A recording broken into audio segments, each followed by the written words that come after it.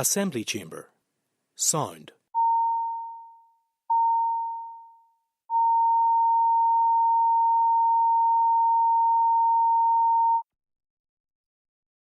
Assembly chamber. Sound.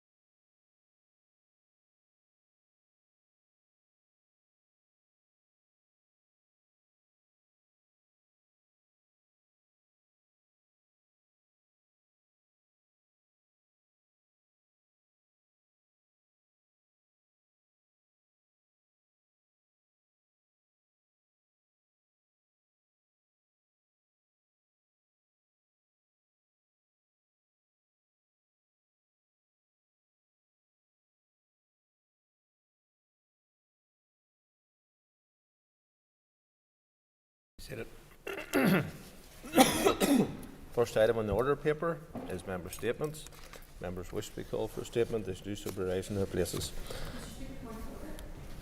Point of order, Ms. Bunting. I refer to the second stage of the Justice Bill, which occurred on the 1st of October. Just with regard to, at that stage I stood in my capacity as chair of the committee. Today I do so in my private capacity as an MLA. But at that time, in the course of her summation, further to the committee's request for a Keeling schedule, the Minister in her response to me outlined, on the committee scrutiny issue that was raised, I referenced the Keeling schedule to which the chair of the committee drew our attention. That has never been provided by any department or the OLC as part of the committee scrutiny process in the House. It is not part of TEO guidance on legislative process either, and it has no legal standing. In effect, it has no standing because it cannot be verified until the bill is complete. I consulted with the OLC and it indicated that it has never produced such a schedule. However, I know that the committee will seek to engage with First Legislative Council directly on that point. If a Keeling schedule is thought to be of assistance to the committee, it can commission that from the Bill Office, but it is not a matter for me or the department to take forward. Mr. Speaker, I would submit that thus far 3 Keeling schedules have been provided, one to the Committee of Justice on the Legal Aid and Coroners Courts Bill in 2014, one to the Committee for Finance on the Government Resources and Accounts Act, Northern Ireland 2001, one to the Committee for Education on Special Educational Needs and Disability Bill 2015, and whilst there wasn't a Keeling schedule specifically found for the Committee for Employment and Learning Employment Bill in 2015, there is a clear commitment to provide one in this case, and it is clear and unequivocal. Mr. Speaker, on that basis, I would seek to correct the record and ask the Minister to reconsider her decision not to accede to the Committee's request to provide this schedule in order that changes to the Justice Bill, to the Justice Act and various pay schedules and other legislation mentioned in that bill could be tracked and traced by the Assembly. Thank you. Member has placed her point on the record, and the member will know that previously I have spoken to this chamber about the importance of proper scrutiny of legislation, and I'm sure the committee will continue to liaise with the Minister in relation to the information it requires to scrutinise this bill. It's also important that ministers should give accurate information to the House. And sometimes ministers may say something inaccurate inadvertently, or in the heat of the moment, or because they have been advised wrongly. It's absolutely normal that in such cases for ministers to come forward and correct the record either to the Chamber in writing or in the Chamber itself. Given that the member has put her point on the record today, I'm assuming that she is also corresponding directly with the Minister or tabling questions. I'm sure the Minister will review her remarks and consider further action. If the Minister does not take further action, the member can take advice from the clerks on the other options available to her. Moving on then to member statements. I call Colm Gillingham. Last Tuesday, the Communities Minister Gordon Lyons held a meeting with the Loyalist Communities Council at their request. This is the second such meeting between the LCC and the DUP Minister within a matter of weeks. These meetings have generated a large amount of media interest, and the public are rightly expressing their concerns in relation to this matter. So let us just be clear who the LCC are. The LCC are an umbrella group made up of members of the UVF, the UDA and the Red Hand Commando. These loyalist paramilitaries regularly engage in criminal behaviour and terrorise their own communities through fear and coercive control. These paramilitary gangs are involved in drug dealing, racketeering and sectarian acts of violence. They are also strongly suspected of orchestrating the recent racist attacks in Belfast during the summer. They have no place in our society, and they should have left the stage long ago. It is wholly inappropriate and unacceptable for any minister to be consulting with these groups on matters of public policy. In the wake of the meeting a couple of weeks ago with Education Minister Paul Givan, it was revealed that the LCC had lobbied the Minister to block the development of Irish Medium School in East Belfast. And one can't help but wonder, Ceann Comhairle, what, if any, similar demands were made to the Communities Minister, and crucially, what was his response to any such demands? The public have a right to know what was discussed at last Tuesday's meeting with Gordon Lyons, and in the interest of transparency and openness, he has a duty to provide that information. At last week's Communities Committee, I called for the Minister to publish the minutes of the meeting with the LCC, along with a list of attendees, and I repeat that call here today. In addition to that, I am calling on the Minister to come to this House as soon as possible to make a statement in relation to this meeting and to provide members with an opportunity to ask questions. Brian Kingston. Mr. Speaker, Saturday the 5th of October saw the commencement of Northern Ireland's latest new park run at Paisley Park on the West Circular Road in Belfast. This is really positive for the local community as the first park run in the Greater Shankill area. We had 112 finishers and a lot of positive feedback. I wish to thank all who made this possible: the volunteer team, the Board of Paisley Park Sportsplex, the Department for Communities, Belfast City Council and Matt Shields of Parkrun.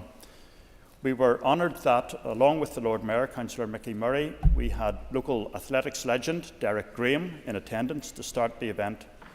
This made the connection to an historic achievement on the Paisley Park track back in August 1967, which was the first breaking of the 4-minute mile in Northern Ireland by both Kenyon Kipkeino and Derek Graham as the first two finishers in that race. Derek unveiled a plaque marking the inaugural park run and the historic achievement by himself and Kipkeino.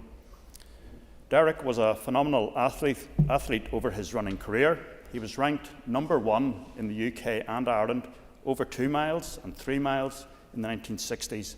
He finished second in the equivalent of the World Cross Country Championships in 1966, and he held the world record for a half marathon for 6 years, from 1970 to 76. The inaugural Paisley Park Run took place on the 20th anniversary of the first ever park run held at Bushy Park in England in October 2004. Park Run is now a global phenomenon with over 2,500 events taking place each week around the world. As members will know, park runs are free, timed 5K runs in local parks on Saturday mornings. Once you've registered online and received your barcode, you can just turn up at any park run and take part. The first park run in Northern Ireland and on the island of Ireland took place at the Waterworks in Belfast on the 6th of November 2010.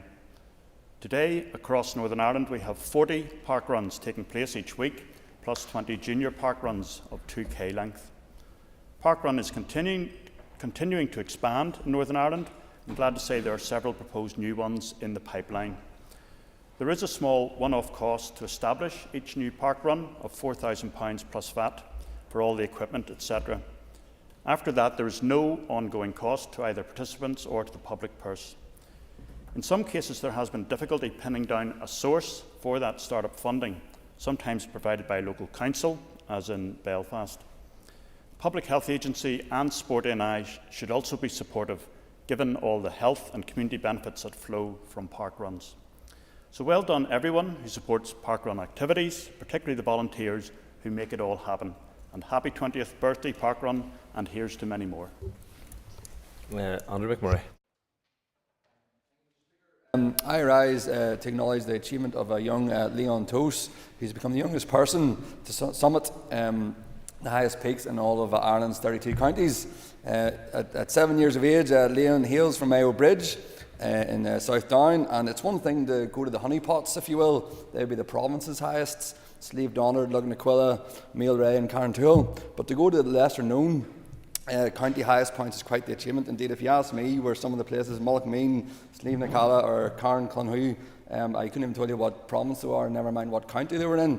So it's really, really impressive. Undertaken for a challenge, soon gathered its own momentum, and donations to Leon began to come in, and this has been donated to charity, so commendation must be given for this also. A pupil of St Coleman's in Saville, I know his classmates, fellow pupils and teachers are all very proud of him, and Leon has now stated that his sights are on Everest, and I wouldn't dissuade him of that. He best negotiate that with his mother first of all. Much credit must also be given, I think, to Leon's father Andrew, who accompanied him on this. As any parent will know, the ability to keep children's motivation levels high is no small skill. But giving Leon such an experience, indeed any parent giving their child an outdoor adventure time is something to be encouraged, given the benefits that it entails. I've offered Leon a trip to either Stormont or a session with a map or compass. I think he's going to go with the map and compass, so he's a wise man.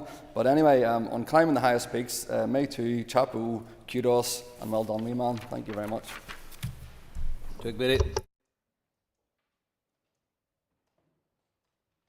Sorry, Mr. Speaker, and thank you. Mr. Speaker, on Friday I visited a fantastic tourist attraction just outside Banbridge. And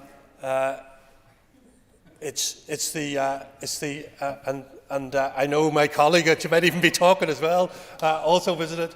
We're talking about the Game of Thrones tour studios, probably one of the largest indoor tours and tourist attractions in the whole of Ireland, brought about by a £48 million investment by a US firm, employs close on full-time and part-time about 70 staff. It is the only official Game of Thrones tour that's out there. There's many unofficial, but there's lots that are very much official tours. And yet, this fantastic tourist attraction doesn't even feature in Tourism Ireland or Tourism Northern Ireland's 100 places to go and visit. And yet it's an incredible site, and it's working now to have up to, in the next 5 years, up to 400,000 visitors a year. And sometimes you look at this and you think to yourselves that are we too Belfast-centric here in Northern Ireland at times? This tourist attraction is absolutely on the link between Dublin and Belfast, yet when people leave Dublin to jump on the tour buses, because this is not in the 100 places to go and see, they shoot all the way to Belfast and they go to see the Titanic visitors attraction, which is first class, and I've been to it as well.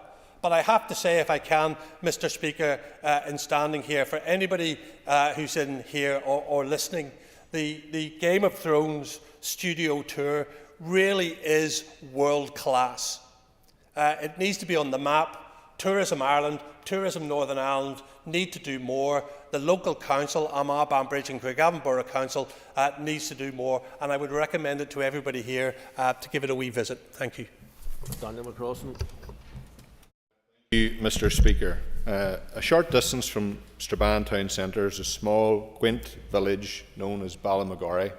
It's a tight-knit local community in a rural part of my constituency, where people have lived for a long time, where there's been very little disruption or antisocial behaviour or any serious incident.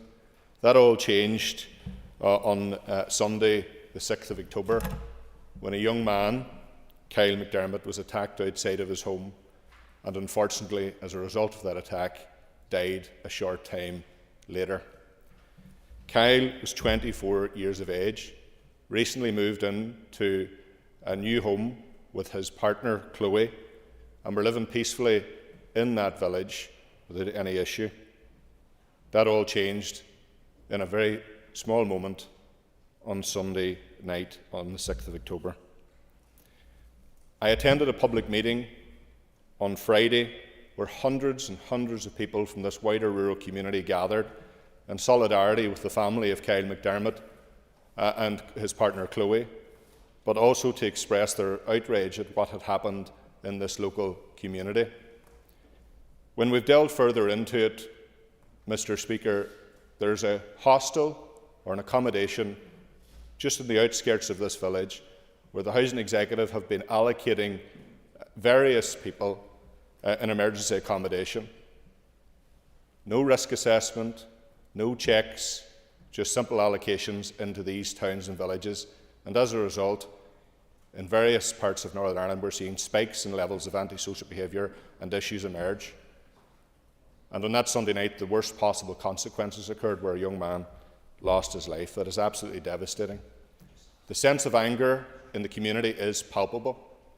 And I have spoken with the Housing Executive and will continue to engage with them and indeed the Minister in relation to how emergency accommodation is allocated and who or what checks are put in place to ensure that the person in question that has been moved from one end of Northern Ireland to the other is at no risk to anyone else or indeed themselves, because a lot of people are vulnerable as well. The community are looking for answers from the Housing Executive, and Mr. Speaker, I and other elected representatives will be seeking assurances that there will be a greater process in place to ensure the safety of the population in these villages and towns. But that doesn't change what happened. A young man was buried yesterday with his family in mourning and are grieving a heartbreaking and tremendous loss of a young life. And today, Mr. Speaker, in this House, I think on his mother and father, Stephen and Claire, his partner Chloe, and his brothers and sisters, Stephanie, Arden and Sheehan. May he rest in peace. Philip McGuigan. There was a lot of GA activity in County Antrim over the weekend, and impossible to be everywhere, but I was lucky enough to be in Cushendall yesterday for the senior camogie final between Lochgiel and Dunloy. Both teams served up an exhibition of tough, competitive, skillful and entertaining camogie. And whilst nobody likes losing in a county final, and I expect the team and management of my own club, Dunloy, to be disappointed today, but they should be also rightly proud of their performance yesterday. They're a young team, and I've no doubt those young girls and young women who represent Dunloy will represent the club in many future county finals. Lochgiel yesterday won their 11th consecutive county senior camogie championship. An unbelievable record and achievement. They have some of the most individually gifted camogues playing the game, and they are undoubtedly one of the best teams in Ireland. So I want to congratulate Lochgiel team and management on their victory yesterday, on their phenomenal record within County Antrim, and also to wish them good luck as they now focus on capturing further glory and bigger prizes in the time ahead. Can I also congratulate all those involved with the St Mary's Ahaughal intermediate camogie team who lifted the title, and again wish those players and management success in their Ulster campaign. Concollier Carrigan are a club outside of my electoral constituency of North Antrim, but worthy of congratulations in this chamber today for their magnificent achievement yesterday in lifting their third county senior football title in a row. And within competitive sport, winning is very important. But thankfully, the GAA is about much more than just winning. So a special word to all involved with Roger Casement's Portlanone, a club that does sit within my North Antrim electoral constituency. I know that the Gaels of Portlanone will be deeply disappointed this morning, but again should be proud of their efforts this season. I was lucky to have participated in that club's recent PG 100 community fundraising effort that has raised an awful lot of money, not just to support the club's activities, but also 5 very worthwhile local charities. Like GAA clubs, the Length and Breadth of Ireland, Portlanone strive for excellence on and off the pitch, and they provide the heartbeat for their local community. And I have no doubt that their day for senior football glory on the pitch will undoubtedly come in the time ahead. Gurnell. Dan Dodds. Mr. Speaker, I rise this morning to talk about the consultation on policy in relation to public health. And given the number of emails and the interest in this consultation, I think it is worthwhile putting on record mine and my party's position in relation to the matter.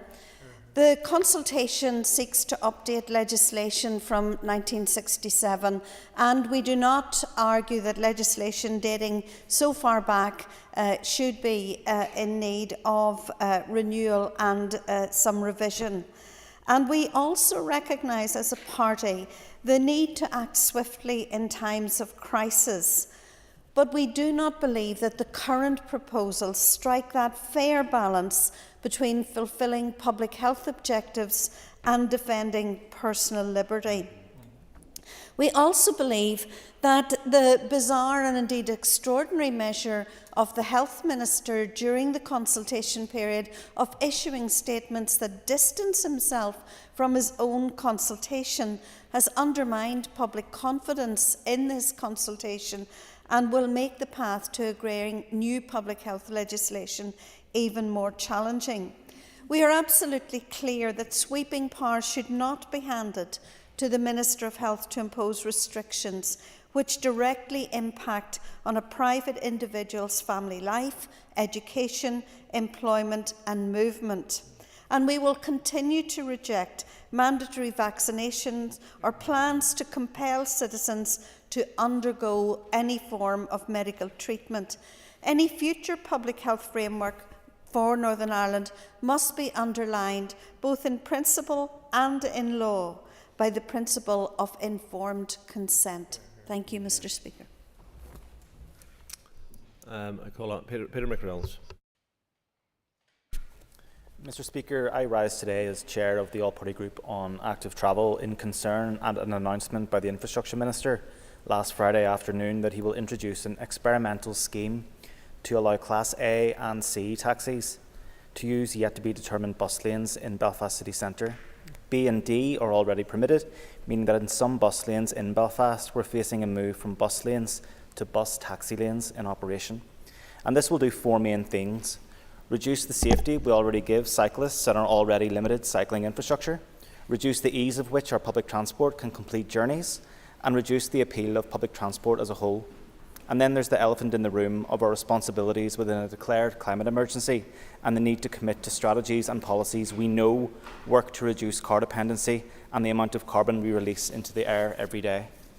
This pilot scheme to allow taxis in some bus lanes is something I've seen floated many times while a Belfast City Councillor and now as an East Belfast MLA. I'm not saying that we shouldn't support taxis or that they don't have an important role to play. We've had them present to us within the Infrastructure Committee very recently, and I recognise their importance for tourists, older people and those living with disabilities and reduced mobility, but there has to be a reasonable limitation while we ensure an efficient and supported public transport system that the public can have confidence in. On Saturday around 11:30 in the morning, I took the glider into Belfast City Centre, with that journey taking around 10 minutes, and during that time we sailed past car after car of an individual person driving with no passengers. And obviously they're doing so for different reasons, for their journey and different destinations. But if we extrapolate that towards the city centre, it reinforces a point made to me on social media over the weekend that individuals in taxis cannot take priority over a bus carrying significantly more than that or over cyclists. I'll be watching the development of these proposals and working with the active travel stakeholders to see if it achieves its wildly optimistic aim of reducing congestion by allowing more cars to operate in some of our bus lanes, while ensuring that TransLink is supported in its goal of offering sustainable and reliable public transportation in the context of the climate crisis we are now seeing the impact of across the world today. Thank you. Cathy Mason. I would like to extend my heartfelt congratulations to the Kilcoo Senior Men's GAA team on their remarkable achievement this weekend, securing their 6th consecutive Down Senior Football Championship. This latest triumph marks a significant milestone for Kilcoo, as they now hold an astonishing 12 Down county titles in just 13 seasons, an unprecedented feat for a club representing a small but very proud village in the heart of South Down.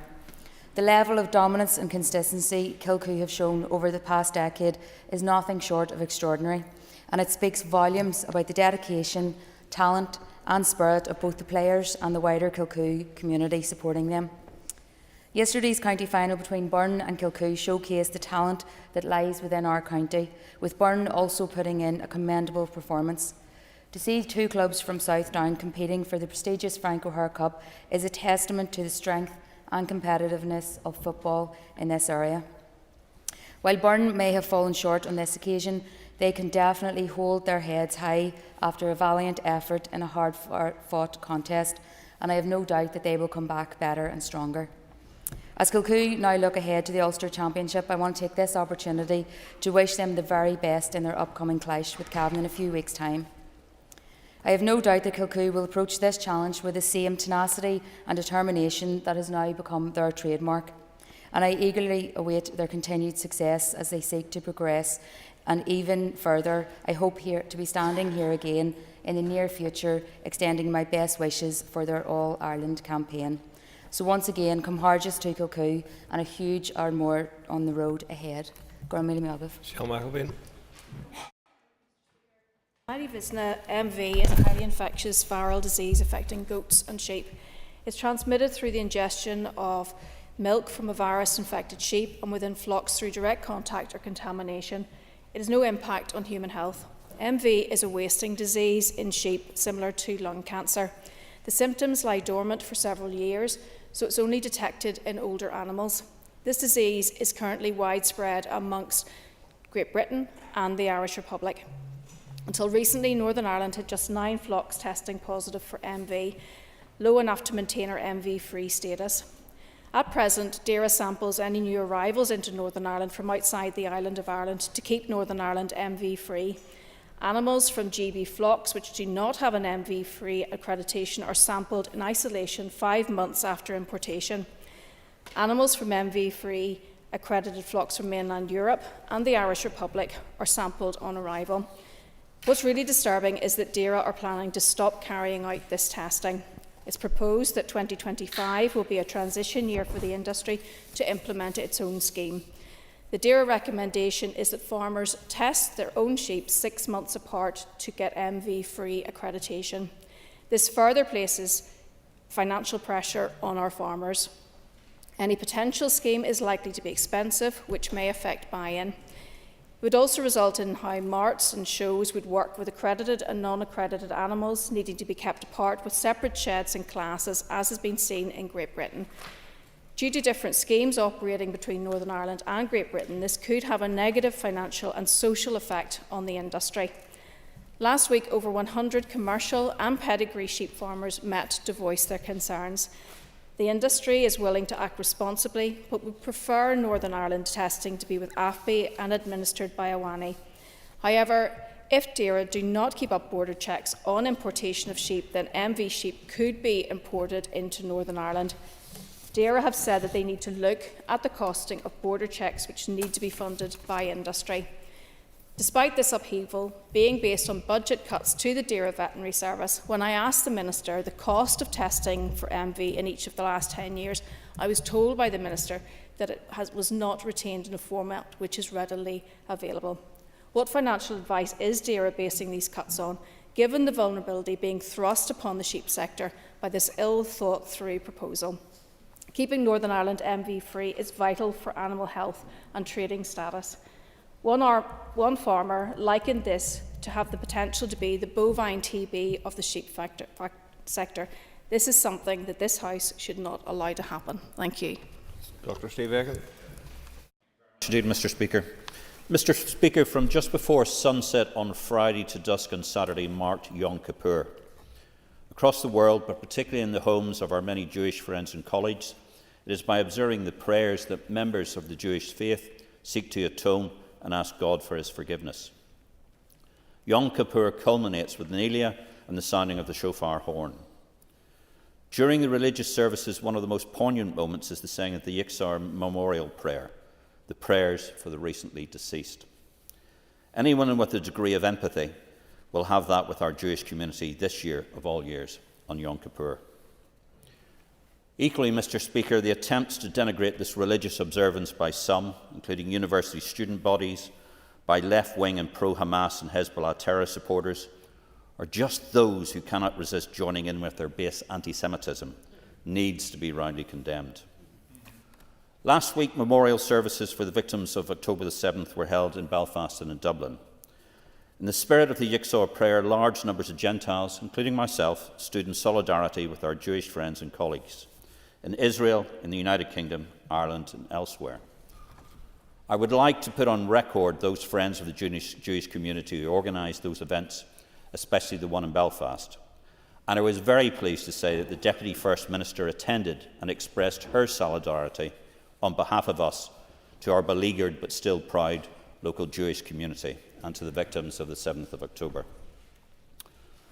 However, Mr. Speaker, this was in marked contrast to the event in Dublin, where neither the President, Taoiseach Tannista, could find the time to attend the memorial to 1,119 victims of terror, torture, sexual violence, nor bother to attend any Yom Kippur memorials.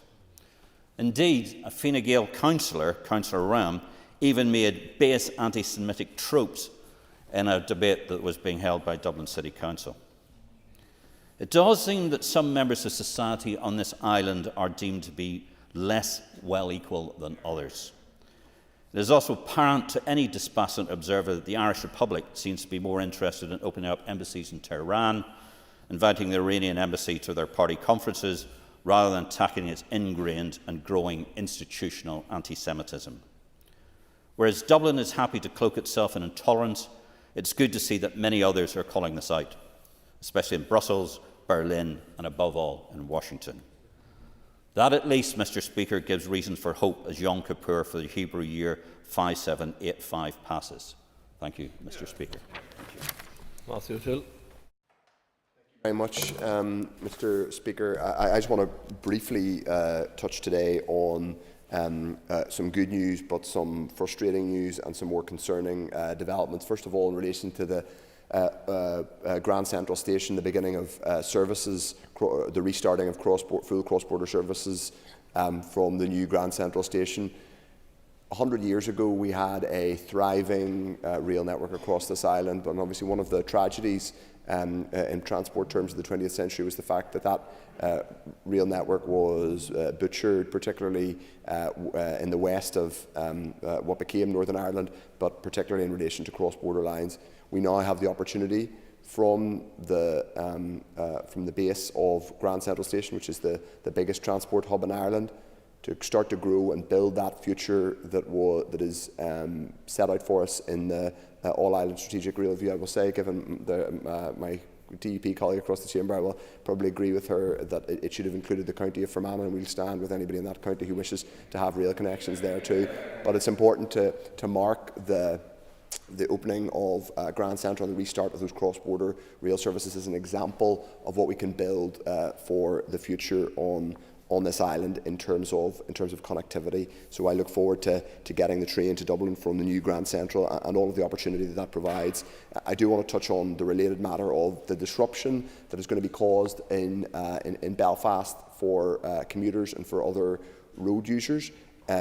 Following on from Mr McReynolds' remarks earlier on, I agree with, and it is vital to say, that a strategic priority for the Department of Infrastructure and the Executive more generally should be doing all we can to get people out of their cars, onto public transport, using active travel where they can, Having said that, there will still be people who need to use their cars for various reasons in terms of accessibility or the lack of public transport infrastructure where they are. So we do need to be able to be clear and communicate properly with people who are going to be affected by that, that where they can, they should avail of public transport. If they can avoid making that journey, that too, but also to say to people to use as much public transport as they can, to use active travel opportunities, but to be clear and to communicate better with people. I think that's a particular onus on the Minister and the Department to do that this year in relation to that closure at Durham Street. I do finally want to express some regret and concern, and I hope we don't have to return to the subject at what was the appearance of a sign on at a point at Durham Street, also known as Boyne Bridge, which is due to be deconstructed for the purposes of building that the access to Grand Central Station. I recognise that there are both architectural and other historical, cultural reasons why that what is called the Boyne Bridge has resonance for people. It cannot be acceptable. It cannot be acceptable to put up signs that imply implicitly or explicitly a threat to people. We have to move beyond that in this society. We have a debate on a related matter tomorrow in opposition time, but I do have to say that is completely unacceptable. Thank you, Mr. Speaker. I thank members for the member statements. Yes. On Thursday, at the meeting of the Executive Office Committee, a decision was taken by the Chair of the Committee unilaterally to move the Committee into private session. Standing orders, Mr. Speaker, are clear that to do so is a decision for the Committee as a whole and not a unilateral act by the Chair. Given that permission was not sought nor agreement given for that committee to move into private session, and the public denied the ability to scrutinise the proceedings of that committee in breach of standing orders, can you, Mr. Speaker, advise what action this House can take when a chair of a committee breaches the clear standing orders that are set down before all members?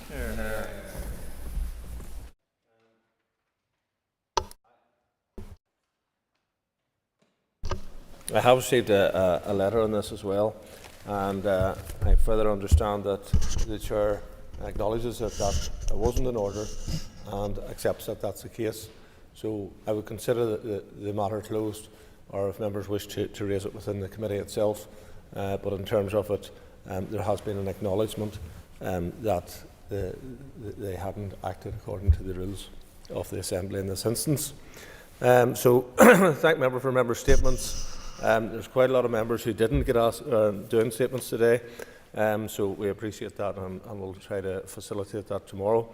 And if members will take their ease for a moment before we move to the next item of business.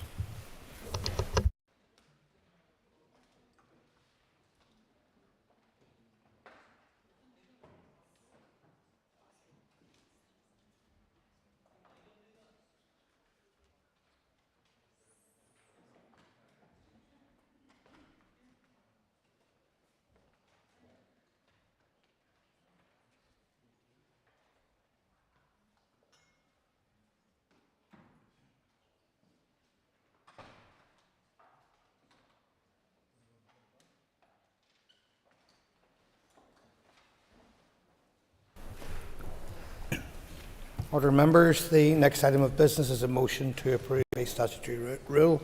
I will ask the clerk to read the motion. That the Coronavirus Act 2020 Registration of Deaths and Stillbirths Extension No. 3 Order Northern Ireland 2024 be approved. Thank you, and I call the Minister of Finance to move the motion. Moved.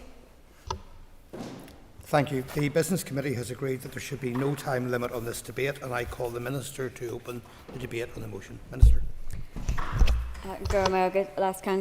As members will be aware, this order seeks to extend powers introduced in the Coronavirus Act 2020 relating to the registration of deaths and stillbirths for a further 6 months until the 24th of March 2025. The specific powers included in this order concern the way that these registrations are conducted. Firstly, they enable individuals to choose to register a death or stillbirth remotely. Although they can opt to come into a registration office in person, these provisions give the next of kin a choice to conduct this registration over the phone if they wish to. Secondly, the powers enable participants in the registration process to exchange important documents electronically, rather than requiring the grieving next of kin to take one piece of paper from a doctor to the registrar and another from the registrar to the undertaker, these exchanges can happen electronically. It will be clear to the Assembly why these provisions were important in the context of the pandemic. These temporary changes to the registration process reduce the need for face-to-face contact, both for grieving and sometimes vulnerable members of the public and for the registration staff. They enabled the registration system to continue to operate even when their services were sadly under significant pressure. However, in the 4 years that have passed since the start of the pandemic, these arrangements have become the normal means by which the vast majority of these registrations take place.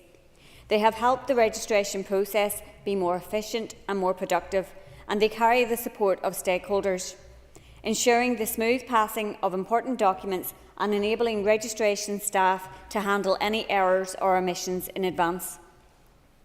Most importantly, these provisions ease the burden on grieving members of the public. When someone is coming to terms with the death of a loved one, it is right that we should not burden them unnecessarily. While offering them a choice about how to register a death and conducting some of the paperwork electronically may seem like small things, they can make a big difference.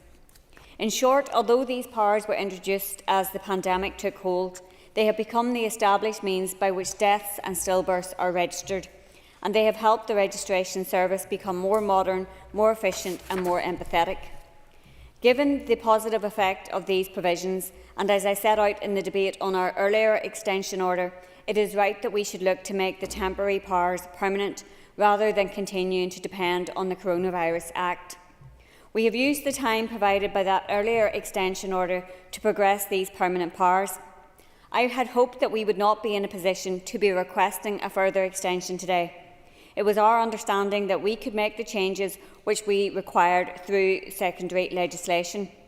However, in the course of final checks, it became apparent that we did not have the powers that we required to effect all of the changes we needed to make to the Births and Deaths Registration Order 1976.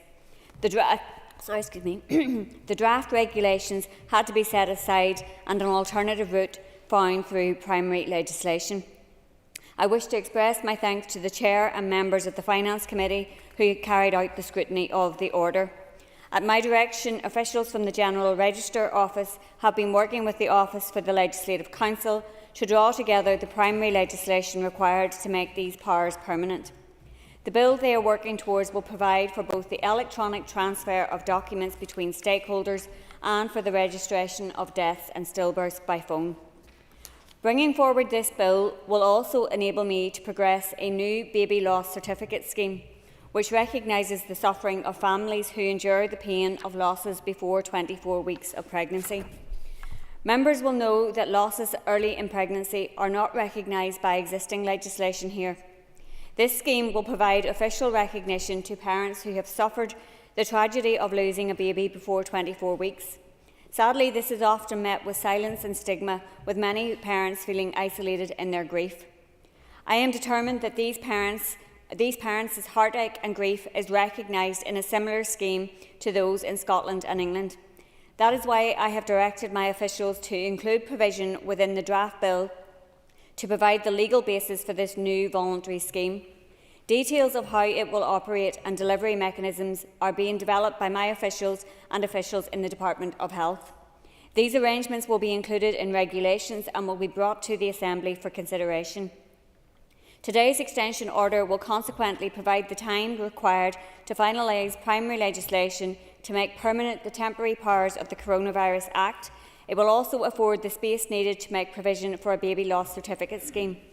We hope that if required, any further extension order from March 2025 would only be needed for a relatively limited period to allow the legislation to complete its passage.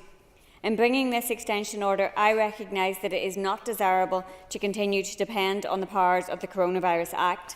However, I hope that the Assembly will be reassured by our determination to end the use of these orders by the work that is underway to make the relevant powers permanent, and look favourably on this motion today. Should the extension not be approved today, the existing powers will fall, requiring a return to pre-COVID procedures.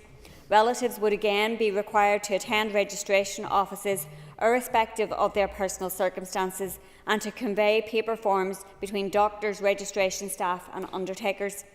As I set out in our earlier debate on these matters, this would be a retrograde step that is not in the interest of the registration service, funeral directors or the public, and I hope that the Assembly will concur. In conclusion, I am recommending a further extension of the powers included in this order. They have enabled the provision of a modern, empathetic registration service over the last 4 years. By extending these provisions today, we will be able to continue providing this service, which has been welcomed by stakeholders, and creates the space to put permanent legislation in place. I commend this order to the Assembly. Thank you, Minister. And I call the Chairperson of the Committee for Finance, Matthew O'Toole. Thank you, Mr Deputy Speaker. I am speaking on behalf of the Committee for Finance today. The Committee has had extensive written and oral briefings on these legislative provisions and the Department's work in relation to this. The Committee has also previously agreed statutory rules made under provisions of the Coronavirus Act 2020 relating to the recording of deaths and stillbirths. The most recent briefing being at our committee meeting on 11th of September, when GRO officials briefed members on the work being advanced on the death and stillbirths proposed legislation. The Department indicated that they would be bringing forward primary legislation to put on a statutory basis measures for registering deaths and stillbirths by phone and electronically, those that have been made temporarily under the Coronavirus Act 2020.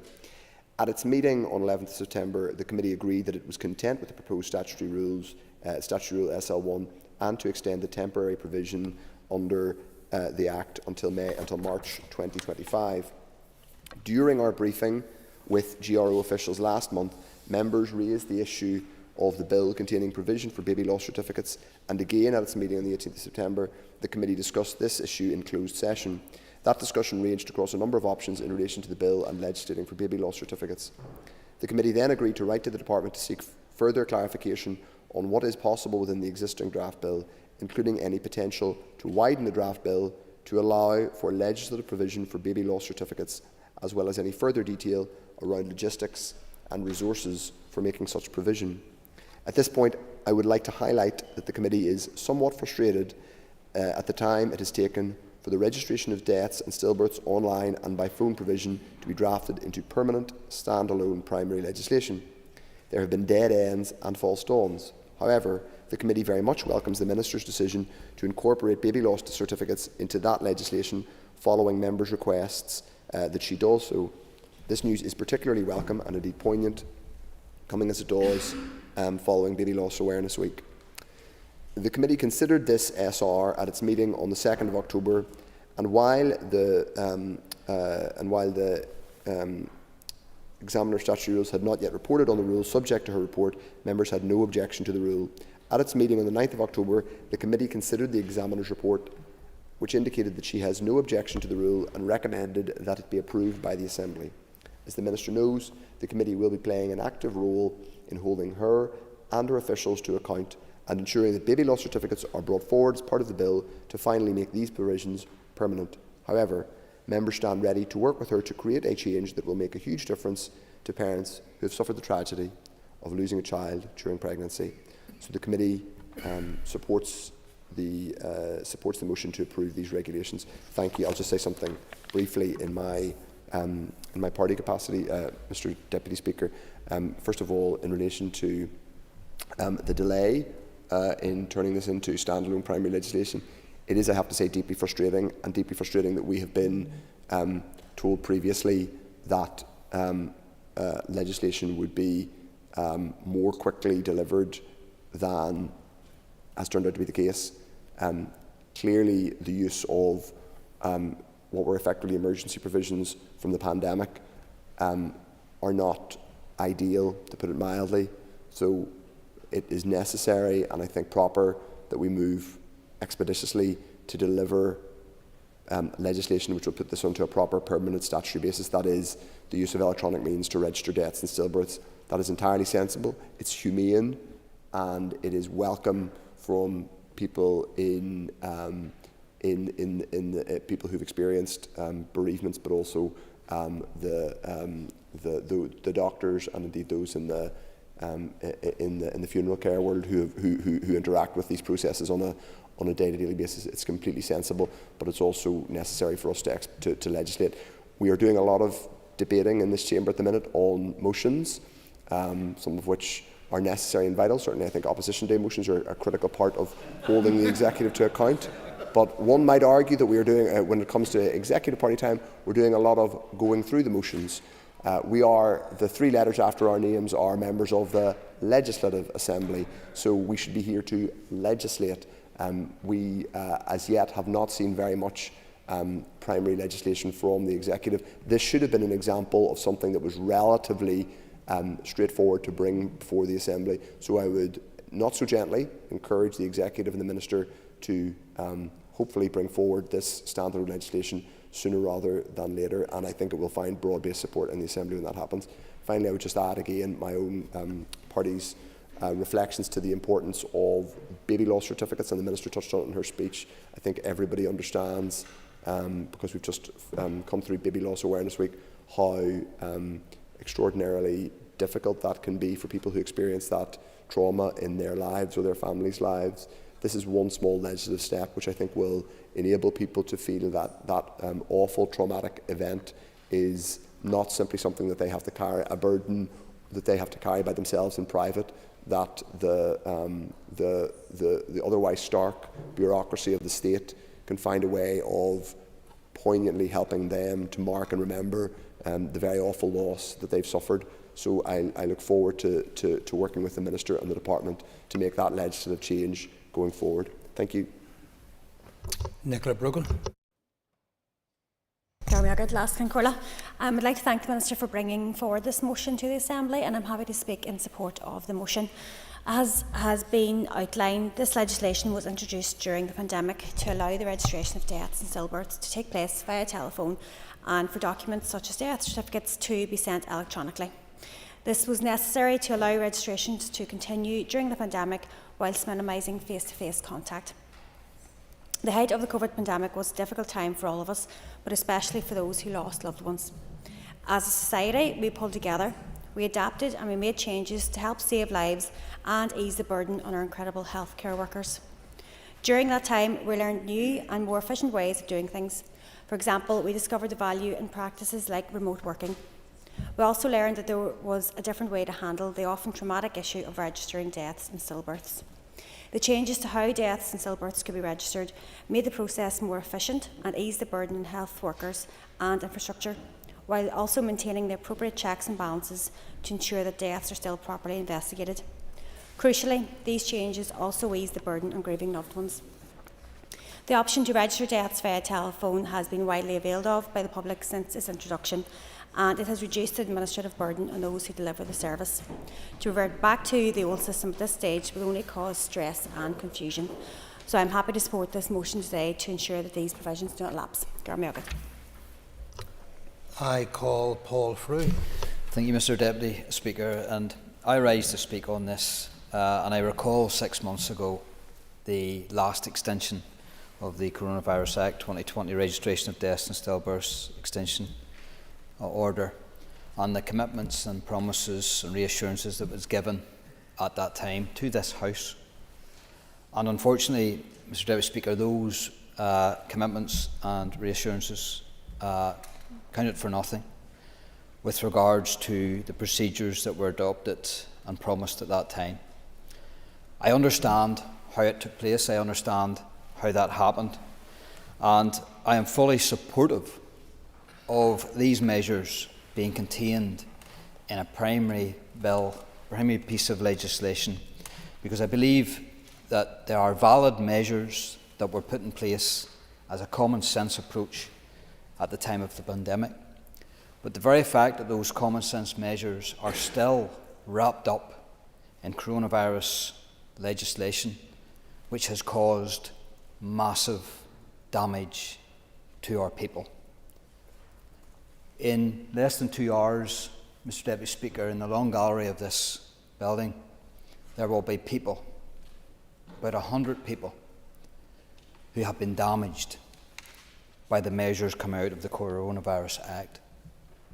And it will soon, very soon, be known forever as a period of shame on the Department of Health and this zombie assembly at the time.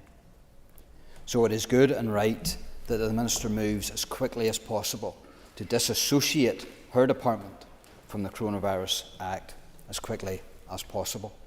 And I note the commitment by the Minister. I note the commitment from the GRO. And I know that their destiny has not been their own. Despite the promises that was made 6 months ago, their destiny has not been their own in this regard. And there is a silver lining out of this and the fact that we've had to extend further, because it will bring primary legislation which can then be scrutinised by this proper House in the proper way. And there will be a prize at the end of that with regards to the enabling clause for the baby loss certificate, which I believe this House will support and should support going forward. It's something that my party, the DUP, has pushed for. I am so glad that the Committee for Finance has adopted that position, and I'm so glad that the Minister also adopts that position. So I thank the Minister today, and I place on record my gratitude for her activity in this regard, and of course the members of the GRO who have come to the committee when requested and have fronted up on all of this, and my gratitude is placed there also. So I do recognise the work that the Finance Minister has put in. I do recognise the work that the GRO has put in, and I look forward to seeing the primary legislation that includes the enabling clause for baby loss certificate, and hopefully this House can pass a bill that's of really good worth and will make a real difference to people out there, especially people who lose loved ones. Thank you. Jerry Carroll. Thank you, Deputy Speaker. This legislative extension change will hopefully make a very difficult, tragic and heartbreaking experience such as child death and stillbirth a bit less painful to navigate, and I'm sure most people outside this building as well will and have welcomed the change. Something I think the Minister should be aware of, and I raised on the committee with the officials who are obviously here, was the lack of provision, or how much was considered provision and support for those who don't have English as their first language, and obviously society generally is predominantly English everywhere. It can be difficult in the best of times to navigate that for people who are maybe not born here or don't have English as their first language. You only have to imagine how difficult that would be for anybody to navigate in the situation of a stillbirth, a child dying, and really awful stuff to think of. So there's obviously some translation services provided from the GRO, as we were briefed I think last week or the week before in correspondence, but I'm not sure if it's wide enough, Minister, not sure if it's wide-ranging enough. And I think obviously given the fact that there's been a delay once again in the legislation, this hasn't been considered as part of the original drafting, so I would urge you and your officials to maybe look at that aspect. Maybe a small number of people, but if we can make a painful experience, a tragic experience, much more easier to navigate for people who don't have English as their first language, I think it would be a good legislation in line with the other things mentioned by members. So I would urge the Minister and her team to look at that. Thank you. Thank you. Now I call the Minister to conclude and wind up the debate on the motion. Last can call you, and can I thank those members who have commented on the order today, and I welcome their remarks in relation to it. I also want to reiterate my thanks to the Chair and members of the Finance Committee for their scrutiny. As members have reflected, our objective in bringing this order is both to continue to provide a registration service that meets the needs of the public and to allow time to develop the permanent legislation to replace the existing Coronavirus Act provisions. And I'll just deal with a couple of points that have been raised by members in the Chamber today. And I do acknowledge and recognise the sentiments and frustrations that have been placed on record by members of the Finance Committee. Obviously, this only came to light when we were doing the final checks in relation to the drafting of the legislation, and I'm sure Mr Frew doesn't doubt the sincerity of the remarks that I made at the previous debate on this. This obviously is something that we want to move on as quickly as possible, and I want to put on record my thanks to my officials in the GRO for all of their work on this, and also on the development of the new baby loss certificate scheme, and for finding a way to progress that through this legislation. As I think Mr Frew says, it's a silver lining in relation to this slight delay that we now face in respect of this. It's not ideal to have it on this temporary basis, and it is our absolute commitment to get it on a permanent statutory basis as soon as possible. And just finally, to touch on Mr Carroll's comments, that's something I will pick up and discuss with my officials in relation to individuals who do not have English as their first language. So in closing, Last Concordia, I hope that the Assembly will support this order. The powers it contains have enabled us to provide that modern, efficient and empathetic registration service during a critical time, and by extending these powers today we can sustain this service while creating an opportunity to embed these provisions permanently. So I would ask members to approve the Coronavirus Act 2020 Registration of Deaths and Stillbirths Extension number 3 order. Thank you. Members, the question is that the Coronavirus Act 2020 Registration of Deaths and Stillbirths Extension number 3 order Northern Ireland 2024 be approved. All those in favour say aye. Contrary, no. I think the ayes have it. The ayes have it.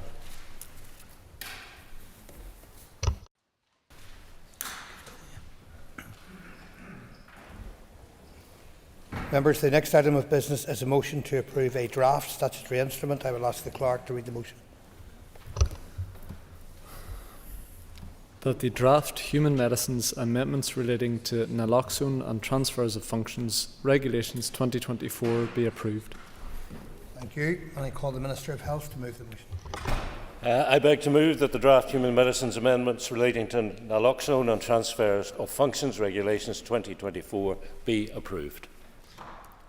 Thank you, Minister. The Business Committee has agreed that there should be no time limit on this debate, and I call the Minister to open the debate on the motion. Deputy Speaker, thank you very much. I am seeking the Assembly's approval to the making of this draft statutory instrument, which will amend the Human Medicines Regulations 2012, and hereafter I will refer to the Human Medicines Regulations as the HMRs, to lawfully expand access to naloxone, a life-saving medication which reverses the effects of an overdose of opioid drugs.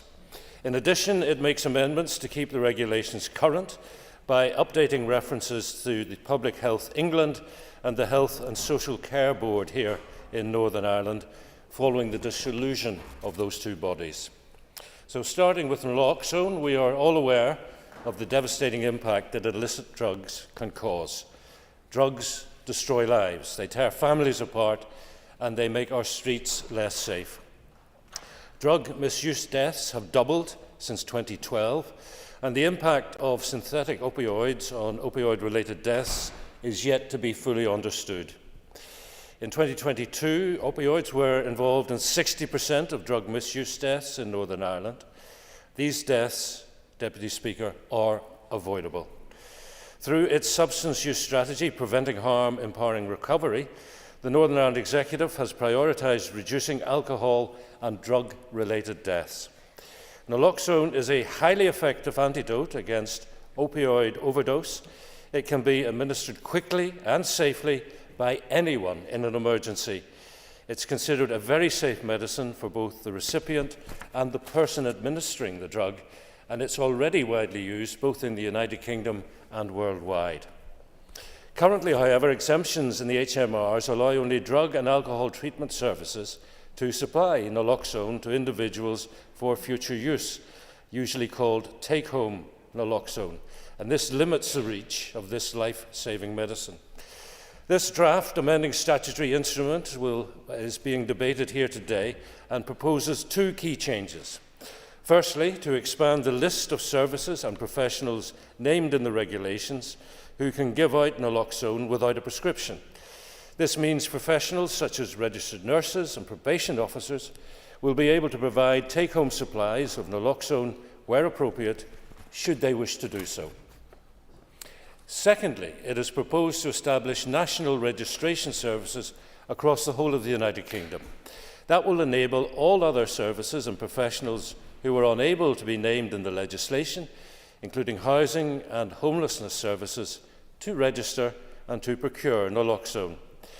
This will mean easier access to it for people at risk and for their loved ones. In short, this legislation will save lives.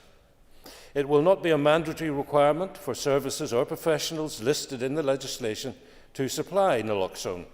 The powers in this draft legislation are enabling, simply allowing the supply of naloxone without a prescription. The intention is not to create new burdens for services, but instead to provide an opportunity for provision based on local need.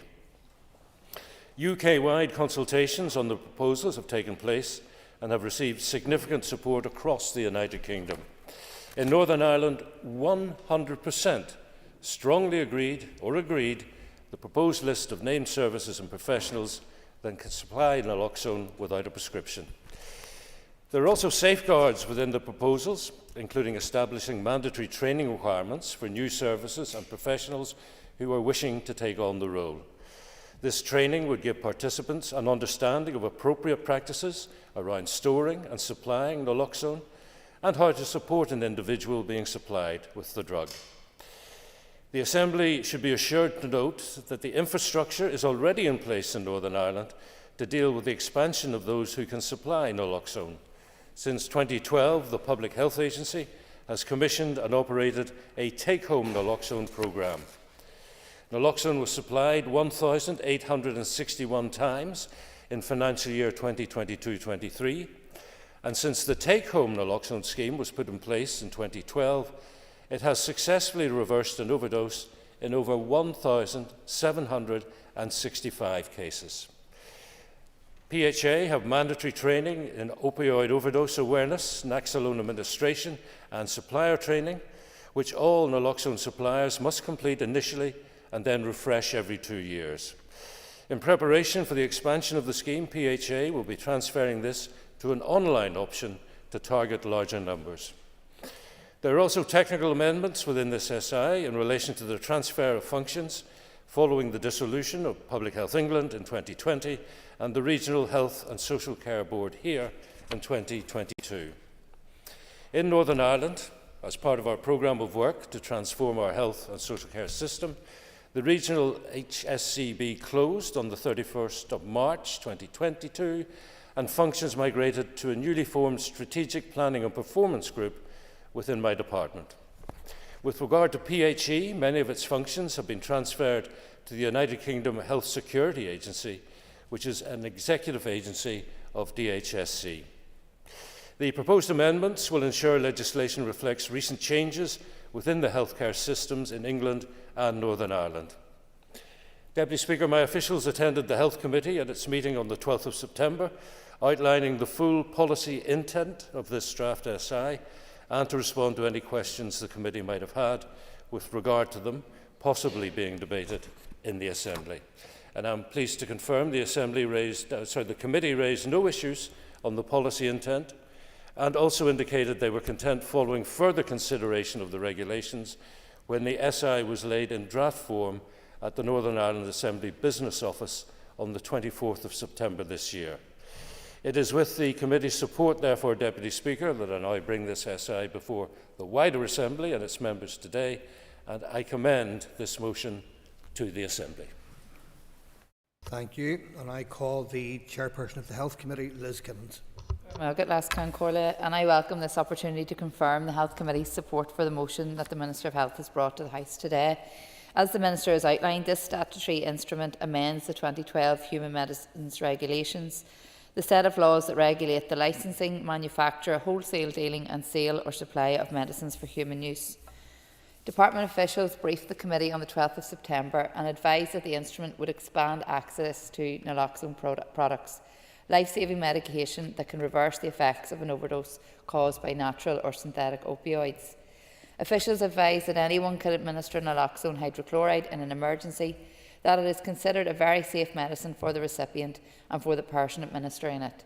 But although the medicine is widely used, current legislation only allows current legislation allows only drug and alcohol treatment services to supply it to individuals for future use, and this limits the reach of this life-saving medicine. The Committee is content with the two key changes the statutory instrument is intended to bring about. First, to expand the list of services and professionals named in the regulations who are able to give out naloxone without a prescription. These regulations will allow people working for the police, prison services, probation services and youth justice services, as well as registered healthcare professionals, to supply naloxone products, provided those individuals have undergone appropriate training. Secondly, that national registration services may be established to enable other services and professionals not named in the legislation to register and procure naloxone.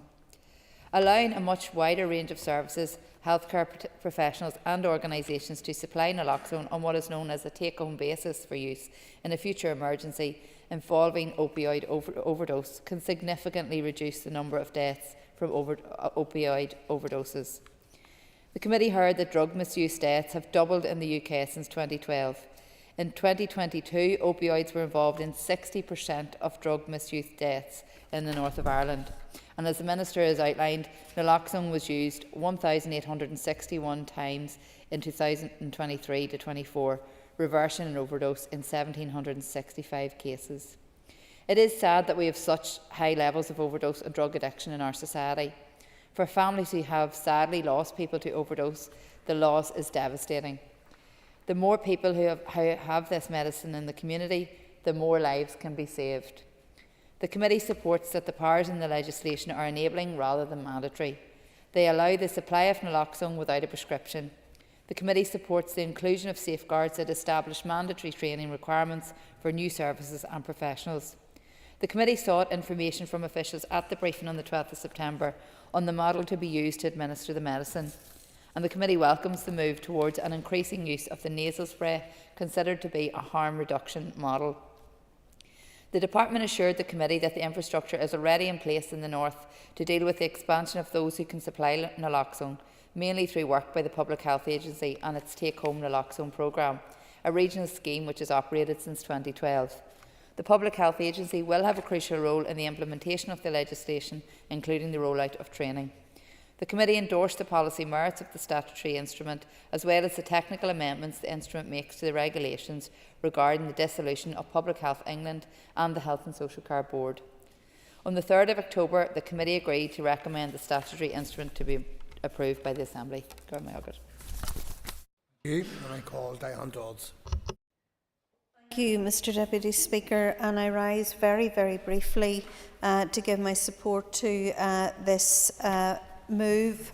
It would appear to us that the UK-wide changes do make good common sense, and that extending the range of professionals and services that can offer take-home naloxone to those at risk of an overdose should be widely supported. We also believe that the ability for people to save lives with the extended use and the extended provision of those who can use and administer this is something that we should all support. And I suppose what we want to do today is to acknowledge those lives that have been lost to overdose, to remember that each one is a person, a family, a life that has been lost to drugs, and that is deeply, deeply regrettable. And in approving this measure today, we believe that it will help the situation, but we should never forget those people who have lost their lives to drugs and the families who have been left impacted. I just simply want to say that this is something that we do support, Minister, and hope that you can manage to enact. And I call Danny Donnelly. Speak in favour of the draft medicines amendments relating to naloxone and the transfers of function regulations 2024 on behalf of the Alliance Party. As the Minister and the Committee Chair and Diane outlined there, we have discussed these regulations in Health Committee. We took evidence from departmental officials on the Thursday, the 12th of September 2024. Naloxone is a life-saving medication used to reverse the effect of an overdose of opioid drugs. As a nurse, I am very aware of the importance of this medication to saving lives. The proposals of these regulations will widen the availability of naloxone by expanding the list of services and professionals who can give out naloxone without a prescription, allowing the appropriate use of take-home naloxone for relevant professionals.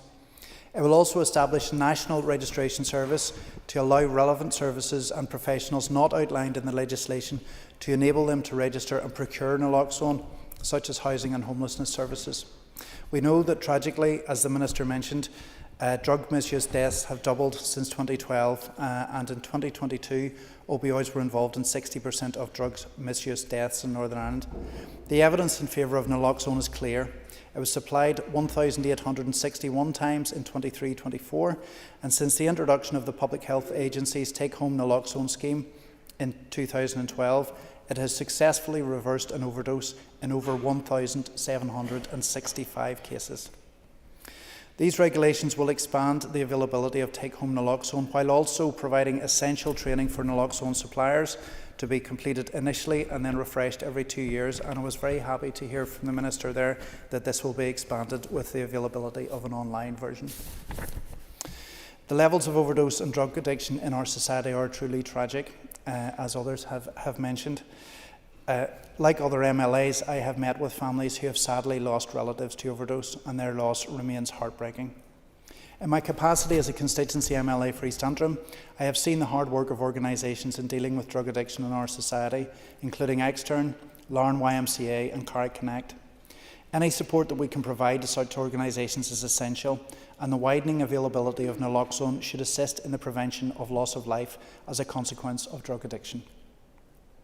Naloxone is used in overdose prevention centres around the world, which have prevented thousands of deaths, reduced the spread of serious disease and improved communities without increasing drug-related crime in the countries where they operate. I hope this is something that the Minister is considering in Northern Ireland, as it would undoubtedly save more lives. This is a welcome step towards a harm reduction model for issues around drug use here in Northern Ireland. And to conclude, Deputy Speaker, I thank the Minister for bringing forward these regulations today, and I would encourage all members to support the wider availability of this life-saving medication. Thank you. Thank you. I now call the Minister to conclude and wind on the debate. Deputy Speaker, thank you very much. I want to thank the Chair of the Health Committee and the other members who spoke for their contributions. I think it was important that the Chair talked about the availability of the nasal spray, which is an application which I think is one to be welcomed. I think Diane Dodds made a very important point, encouraging us all to acknowledge the lives lost to the use and misuse of illicit drugs, and not just the lost lives, but the impact on families and on communities. And I thank Mr Donnelly for highlighting the online training that the Public Health Agency is going to undertake, which will expand the reach for those who administer naloxone. I firmly believe the introduction of these legislative changes will widen access to a life-saving medicine. Any death from an illicit drug is tragic. It's also preventable, and I'm pleased we're taking this significant step forward in helping to reduce drug-related deaths. I often talk of my desire to deliver better outcomes. I think today, collectively, we are doing just that, and therefore, Deputy Speaker, I commend this motion on these regulations to this Assembly. Thank you, Minister. That the draft Human Medicines Amendments relating to naloxone and transfer of function regulations 2024 be approved. All those in favour say aye. Aye. Contrary, no. The ayes have it. The ayes have it.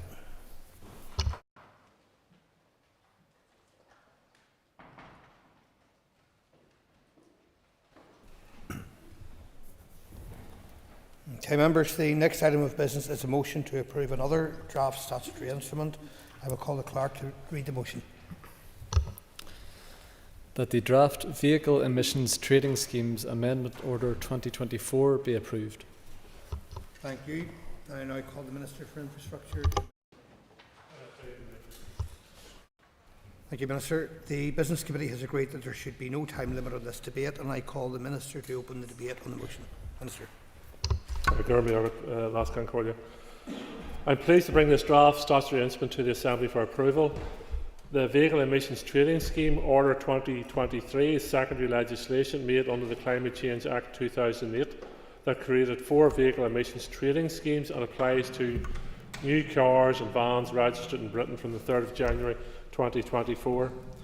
This statutory instrument, the Vehicle Emissions Trading Schemes Amendment Order 2024, will also be made under powers conferred by the Climate Change Act 2008. This amendment will bring the North into alignment with Britain from the 1st of January 2025. At present, 63% of our overall transport emissions are from private cars. If we are to meet our collective emissions reduction targets by 2050, as required by our Climate Change Act, we must focus on how we transition away from petrol and diesel cars to zero emissions vehicles. In 2023, the electric vehicle car sales made up just over 16% of the new car market here, with 11.5% of those being purely battery electric vehicles. This represents a greater percentage of sales in the EV car market here than in either Scotland or Wales in 2023. We now have a network of over 630 charge points, and the availability of rapid charges has increased by over 300% over this last 18 months. It is also estimated that 80% of EV owners are also able to charge from home and generally only need to charge their cars once or twice a week. Due to the increase in battery capacity and the increased number of public charge points range, anxiety for potential owners is being reduced and the availability of new models is attracting new buyers to the market. This is a very encouraging position. With the introduction of the vehicle emission scheme, we have the opportunity to continue to accelerate the uptake of zero-emission vehicles, RZEVs, by setting sales quotas for vehicle manufacturers. The introduction of VATs will give confidence to the private sector led charging infrastructure providers that a number of EVs here will continue to increase. We have seen evidence of the momentum building over the recent announcements from charge point operators securing further private investment, the expansion of the charging network on forecourts and installations of charging points at schools and sports clubs in the heartland of our communities. I want to see this strong growth maintained to provide the services that EV owners will require to seamlessly move away from petrol and diesel. This will provide the commercial sector with the confidence it requires to continue to invest in infrastructure in order to align with the targets set out in our climate change plan. Vehicle Emissions Target Scheme sets targets for requiring an increasing percentage of manufacturers' new cars or van sales to be zero-emission vehicles each year, and for CO2 emissions on non-zero-emission vehicles to be below their 2021 threshold. Emissions are measured as fleet-wide averages calculated per individual manufacturer. The aim of VATs is to encourage the sale of an increased number of zero-emission vehicles. It is aligned with the British Government's ban on the sale of new petrol and diesel cars from 2035. Its introduction here will continue the momentum we have to accelerate the uptake of zero-emission vehicles as these quotas are achieved. However, these targets are not for the North alone, but are taken from sales across Britain and here.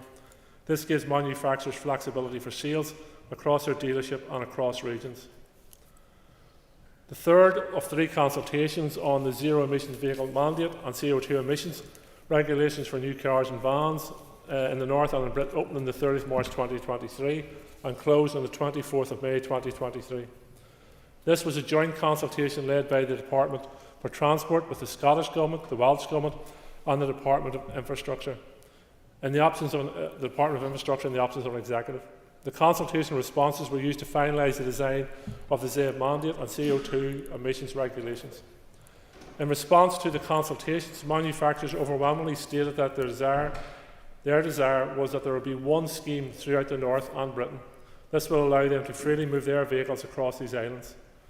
VATS applies an annual fleet-wide target to eligible vehicle manufacturers for registering non-zero emission vehicles across Britain and the North. Every year, manufacturers will need to be compliant in meeting their ZEV and CO2 targets. This compliance is set out by allowance or credits. These are earned by manufacturers meeting the targets for sales and CO2 emissions. Targets can be met in several ways.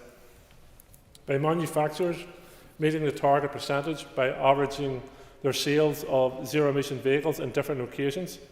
For example, sales of zero-emission vehicles in London may be higher and can offset dealers selling lower zero-emission numbers in more rural locations.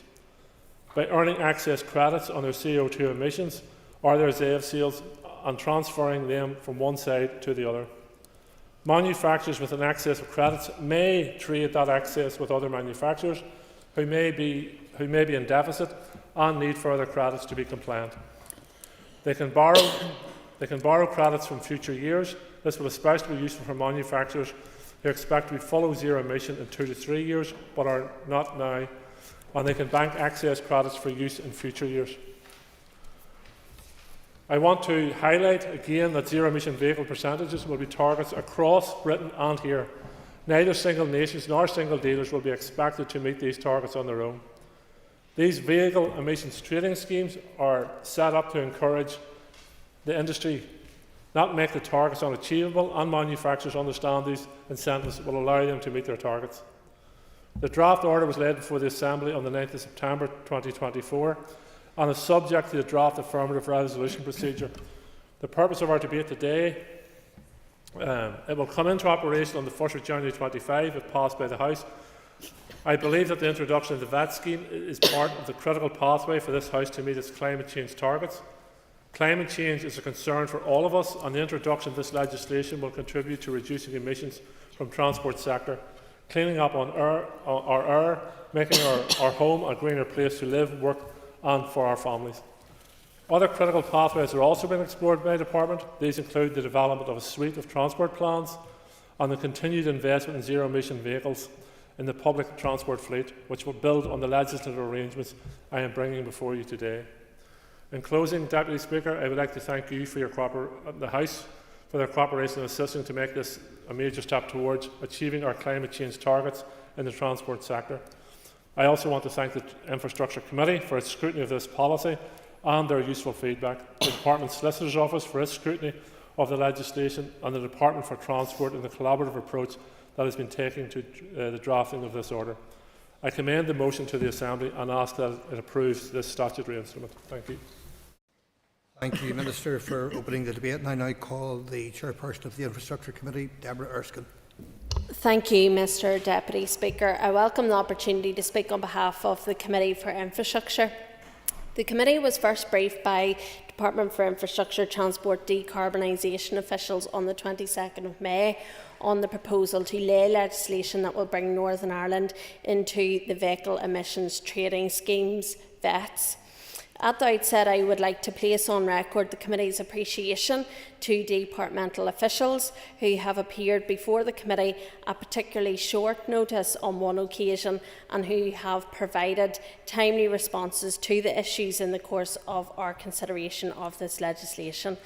I would also like to place on record the Committee's thanks to the National Franchised Dealers Association, NFDA, and the Electric Vehicle Association Northern Ireland, IVANI, for their evidence on this issue. As the Minister outlined, VETS has been in place in the rest of the UK since the 3rd of January this year. A joint consultation for what was then known as the Zero Emissions Vehicles Mandate Scheme was undertaken by other legislators in Great Britain and by the Department for Infrastructure in the absence of an executive in 2023. The Department advised the Committee that manufacturers stated clearly that they wanted to see Northern Ireland included within the scheme.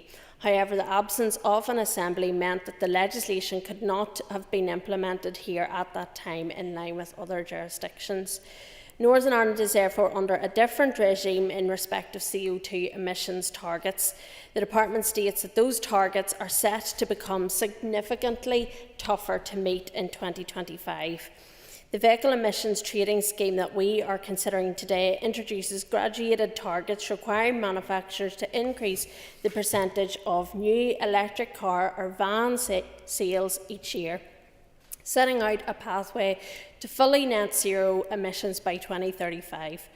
Targets for zero emissions vehicle sales will be set at 28% for 2025 and increase yearly until 2030. 2035, at which point it will be 100%. The move towards 100% zero emissions vehicle sales will not be straightforward. We know, for example, that there are concerns with the availability of public charging infrastructure here, and that impacts on consumer confidence. In their oral evidence to the committee on the 18th of September, Avani highlighted that Northern Ireland currently lags well behind England, Scotland and Wales in terms of public charging infrastructure for electric vehicles. It is clear that we need more investment in this area, particularly when we are introducing these targets for manufacturers that will impact on our local dealerships and the driving population here. Better charging infrastructure will encourage more motorists to switch to EVs and will help with meeting these targets. I welcome the investment, however, made to date by private charging operators, which has seen an increase in the number of fast chargers available to our motorists. But I believe that Northern Ireland's inclusion in the VET scheme would provide certainty and will be a catalyst to attracting and promoting further private investment in our charging infrastructure. As mentioned, the committee also heard from representatives of NFDA. The NFDA highlighted that it would wish to see a grace period for the introduction of VETs in Northern Ireland to allow dealerships time to increase supply and stock. When asked how much of a grace period NFDA would wish to see, the representatives stated that their preference would be as long as possible, but 2 to 3 years would allow the charging infrastructure to be developed to a position where consumers would adopt EVs. The NFDA also proposed what it referred to as a gentler profile of targets, though 2035 would remain for the achievement of 100% electric new vehicles. The targets in the intervening years would be realigned. Instead of the 28% electric vehicle target for new car sales in 2025, in line with the rest of the UK, for example, the target for Northern Ireland could be 18%. The NFDA advised that there is serious concern amongst the dealer network that the automotive industry in Northern Ireland could collapse. More widely, they advise that many manufacturers do not have a clear EV plan, and some have indicated that without demand, stimulation from government, and rather than facing fines for not meeting targets, they will pull out of the UK entirely. The NFDA also highlight concerns with regard to type approval. Without diminishing the seriousness of that to the industry, that issue sits outside the fundamental purpose of the statutory instrument that we are discussing today. Whilst it merits wider discussion between the industry and the UK Government, it is outside the remits of the Committee, the Assembly and the Executive. In response to the evidence from NFDA, the Committee received further written evidence from Avani. Among other things, they questioned how a grace period would align with the proposal to introduce gentler targets for Northern Ireland.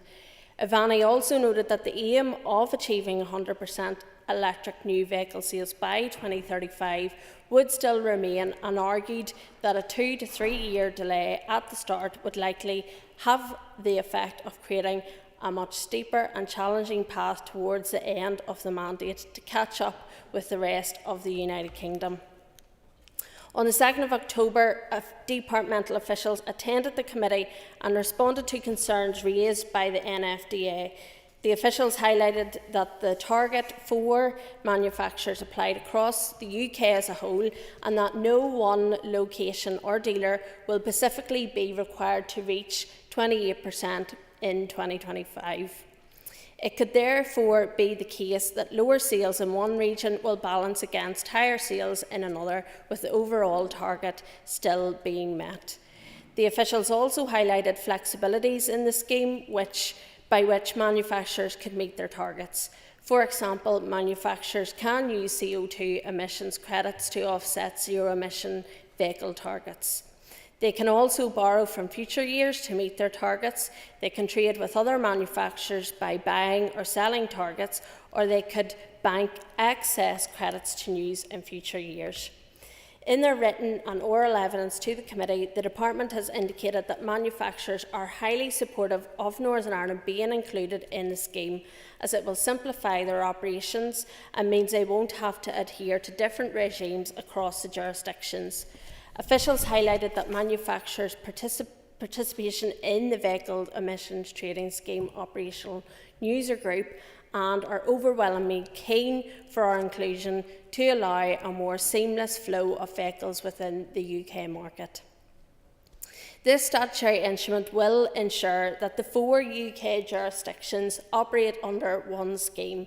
The committee questioned officials to understand the impact of diverging from requirements of the scheme as suggested by the NFDA.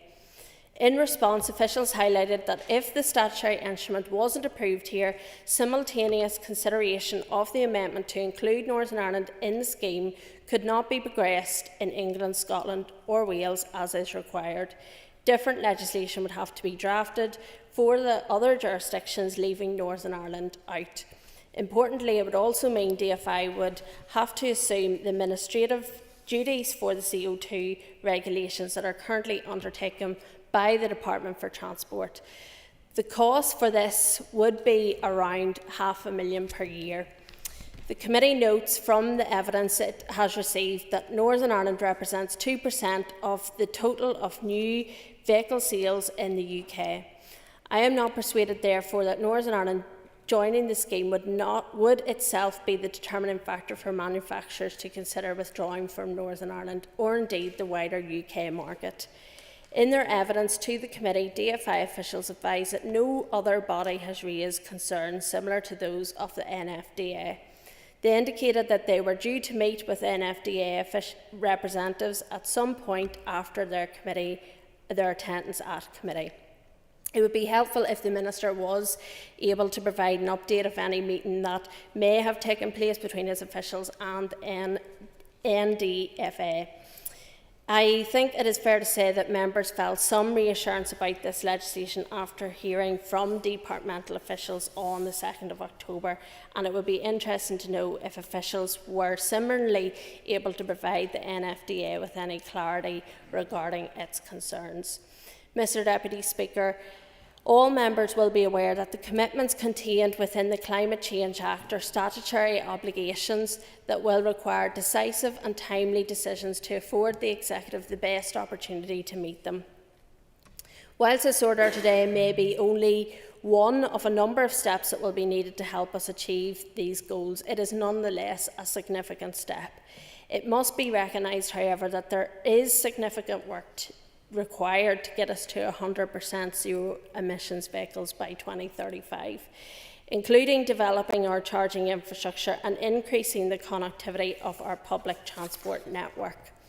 To conclude my remarks as chairperson, I can advise that having considered the evidence received, the committee agreed at its meeting on the 2nd of October to recommend that the statutory instrument be approved by the Assembly. Thank you. I call Danny Baker. Sinn Féin fully supports the target for net zero by 2050 for the entire island of Ireland and is therefore supportive of the Minister's plans for the Vehicle Emissions Trading Scheme as part of delivering a zero carbon economy.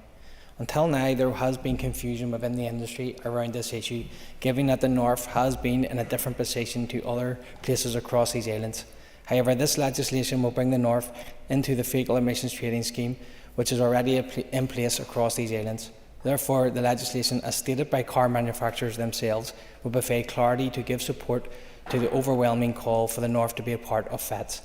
This will ensure they are operating under one scheme rather than two different schemes. I would like to welcome the recent rollout of the 100 new electric buses, which was part of a £64 million investment by the Minister to help decarbonise our public transport.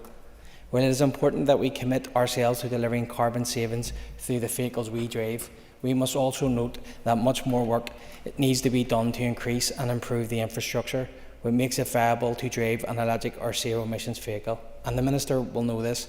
We need to continue to improve the availability and reliability of charge points and other pieces of infrastructure right across the North, and particularly in our rural communities, to ensure people have the confidence and the opportunity to decarbonise their own transport. It is imperative that the transition to net zero is fair and just, and we must work to tackle emissions and develop more opportunities to sustainable travel. Thank you. Peter McReynolds. Thank you, Deputy Speaker, and I rise today to briefly welcome the Vehicle Emissions Trading Schemes Amendment Order 2024. Earlier today, during member statements, I mentioned the climate emergency and the need for us all to think and act differently and to challenge and stretch ourselves with ambitious targets.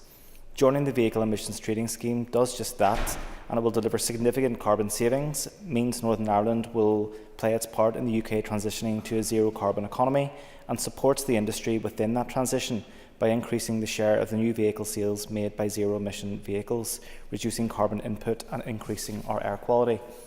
Mr Deputy Speaker, as a committee, we recently heard from the National Association of Franchise Car Dealers, Electric Vehicle Association NI, departmental officials, and I think we have scrutinised the proposal significantly and want to put on record my thanks to officials for their recent input and their clarification to concerns that were previously raised with us before reaching consensus in the committee. Thank you. Thank you. I call Timothy Gaston. Deputy Speaker, Part 4 of this legislation references some assimilated EU law, which, unlike 3 other areas of law, we thankfully now have control over going forward. That said, I note there is a cross-reference to the Windsor Framework because emissions relates to product approval, which is a matter of EU law. And while the product approval provisions in the Windsor Framework are not changed by these regulations, they do relate to them. There could be an issue in future moving vehicles for sale from Great Britain to Northern Ireland if the EU emissions regime is different to the UK emissions regime, because notwithstanding UK emissions legislation applying, if you can only sell vehicles that meet EU emissions standards, then it becomes debatable to what extent Northern Ireland's emissions regime is actually different from that of the EU. I would be grateful to the Minister if he could pick up that point and address it in his response. Additionally, I note that the Northern Ireland consultation preceding these regulations makes no reference to the UK Climate Change Act. That Act is supposedly the basis of these regulations. Indeed, it rather suggests they are taking the lead from the EU. The consultation document noted, recently the European Commission recommended a diesel emissions PN test for younger vehicles as an alternative to the current diesel smoke test. If there should have been a proper Northern Ireland consultation on these regulations, then it would have to have been done using the powers in the Climate Change Act to create a UK-wide approach to zero-emissions vehicles.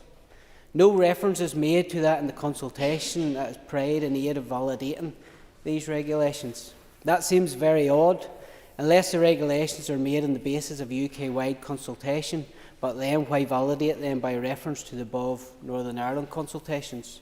Again, I would welcome the Minister's comments when he's summing up on that point.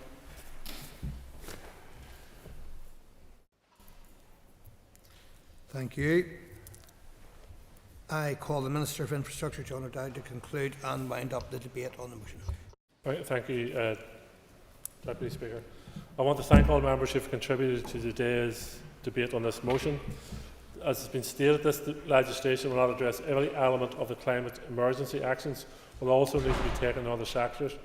However, it is a significant step in helping us move forward collectively in meeting our ambitious climate targets. It will bring benefits each and every day to all of us by improving air quality and reducing pollution.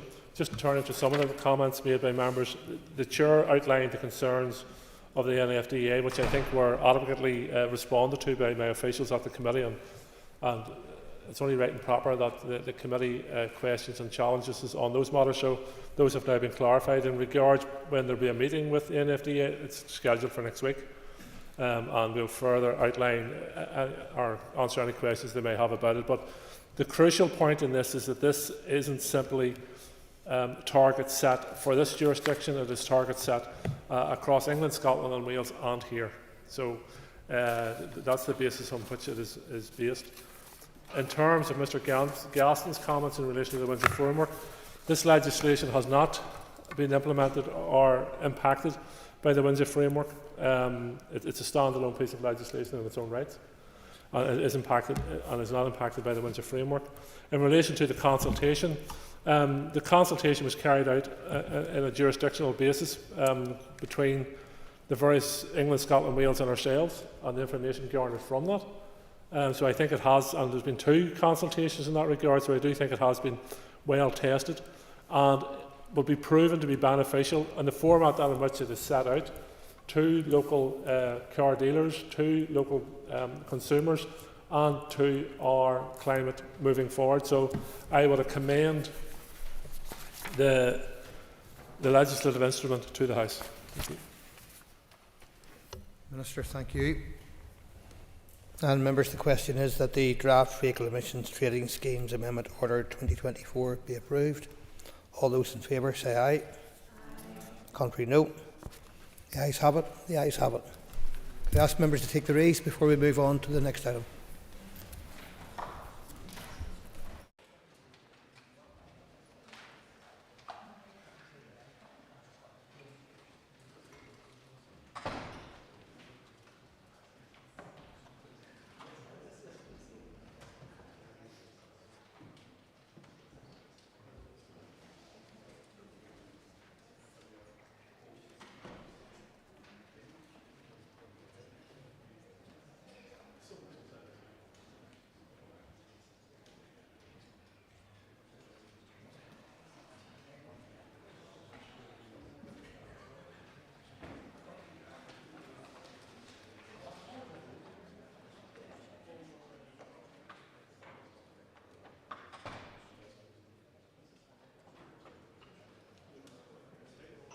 Okay, members, the next item on the order paper is a prayer of annulment from the Committee for Agriculture, Environment and Rural Affairs.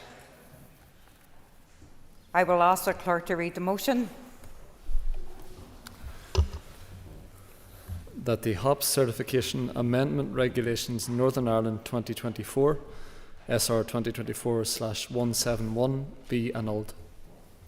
Thank you. So I'm going to call on the chairperson of the Committee for Agriculture, Environment and Rural Affairs to move the motion.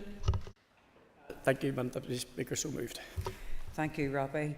The Business Committee has agreed that there will be no time limit on this debate, and I call the Chair of the Committee to open the debate on the motion. Robbie. Thank you, Madam Deputy Speaker. This is my first speech as Chair of the Committee for Agriculture, Environment and Rural Affairs, and it's not the speech I would have wished for, as I was not in the chair for the scrutiny of this piece. In fact, it was my predecessor, Lord Elliott.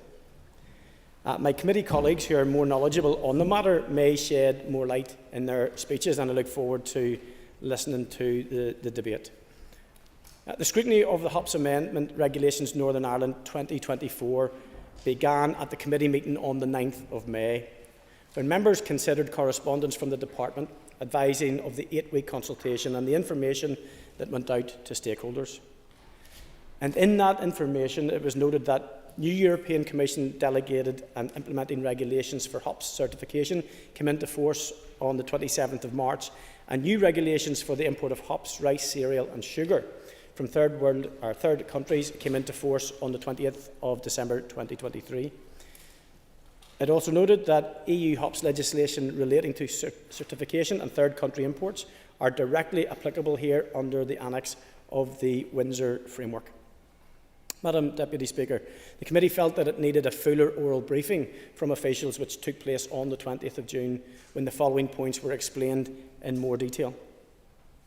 The amending SR is required to provide enforcement powers for the updated EU rules, and it seeks to replicate the current UK hops regulations as far as possible, with no change to underlying policy. The EU's regulations for hops certification have introduced several changes. However, they include the cost of certification to be carried by operators, except where member states decide otherwise.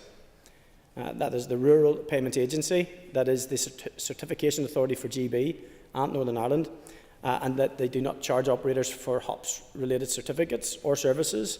The regulations would allow this derogation to continue. Secondly, brewers must declare the particulars of hops harvested on their land to the Competent Certification Authority by the 15th of November each year. Currently, this date is the 13th of October, so really a 2-week extension. The regulations increase the maximum weight where certification rules do not apply for sales to individuals for their own use. And lastly, the regulations allow for electronic documentation, digital attestation of equivalence, which must accompany hops imported from third countries. In addition, officials stated that in the rest of the UK, the relevant HOPS certification and legislation remain the UK-wide HOPS certification regulations 1979. Madam Deputy Speaker, I understand that at this stage some members highlighted a number of concerns regarding the need for the regulations, given that no hop growers actually do that here in Northern Ireland. Some members also highlighted the involvement of the Windsor Framework and potential divergence from the United Kingdom. The next time the committee considered the proposed SR was on the 12th of September, when it had before the Department's SL1. The committee noted that the SR was to be led before the Assembly under the negative resolution procedure, and it was anticipated that it would come into operation on the 18th of October. Members again considered the amendments to the 79 regulations as they apply here. Firstly, to update references to the new EU legislation for HOP certification, and secondly, to reflect the changes which have been introduced by the new EU legislation. A number of members again expressed concern regarding the need for separate regulations and divergence from the United Kingdom. The committee agreed to write to the Department to request an oral briefing regarding more information on the extent of that divergence. This second oral briefing took place at the meeting on the 19th of September. Some members queried the need for the specific regulations again. Officials explained that without them, DAERA could not carry out certain checks on imported hops. Documentary checks would continue at the point of entry. Then officials went on to highlight the future-proofing elements for potential future hop growers here. So, Madam Deputy Speaker, at this juncture, some members flagged the potential for seeking a prayer of annulment, but the committee agreed the Department should proceed to make the SR in the meantime. The SR then came before the committee at its meeting on the 26th of September, and my predecessor, Lord Elliott, reminded the committee that it had taken a second oral briefing to attempt to address any concerns. Lord Elliott then put the motion to the committee. The Committee for Agriculture, Environment and Rural Affairs has considered SR 24171 HOPS Certification Amendment Regulations Northern Ireland 2024, pending the report by the Examiner of Statutory Rules, who has no objection to the rule. The committee then divided on the motion. A quorum of 5 members were present. The committee divided ayes 2, noes 3. In conclusion, Madam Deputy Speaker, the majority of the members present at that meeting, when the vote was taken, agreed to put down a prayer for annulment. Members also considered the 23rd report of the Examiner of Statutory Rules at its meeting on the 10th of October, which included this SR. The committee noted that the ESR did not draw special attention to it. Thank you. Thank you, Robbie. And I call Michelle Melvine. These regulations relate to EU law covering the certification and import of hops.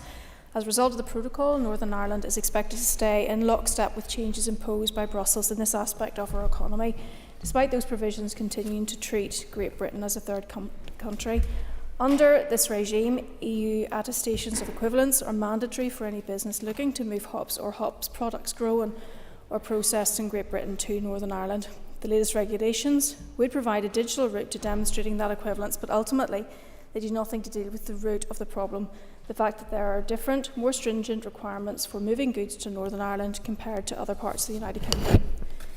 For producers, it's notable that these regulations bring the potential for certification, and brewers in Northern Ireland will have to declare information about hops harvested on their land by a different date in the year than Great Britain. It may well be the case that right now the practical impact of this divergence would be limited, as there are no local hops producers in Northern Ireland. However, that can't be guaranteed moving forward. The Democratic Unionist Party will continue to fight to fully restore Northern Ireland's place within the United Kingdom. That, in our view, means removing the application of the EU in our country and the internal Irish sea border which it creates. We can't reconcile our commitment to this cause with support for legislation, however technical it may be, which maintains and potentially deepens regulatory divergence between different regions of our United Kingdom. We will not endorse regulations that continue to treat our largest and most valuable market as a foreign country. For these reasons, we will vote in favour of the prayer of annulment and will encourage other parties to join with us. Thank you. Thank you. I'm going to call John Blair, but John, if you're going to go over, at the minute we're sitting on 6 minutes, will you be able to, that's okay, thank you. Principal Deputy Speaker, I'll try my best and thank you. Members of the Agriculture, Environment and Rural Affairs Committee, as has been made clear, including myself, have been fully briefed on this issue. Before I go any further, it is vital to stress that these regulations are purely technical. There are no, it was pointed out, there are no hop growers in Northern Ireland, and only one, as far as I know, in Ireland. Ultimately, if a hop grower did wish to set up in Northern Ireland, they would be unable to sell goods to market if these regulations were blocked. Moreover, an 8-week consultation was launched and received not a single response. Principal Deputy Speaker, if we allow this to fall, it will lead to trivergence, the scenario where Northern Ireland deviates from both EU as well as GB regulations, creating 3 separate sets of rules. This would be the case given that the laws in both the EU and GB have continued to move at pace all the while we continue to drag this issue out. As a result, Northern Ireland will be governed by legacy EU laws, leading to a loss of enforcement powers. We also risk facing infraction proceedings from the EU, which could lead to financial penalties imposed on the Department of Agriculture, Environment and Rural Affairs, penalties that the Department cannot afford. We hardly need reminded of current budgetary pressures and constraints. The DUP has initiated this annulment prayer because they believe that these regulations will lead to regulatory differences from Great Britain. However, it is evident that these differences are minimal and, in fact, you could argue beneficial, and that they do not deviate from the underlying policy position in GB. A few benefits of the regulations are as follows. Firstly, in GB, only hard copy documentation is currently accepted. However, these regulations would allow for the acceptance of both hard copy and digital documentation. Secondly, in GB, brewers are required to report to the Rural Payments Agency, the certification and enforcing authority, by the 31st of October. Under these regulations, before the deadline is extended to the 15th of November, providing an additional 2 weeks for compliance and, of course, preparation also. Lastly, the certification requirement is increased under these regulations from 1 kilogram to 5 kilograms, thereby excluding smaller quantities and making the process easier. Principal Deputy Speaker, the issue before us is simply an outworking of a Brexit journey supported by some, but not those of us in my party. It was never going to be easy, and some of us said so, but we must work to ensure certainty for trade and for our economy the best that we can. Thank you. Timothy, you're down next. Is your speech going to take longer than 5 minutes, do you think? It is? Okay. Well, on that basis, if you don't mind, the next item of business on the order of paper is question time, so I therefore propose by leave of the Assembly to suspend the sitting until 2 p.m. The sitting is by leave suspended.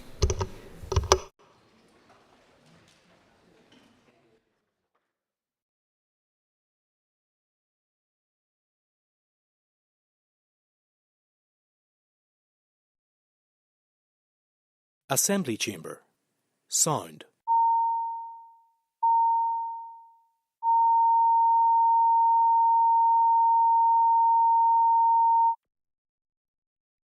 Assembly Chamber. Sound.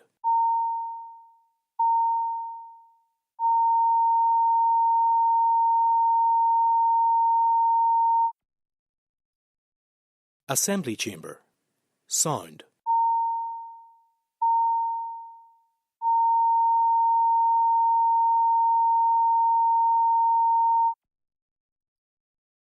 Assembly Chamber. Sound.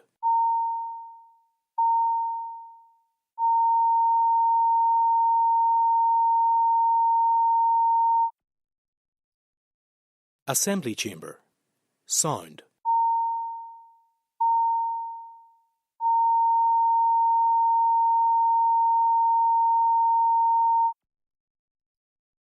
Assembly Chamber. Sound.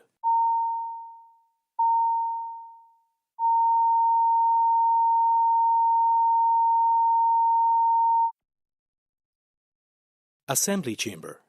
Sound.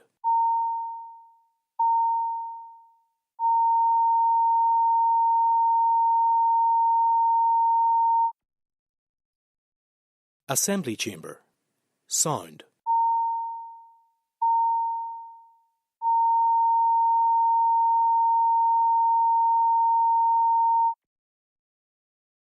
Assembly Chamber. Sound.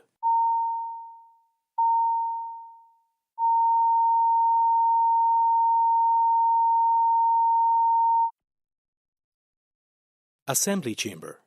Sound.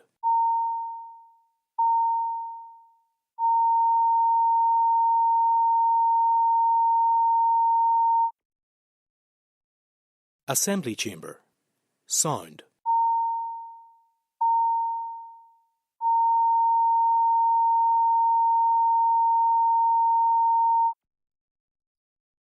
Assembly Chamber. Sound.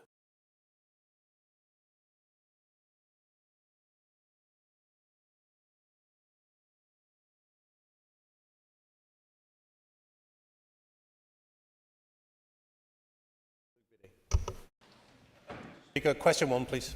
Minister. I've not had discussions with the Minister for Infrastructure in relation to sufficient school provision in central Craigavon. An examination of the Armagh Ban Bridge in Craigavon local government district, where central Craigavon is located, shows that there were 3,368 available places at primary schools and 1,161 available places at post-primary schools. The Education Authority has statutory responsibility for the planning of education provision, which is sufficient and efficient to meet the needs of all children and young people in an area. The EA Area Planning Team has examined this area and has reported for primary schools overall there are available places in all sectors with the exception of the grant-maintained integrated. There are limited places available at post-primary level, however, the demand for Year 8 places within the time frame of the Strategic Area Plan covering the period of 2022 to 27 will decline. Where pressure on school places does arise, my department is able to respond to that pressure by use of the temporary variation procedure. Any school that is oversubscribed can request additional places through a temporary variation, and if there is a shortfall of provision in that sector and that area, additional places will be allocated. This ensures the school admission system can flex and respond to demand as and when it arises. Mr. Beattie.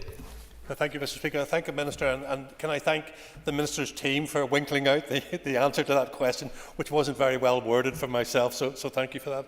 I suppose the point I'm making, Minister, is in central Craigavon, there's an awful lot of private houses now being built, and there's a real concern that we do not have the school provisions if it continues at the rate that it's going at this moment in time. And if you look at the likes of Portadown College, which is getting a new build, the Portadown Integrated Primary and Craigavon Senior High School. Question, Mr. Beattie. And Craigavon Senior High School, and they need extra space. Could I just ask the Minister if they will review the builds to give them that extra space? Minister. Thank you, Mr. Speaker. Well, the siting of housing developments is one area where schools will make the case for a need for a change in the enrolment figures, and that is often a case for change that can come through. And that would be reflected in any reports that would come to me. If there is new housing developments, what would that mean for an increase in the birth rate and potential pressures then on schools? But housing developments in and of itself wouldn't necessarily translate into an evidence of the need that is required for schools. But I think I've outlined, Mr. Speaker, the flexible nature in the way in which we would approach these matters as a need would arise. Cara Hunter. I thank the Minister for his answers so far. Minister, can I ask, off the back of Mr. Beattie's question, what role does your department and or the EA play in discussing with councils the formation of local development plans? And the reason I ask is there's a fantastic new school of Millstrand in Portrush that has been built, but there is ongoing road safety concerns due to this being a built-up area. Thank you. Well, the department, Mr. Speaker, does not engage with other departments to determine which schools would necessarily be announced in that respect. But whenever it comes to taking into account local development plans, that's something that the council can certainly engage with the EA on and the department. And where that request would come forward, it would be expected that EA would participate in that. Dan Dodds. Thank you, Mr. Speaker. And can I thank the Minister, because I do think this is an important issue. One of the ways, so far we've only discussed the issue of new builds and capacity within schools, but one of the issues that his department takes up and is doing very well on is the School Enhancement Programme, which not only creates capacity but also enhances facilities. Will the Minister try to ensure that the EA respond to the business cases for school enhancement programmes in a more appropriate manner than they have done. And I think in particular of Carrick Primary School in Lurgan, where the process of getting the school enhancement programme has gone on for many, many years. Okay, we'll get to this. Minister. There is a valid point in terms of the processes around the school enhancement programme that the member raises. Obviously, you have your minor works schemes, then you will have your school enhancement programme, and then you'll have new capital bills. And it is an area of concern that I have raised about the length of time it can take to go through that process. So that is something that the department's actively engaging with the EA on to try and establish, is there a better way to take forward school enhancement programme processes. I call Mr. Harvey. Speaker, question 2, please. Minister. Major refurbishment projects are assessed through the School Enhancement Programme, which targets investment to address immediate and pressing accommodation needs in schools. The second call to the School Enhancement Programme closed for applications from school managing authorities in February 2017. The applications were assessed against key criteria such as rationalisation, suitability, condition and the percentage of pupils with special educational needs and allocated free school meals. The selection criteria will be reviewed in advance of any future calls for the SEP programme. Minor refurbishment projects, typically up to £1 million, are considered through the Minor Works scheme. Unfortunately, the demand for investment far exceeds the budget available, so difficult decisions have been required to prioritise works to keep schools open, pupils safe and to provide education access for the most vulnerable. Many schools across the estate are in urgent need of investment, and I am delighted to have progressed 7 SEP projects to procurement earlier this year. Unfortunately, the number of projects that I am able to progress is restricted due to the challenging budget position and SEN placements. I can assure you, Mr. Speaker, that I'll continue to make the case for increased investment in the education estate to allow much needed projects to be delivered. Mr. Harvey. Speaker, thank you, Minister. Minister, how can a school apply for a minor works for refurbishment? Minister. Well, Mr. Speaker, the number of schools that I've visited have highlighted minor work schemes that are necessary, and presently where we are trying to meet the need is around that inescapable statutory requirement around health and safety, fire protection or other statutory obligations around disability discrimination acts. So that's where you would approach the EA for an unavoidable minor works application, and they would then take the school through that process. I very much want to get to a place where we can deliver so much more by way of the refurbishment and enhancement of our school estate. That's why I continue to put forward comprehensive bids as part of the financial monitoring round process within the executive, and I trust that all colleagues in the Assembly will support me in the case being made for further investment in education. Steve Aiken. I thank the Minister for his remarks so far, and may I make a declaration of interest as a school governor for Kilbride Central Primary School. Minister, is there any advice you could give to school governors, particularly of schools that are stuck on the SEB programme, how we manage to navigate ourselves through the Kafkaesque approach that the EA seems to be developing and every time we try to have a conversation about a business case? Thank you. Minister. Well, Mr. Speaker, whenever a SEP, a school has been successful in that SEP programme, you can then advance those schools into the ICT scheme, the integrated design type process. That's when you appoint your architect and the professional support is put around that team to try and advance it. So I understand the frustration that for some schools they were announced as part of the SEP programme, but they haven't been able to advance. Once you are able to advance into that next phase, you then can make progress, and I want those schools to get to the point where at least they're at that pre-tender stage where the design work's completed, the feasibility studies have been carried out, a business case has been approved. But the member is right, the process I think takes too long and it obviously leads to frustration. That's why I'm wanting the department and the EA to look at that process to see how it can be improved. Donny Donnelly. And thank the Minister for his comments so far. I noted the Minister mentioned that the key criteria are to be reviewed before the next round of projects. I wonder if he would be able to tell us when the last review of the eligibility criteria was. Thank you. I think the previous answer referred to 2017, whenever there was a scheme. As things currently stand, I'm not in a place where I can make another call on schools to come forward for either a school enhancement programme or, for that matter, a new capital build. There are so many that are currently awaiting that it amounts to billions of pounds would be needed to deal with those who have already got approval for a new build or indeed for a school enhancement programme. So as things currently stand in the near future, I don't have any intention to open up a call for either SEPs or for new capital builds. If that changes, obviously then I would look at what criteria would be used in carrying out any assessment for those schools that would come forward. But there is no immediate plans for a call to be made in these areas. Question 3, please. Minister.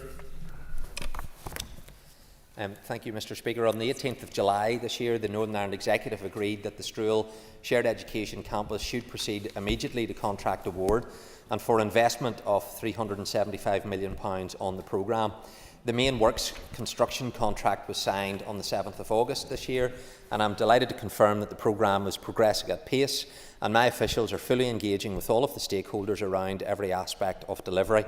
On the current programme timetable, following the pre-construction design period, campus construction is due to begin on-site in early 2025, with the full campus opening being planned for September of 2028. Mr. McAleer. I thank the Minister for his reply and welcome the timeline here. Minister, you'll also be aware that when the schools relocate to the campus, there'll be a number of vacated sites in the town centre, which will be very strategically important to the development of OMA. Has your department been engaging with fellow stakeholders as to how we could maximise opportunities of those sites? Minister. Well, Mr. Speaker, when it comes to any vacant sites that then will come about as a result of that, that will be a matter for those who own those sites and the various different bodies that make that up to discuss could there be another alternative use for it in terms of education or indeed for wider public service, or is it something that then is disposed of. So that will be a process for those who legally own them at that time to decide will there be any way in which they can be either repurposed or disposed of. At this stage, I haven't been involved in my department in any of those conversations. David Dunn. Thank you, Mr. Speaker. Can I ask the Minister what is the latest position regarding those schools announced under the Fresh Start scheme? Minister. Of the announced Fresh Start projects, 8 have now been completed, with a further 6 currently in construction. And the member will know that, unfortunately, earmarked Fresh Start funding was removed by the Labour government and the previous Conservative government. Ring-fence funding is therefore no longer in place for the planning and construction of any of the remaining 10 Fresh Start projects that are not currently in construction contract. But what I have been able to do is place these remaining unfunded Fresh Start projects into my department's executive-funded major capital works programme, and that would allow the projects to continue to advance in planning and design. Question 4. Mr. Speaker, I've made funding available to progress the School Enhancement Programme project for Holy Child Primary School through the design stages to pre-tender stage. A decision to release the tender will be taken on a case-by-case basis, dependent on budget availability at that time, and I'll continue to make the case for additional capital funding for education through the Executive. Mr. DeLargay. Minister, thank you for your answers, and I appreciate you've already dealt with SEP in quite a lot of detail here today. I should declare an interest as a member of the Board of Governors and as a former teacher in Holy Child School as well. But as part of that Board of Governors, we condemned several huts this summer and before because of black mould. This is something which I think many of your colleagues have touched on, but it's around how quickly EA react to that. So if you could provide me with any more detail on that, it would be greatly appreciated. Thank you, Mr. Speaker, and can I commend the member for continuing to serve on the Board of Governors. I think it's important that elected reps, where they can, are able to do that because they can add value to the school that they're serving. is highlighted the SEP process for this particular school.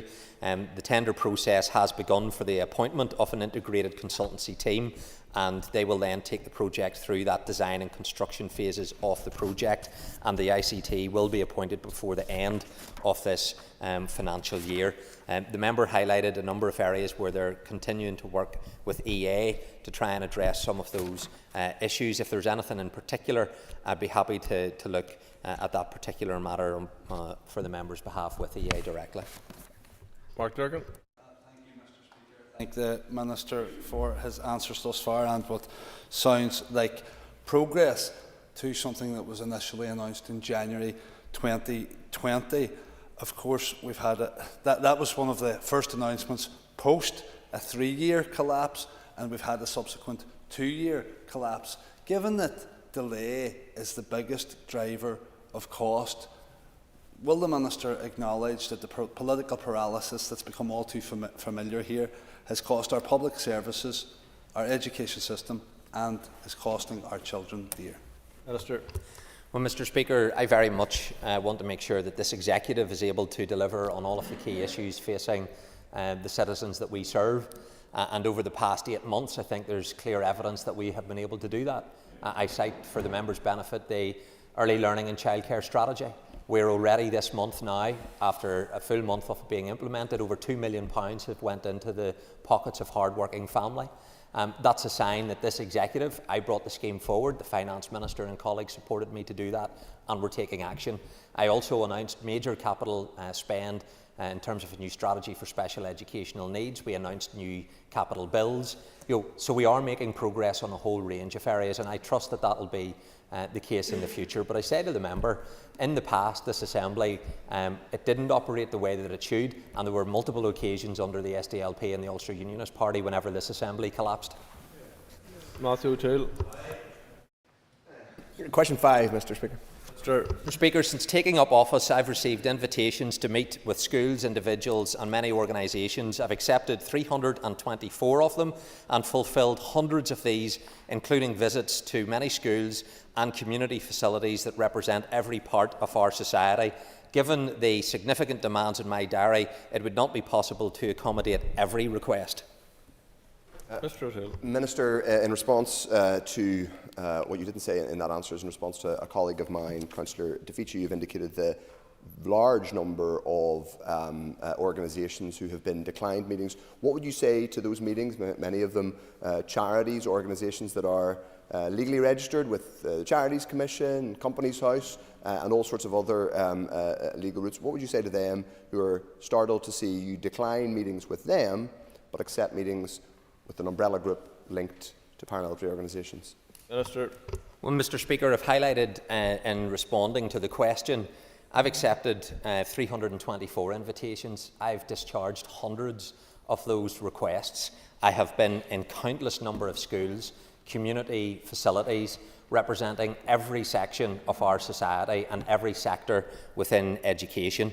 I think if members put in the question to every other minister, I'd be interested to see how many invites and meetings they have attended to see how I can compare against their record, and that's maybe something that colleagues will do.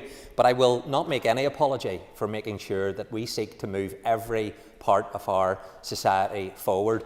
And unlike his previous leader, the late John Hume, I do have concern and share some of the concerns that people have been expressed.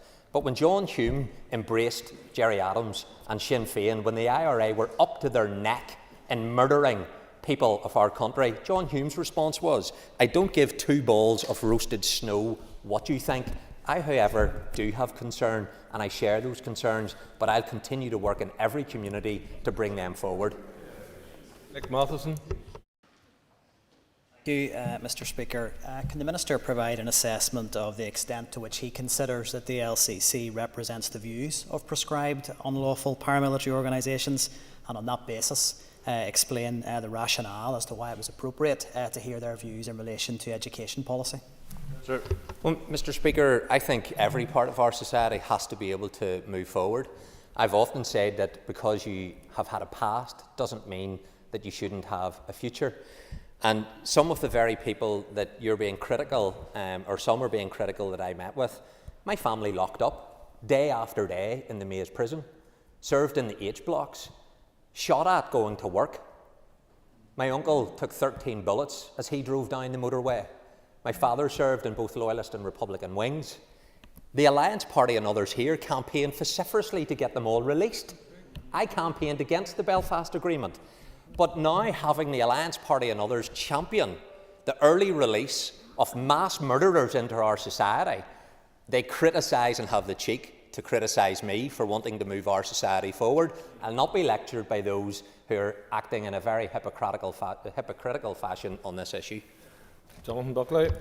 Thank you, Mr. Speaker. Minister, there are members in this chamber who believe that just because they are now elected representatives, that their heinous terrorist acts and convictions are in some way justified. History would record that the Nazis had a similar ideology. So can I ask the Minister, what work, and getting back to the substance of the issue, what work is being done to support working class Protestant boys who continue to feel the worst impact of social deprivation and educational underachievement in Northern Ireland? Minister. Well, thank you, Mr. Speaker, and I thank the member for his question, because I was shocked when I heard Pat Sheehan justify the heinous acts of the Provisional IRA on the basis that he now has an electoral mandate. The electoral mandate does not change the fact that Pat Sheehan was a convicted terrorist for a prescribed organisation, and they will not be viewed, and those who participated will not be viewed in any other way just because they managed to get votes to get elected into this House, compared to other loyalists that they now criticise me in whenever it comes to meeting. When it comes to supporting working class Protestant boys, there's a significant amount of support that's already available to help address underachievement amongst working class Protestant boys. I refer the member to targeting social need, which accounts for approximately £75 million. I also then safeguarded the extended schools budget this year to maintain funding of £8 million, and that assists 450 eligible schools. And then we have Fair Start programmes. Many of these programmes benefit everybody, irrespective of their religious background, and that's the right thing to do. And later this week, I'll be officially announcing the RAISE programme, which again is about trying to address that educational underachievement, which exists in many of our working class communities, but is particularly acute in those from a Loyalist Protestant background. Philip Brett. Minister. A task force has been commissioned to progress this important work. In the pursuit of consistency and equity of support, the task force held its first meeting on Friday, the 27th of September. It is chaired by the Chief Executive of the CSSC and includes senior representation from the Department of Education and the Education Authority. The task force will develop a proposed model for controlled school support, including a dedicated body to include managing authority responsibility. The task force is due to report back to me by December of this year, and I'll be in a position to provide a further update to the House in due course. Mr. Brett. Thank you, Mr. Speaker, and can I thank the Minister for his update on this really important work. Would the Minister agree with me that it shows his commitment, and indeed our party's commitment, to ensure that all educational sectors in Northern Ireland are treated equally and have the same representations across the board that they rightly deserve?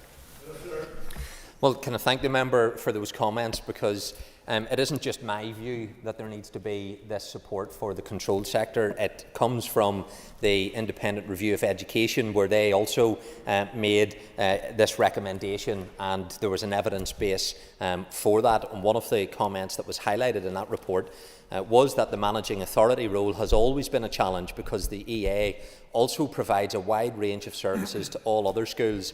This results in complicated systems for school management, which are in particular suboptimal for the controlled sector. And the Independent Review of Education also referenced what was then a recent landscape review of the EA, and that landscape review also produced similar findings and highlighted many of the same failings for the controlled sector, which the Independent Review of Education also highlighted and made recommendations upon. Mr. Speaker, to ask the Minister if he acknowledges that he's actually going against the recommendation of the Independent Review of Education in establishing yet another management authority in Northern Ireland rather than setting up a single management authority. Minister. Mr Speaker, no I don't, but it's interesting that the Alliance Party seem to now be positioning themselves against the control sector, but they brought through an Integrated Education Act to give preferential treatment to one sector. What I am after is equity for all of our sectors. That's why I'm supporting this proposal and asking for this task force to report to me by the end of the year. Colin McGrath. Sorry? Question number 7.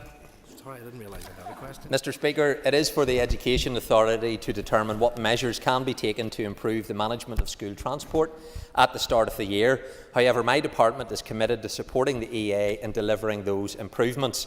The EA is currently developing a smart transport project which will digitise key transport functions such as route planning and introduce other digital solutions, enabling it to have visibility of all services travelling to a school. This will allow the EA to better optimise the school transport network, deliver efficiencies and improve the information available to parents about transport arrangements. Transport assistance is provided to over 90,000 pupils travelling to and from school each day, of which around 10,000 have an additional transport requirement detailed in their statement of special educational need. The number of children with a statement of SEN requiring bespoke transport arrangements continues to increase. The EA can only start arranging transport once a school placement has been confirmed, and this can present operational challenges in the management of transport provision at the start of the school year, especially in relation to taxi transport.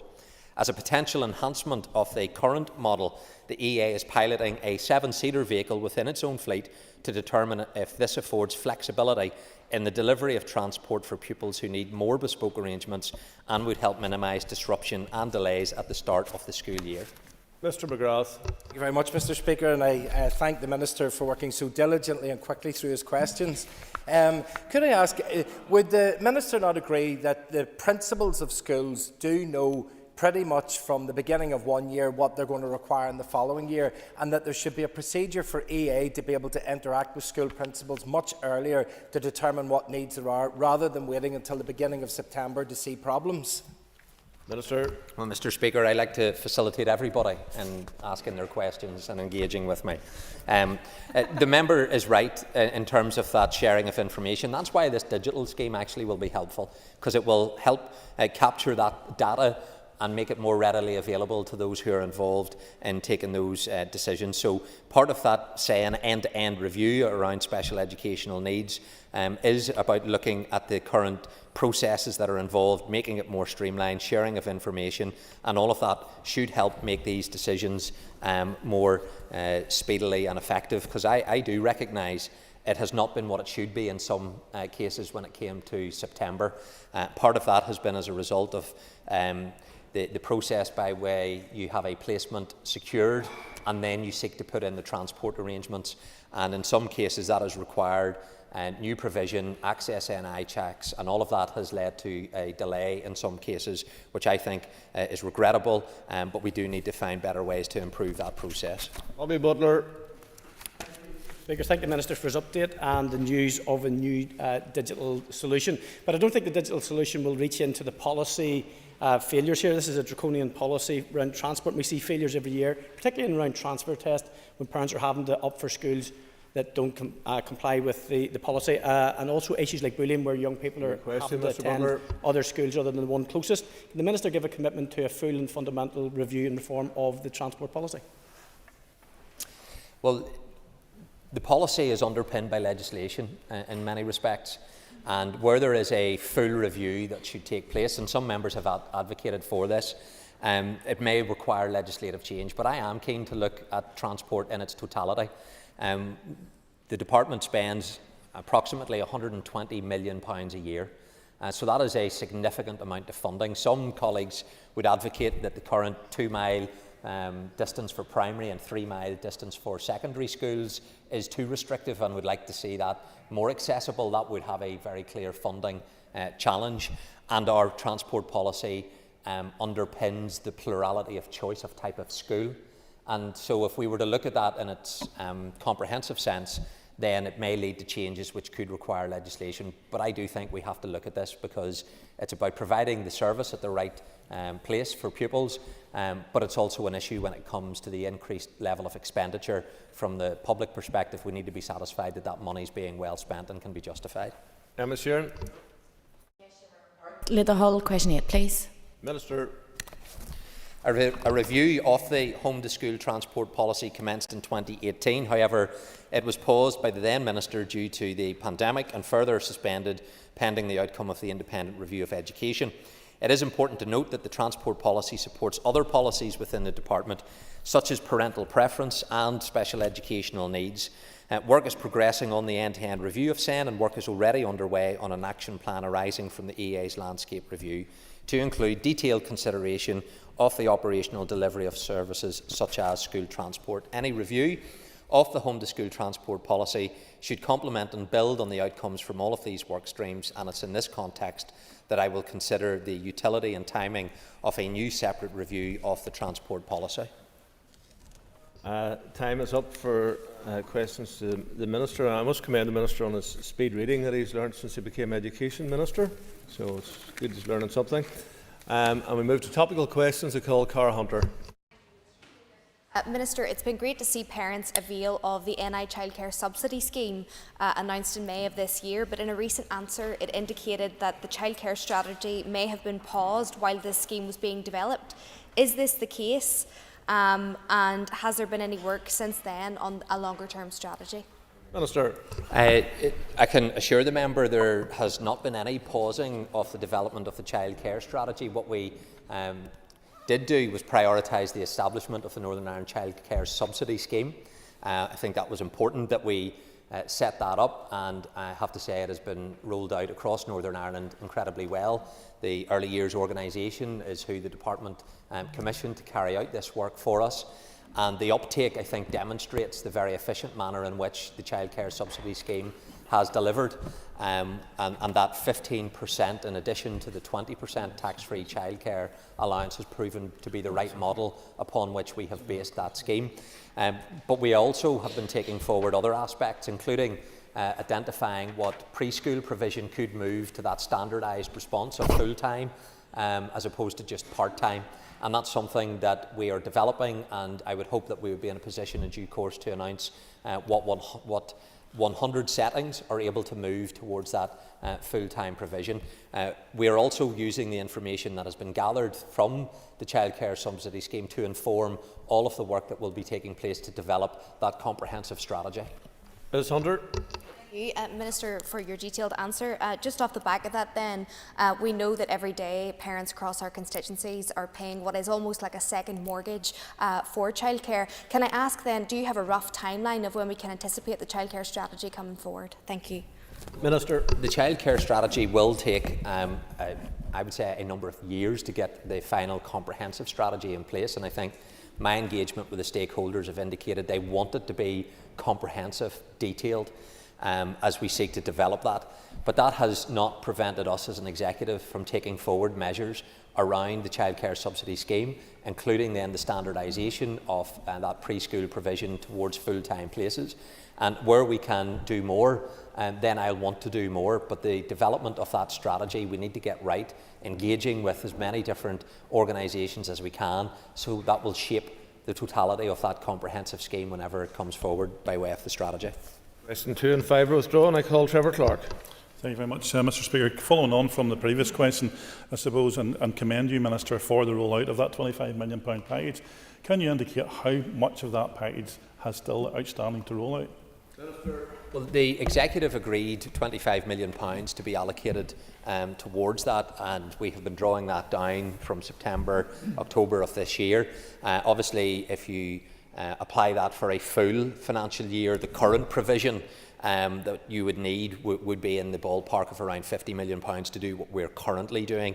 But we need to build upon that, and so that's why, as we develop the scheme, I'll continue to put forward the proposals to the Executive as to what further funding would be necessary to build upon the work that we've started. Mr. Clark. Can I thank the Minister for that question, and I appreciate, Minister, that you have a very family-centred approach in terms of the rollout of this. Can you indicate actually how many families, and in terms of real numbers of many families, have actually benefited to date of this programme? Mr. Clark, or Minister. Mr. Speaker, as of the 7th of October, 12,966 children and 1,524 providers have been registered for the scheme, with the first payments being made to bills in September just last month. So in September, the scheme alone saved parents almost £1 million in their childcare bills, and then you had the additional £1.1 million of savings that was drawn down through the tax-free childcare allowance through Westminster. So I think that's a demonstration of how this executive and this department is actually making a real impact.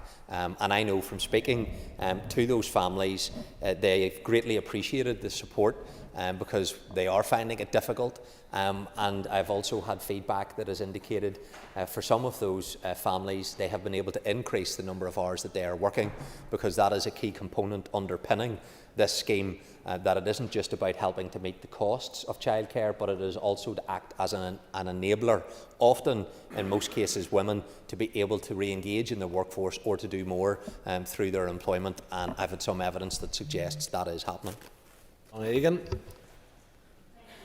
Minister, further to previous commitments in the last question time, could you please provide an update with any engagement you've had with the Health Minister in relation to nursing provision in special schools? Minister. Yes, I had a very helpful meeting organised by Michelle Guy and Nick Matheson and a number of principals, where we talked through all of the issues that are impacting in our special schools, particularly that concern about potential withdrawal of nurses, but also some of the changes that we've had with allied health professionals withdrawing from these settings. On the back of that meeting, I have been corresponding with the Health Minister, and I believe we also have a date for a meeting to take place again with Nick, Michelle, the principals and the Health Minister and myself to go through these issues together. Ms. Egan. Thank you.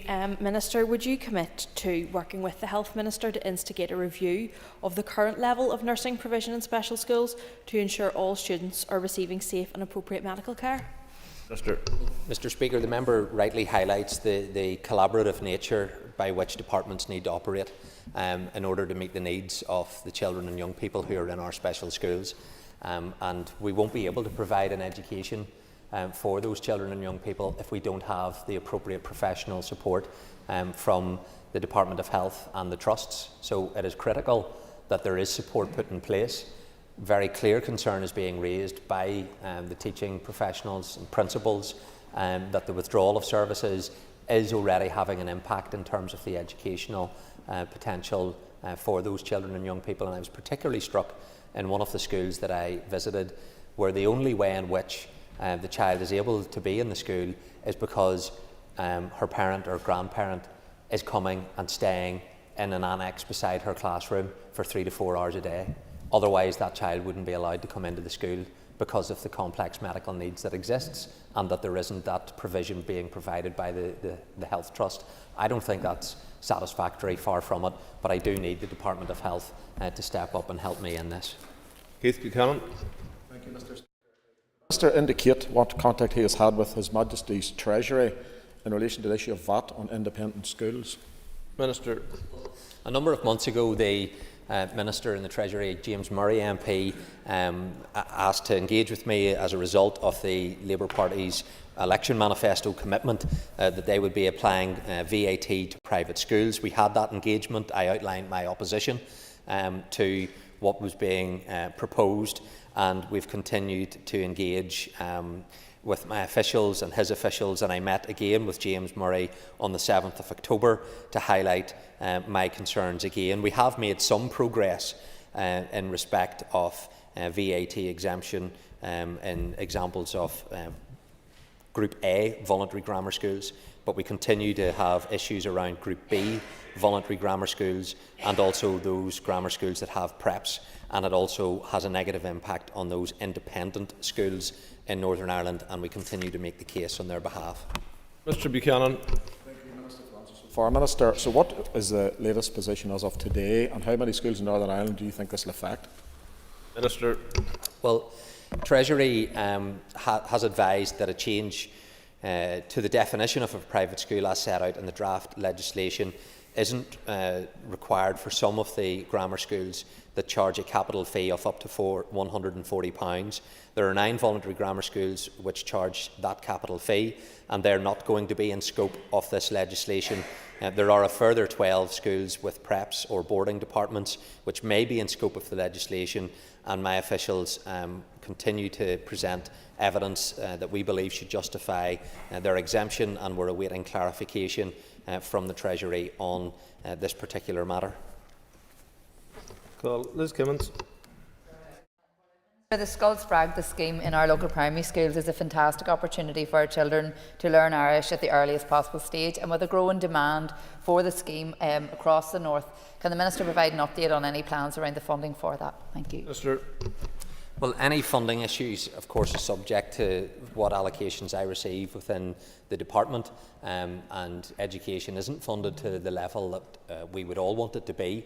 That has implications when it comes to resource implications, but on the particular case that the member raises, I'm happy to write and provide any specific detail for that organisation. Ms. Kimmins. The Minister for his answer, and I suppose early engagement with a second language has really good benefits educationally, psychologically and for employment for children and young people. So can I ask the Minister then, as part of that, if budget allows in the future, would you consider reviewing the funding that's currently in place? Sure. Well, happy to look at any proposals. I've been particularly impressed whenever I visited a number of the Irish medium schools. The cognitive impact that it has whenever it comes to learning another language, that has a clear educational benefit. That's true of those who immerse themselves within the Irish medium and those who are learning other language. There's a clear correlation in terms of that cognitive ability when it comes to then other parts of the education.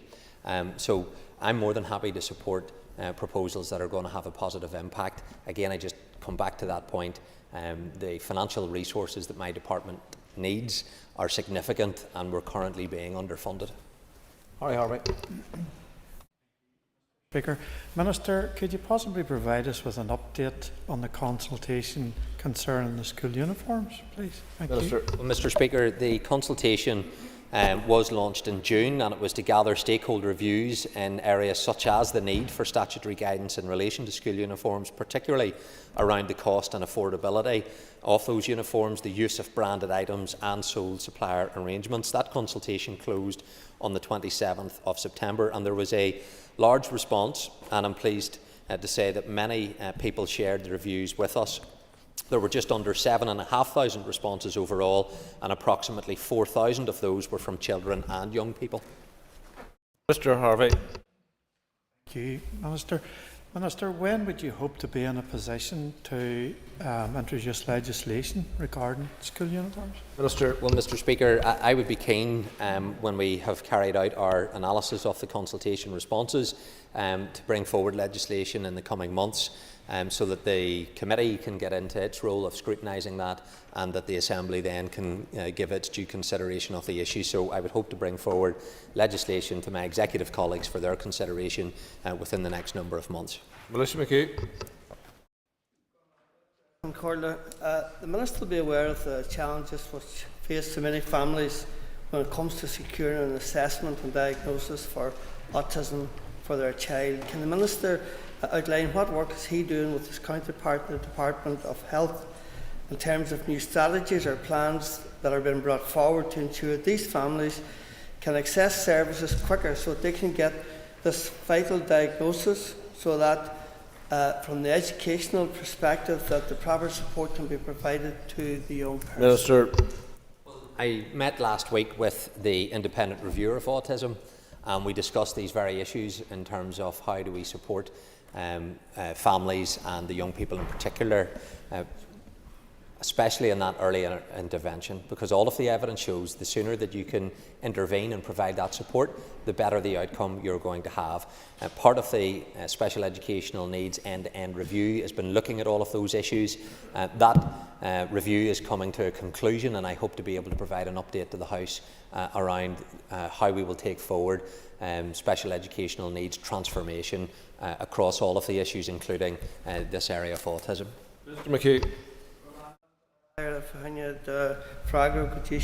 you, Minister, for your answer to this point. In fact, you nearly sort of read out my second question to you as well, too, in terms of early intervention. And can I ask you, Minister, if you can commit to making early intervention a real priority in terms of how the Department approaches this area of special educational needs? I think, Mr. Speaker, one of the key outworkings of the review that has been carrying place will be identifying how you can move those interventions to a much earlier stage. So I can assure the member I very much believe in early intervention. The challenge, I think, has always been how do you meet the current need whilst then investing further upstream in terms of that earlier intervention. So we need to be able to do what we currently do, but we need that additional investment. That's why we have put forward a significant bid as part of the transformation, and the Department's bid will be assessed in due course by the Transformation Board. But a key component of that bid is around special educational needs provision and how we can transform our approach to that. We don't have time for further questions. The Minister for Education. So we move to the Minister of Finance. And I call Nick Matheson. Thank you, Mr. Speaker. Question number 1. With your permission, Mr. Speaker, I will group questions 1 and 3. I established and appointed members to the Interim Public Sector Transformation Board earlier this year. A call for proposals was issued to departments, and the interim board has been working to assess those proposals from departments to determine which ones are transformative, and has now completed the first stage of its assessment process. 47 proposals were received in total, 29 of which are continuing to move forward. 11 of these have progressed to a stage 2 assessment, where, having received feedback from the interim board, departments will submit a revised proposal by the 18th of October for a final assessment.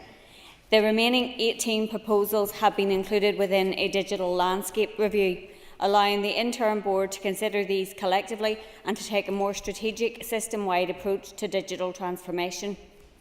The Department of Health has 4 proposals that are continuing to progress. 1 of those has moved to the Stage 2 assessment, and 3 are included within the digital landscape review. In due course, the interim board will provide advice to me on what proposals they consider to be transformational. I will then bring recommendations to the Executive for agreement. Mr. Matheson. Thank you, Mr. Speaker, and I thank the Minister for her answer. We understand that the £235 million will be delivered in 47 million tranches over 5 years. Can you outline whether flexibility in the profile of that funding has been agreed with Treasury to ensure that we maximise the investment over that timescale? Yeah, thank the member for that question. And yes, obviously we're getting quite the way through the financial year at this point. And I suppose it was always going to be challenging, given we had to set the board up newly this year. So I have raised that in engagement with the Chancellor and with the Chief Secretary to the Treasury to seek some flexibility in relation to that, should we need it. And I anticipate that we will not spend the full 47 million this year, and we want to actually get the best bang for our buck, essentially, from the money that we do have. So we have to make sure that the money that is being spent on projects that are actually transformational. Mark Durgan. Thank you, Mr. Speaker, and thanks to the Minister thus far. Is it acceptable to the Minister for the NIO Permanent Secretary to sit on the Public Sector Transformation Fund Board, giving the UK Government a de facto say on key devolved spending priorities, even more of a say, some might argue, than it gives the Executive? Minister. Well, I don't accept that the latter point. Obviously, the interim board is working under the direction of the Executive. they agreed to my transformation programme proposal back at our meeting on the 9th of May. The British Government's role is primarily through having that representation on the interim board.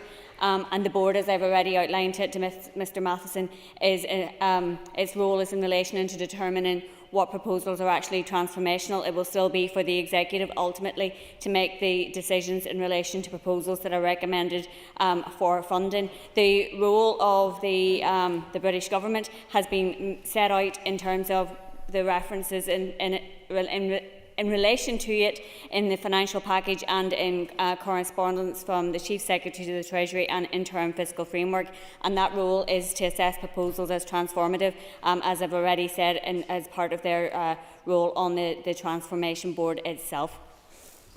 Jerry Kelly. Going basis listener something Ragar Guji Shaw. Thank you, Minister, for her answer up to now. She had mentioned the digital landscape review. Could you expand on that and the expected outcome of that? And will projects go ahead in the same way after that is completed? Minister. So just given the number of proposals that had come through from departments that were digital in nature, the interim board saw an opportunity to consider these collectively, allowing for a more strategic systems-wide approach to digital transformation. And therefore they recommended undertaking a digital landscape review to facilitate that. I agreed to the development of a terms of reference for the digital landscape review in my letter to the head of the Civil Service back on the 30th of August. The Executive Office has taken the lead in developing that terms of reference on behalf of the interim board and will be taking this work forward with the support of my department. We're not obviously able to preempt the outcome of the review or what the interim board will advise to do based on its findings, and it will need to go through a procurement process also. The review is expected to be commissioned and concluded by the end of this year. Steve Egan. For remarks so far, and further to my friend Mr Durkin's comments, are we envisaging Julie Harrison to become a member of the Permanent Public Service Transformation Board, and is this enshrining the Northern Ireland office at the centre of our government? Minister.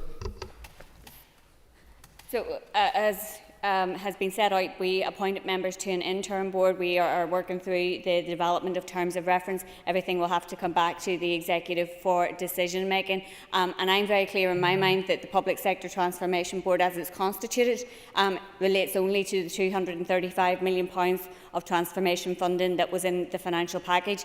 The terms of the financial package required the setting up of a transformation board with membership to have representation from the British Government as well as the executive to be able to access that pot of funding. But I'm very clear that the decision making in relation to the allocation of that funding rests solely with the executive, and I expect that will be set out in the terms of reference.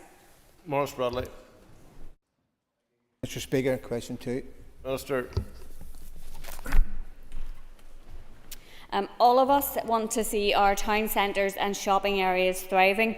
The Back in Business scheme aims to bring vibrancy, footfall and investment back to our high streets while providing businesses with a boost at the start of their business journey, helping to support jobs and to bring long-term vacant units back into use.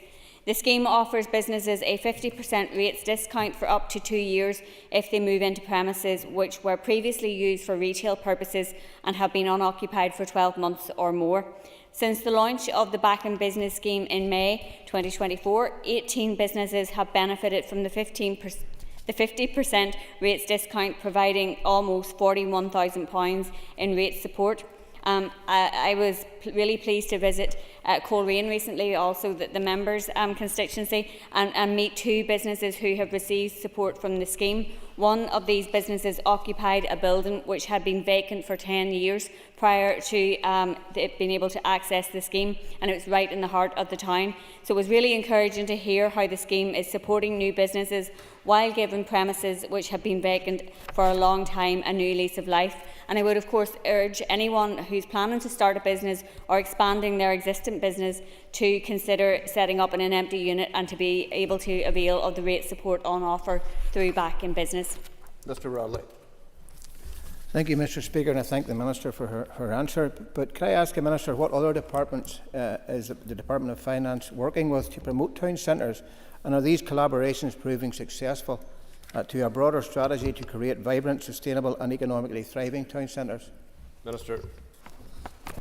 So the member will be aware that the High Street Task Force was set up back in the last mandate, and its report and recommendations were published in March 2022. I think the taking forward or the reinstatement of the Back in Business scheme and the extension of small business rate relief were the recommendations from my department. Both of those things have obviously been implemented. I am always happy to engage with other departments. Obviously they have particular remits in relation to the specific promotion of the towns and cities and villages in terms of regeneration for the Department for Communities and the Department for the Economy in relation to its role in supporting businesses, and I am happy to engage with colleagues in relation to those.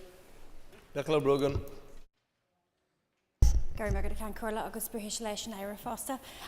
Minister outline what other support is available to existing businesses? Minister. Around 75% of non-domestic ratepayers get some form of rate support.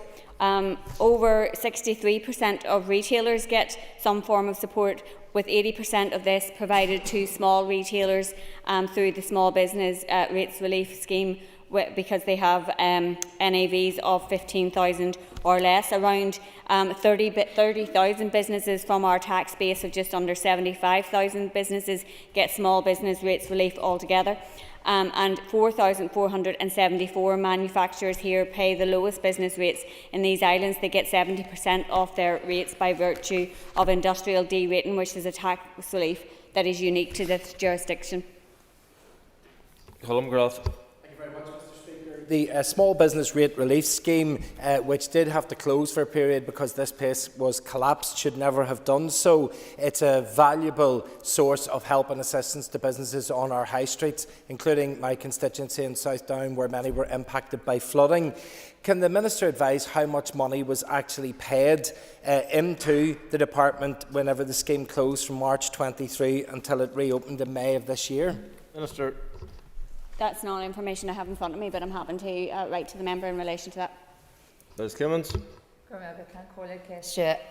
Question number 4, please. Minister. I am keen to see a baby loss certificate scheme taken forward as quickly as possible. This scheme will provide official recognition to parents who have suffered the tragedy of losing a baby before 24 weeks. Losses of this kind affect many families, causing very real pain and heartache. Sadly, this is often met with silence and stigma, with many parents feeling isolated in their grief. I am determined that parents' heartache and grief is recognised, and I want to give people an opportunity to acknowledge these losses, perhaps for the first time for some, in order to bring some comfort to their suffering. I met with the Health Minister in September to receive an update on progress from the General Register Office officials in my department, who are working closely with the Department of Health officials on how the baby loss scheme may be developed, learning from the equivalent schemes in England and Scotland. This work is continuing at pace. I have instructed my officials to put the required legislation in place to provide a statutory footing for a scheme here, and they are working to include a baby loss certificate scheme in the Deaths and Stillbirth Registrations Bill, which is currently under development. Ms. Kimmins. I thank the Minister for her answers, and just to acknowledge that this has now been brought forward in legislation, I think is crucially important, so I'm grateful for that too. Minister, can you advise then, will the scheme be going out to public consultation? Minister.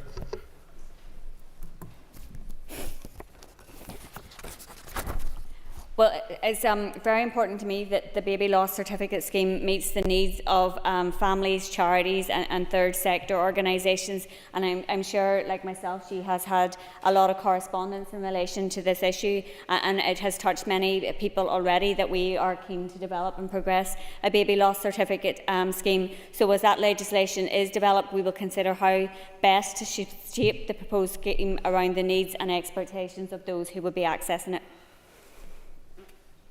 Justin McNulty. Minister, last week was Baby Loss Awareness Week. A painful reminder that parents who lose their baby during pregnancy will feel every year. Can you guarantee that by the time of the next Baby Loss Week next year, the Baby Loss Certificate Scheme and any accompanying legislation will be implemented? So I have directed officials in GRO to include in the drafting of the deaths and stillbirths registrations legislation that is currently being brought forward to put the ability to register online and by phone deaths and stillbirths into permanent legislation. We will include within that the necessary legislation to put in place to provide for a baby loss certificate scheme. We may have to go to public consultation, and that might be the right thing to do in terms of getting the views of people who would be accessing the scheme, and with them the intention would be to bring forward secondary regulations. I want to do that as quickly as possible. That's my commitment to do that as quickly as possible, and I wouldn't want to nail my colours to the mast in terms of saying we'll definitely have it by next October, but certainly it would be my intention that we will do so, because I think it's something that is an assembly that we are all collectively committed to and want to see delivered as quickly as possible. But obviously we have to go through the appropriate processes and allow the legislation to proceed, and any consultation that might have to be carried out, but I will be committed to delivering it as quickly as I can. Question 5. Minister. Mr. Speaker, with your permission, I will answer questions 5 and 11 together. Over 1,400 responses were received from ratepayers, businesses and a range of other stakeholders. It was for that reason that I wanted to ensure I took the time with my officials to carefully examine all the views from those who responded. I will be engaging with executive colleagues on the next steps and will continue my engagement with business bodies, organisations and wider society to work together to build a progressive rate system which grows our tax base and stimulates our economy.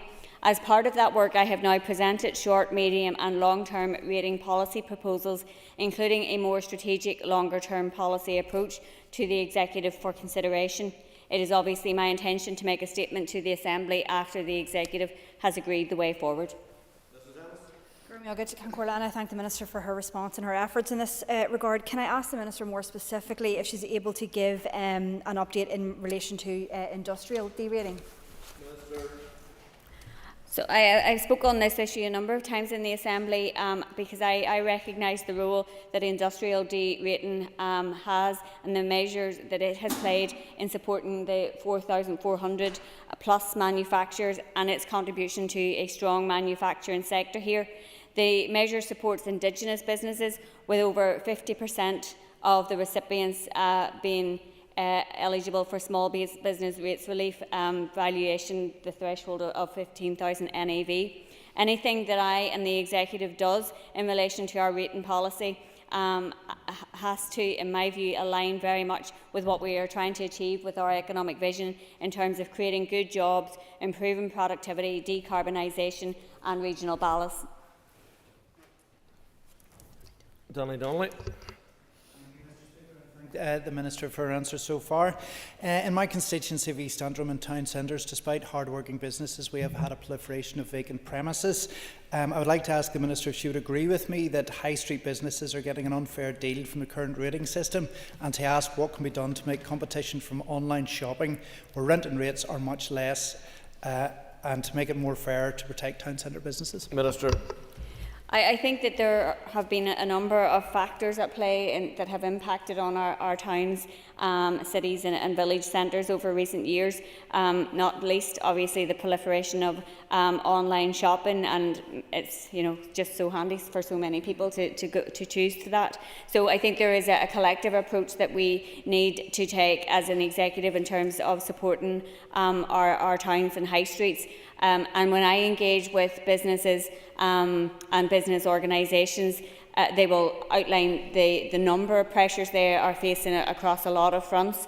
and costs that have increased very significantly in general terms, and rates is just one of the many bills that they receive. It's obviously important also to recognise that rates is our major source of income generation, and anything that we want to do in relation to giving support or rate relief, we have to recognise that that's money that either isn't there to be spent in public services, or that will increase the rates bill for everybody else as well. So that's the balance that we have to get in relation to the rating system. We want to obviously stimulate our economy, but we also need to be able to fund our public services.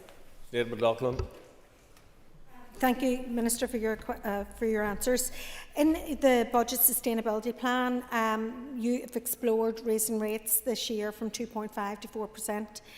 Given the increases that ratepayers have seen in both the regional and district rates, and even in your response to the previous question, rates are increasing and services are decreasing. Can you commit that we will not be putting the burden onto our ratepayers for the rest of the mandate, based on your previous answer as well? Minister. And I think that what the budget sustainability plan reflects is the amount that would have to be raised through the regional rate if to meet the obligation that we have in relation to the 113 million that needs to be raised over the course of the 2 years.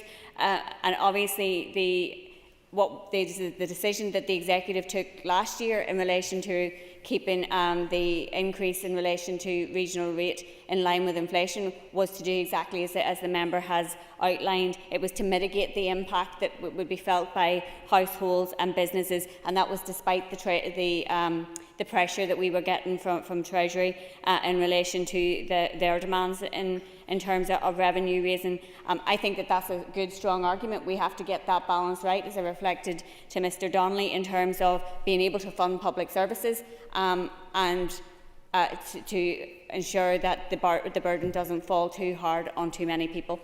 Anya Murphy. Question 6, please. So the budget sustainability plan is a first step on the Executive's journey towards fulfilling our longer-term ambition of integrating sustainability discussions into the heart of our processes and decision-making. The Executive, as part of the plan, has agreed to a future work plan that includes the development and implementation of 5-year departmental financial sustainability plans. Work is ongoing to finalise the full content of the future work plan. However, it's envisaged that these 5-year plans will become a rolling programme of work with departments. In parallel, my officials will also look to take forward the development and implementation of a budget improvement plan. It is important to state that the budget sustainability plan in and of itself will not address all the fiscal problems that we are currently facing as an Executive. It provides us with a strategic framework to work together as an Executive to develop and introduce fiscally sustainable policies to deliver the level of public services that our citizens deserve. Individual ministers must now begin addressing the overcommitments in the current year and taking steps to live within budget. This work, however, needs to be underpinned by a new approach from the British Government, which sees proper investment in public services and infrastructure, and the budget at the end of October is the opportunity for them to signal this intention. Ms Murphy. I'd like to thank the Minister for her answer. Minister, how does the budget sustainability plan address some of the issues that the Executive is currently facing? Minister.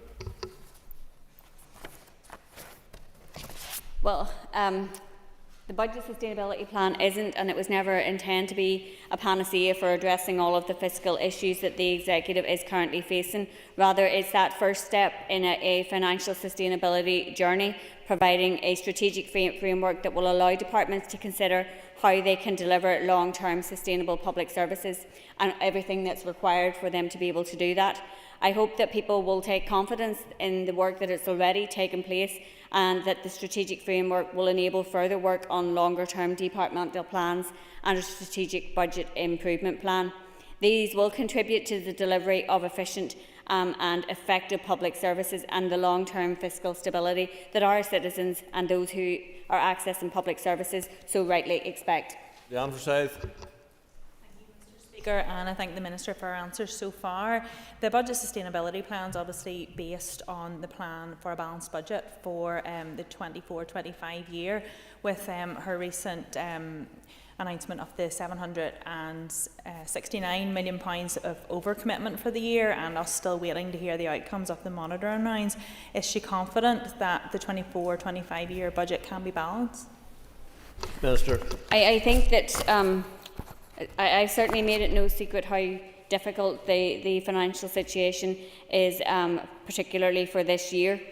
And I think it will still be a challenge for departments to live within budget.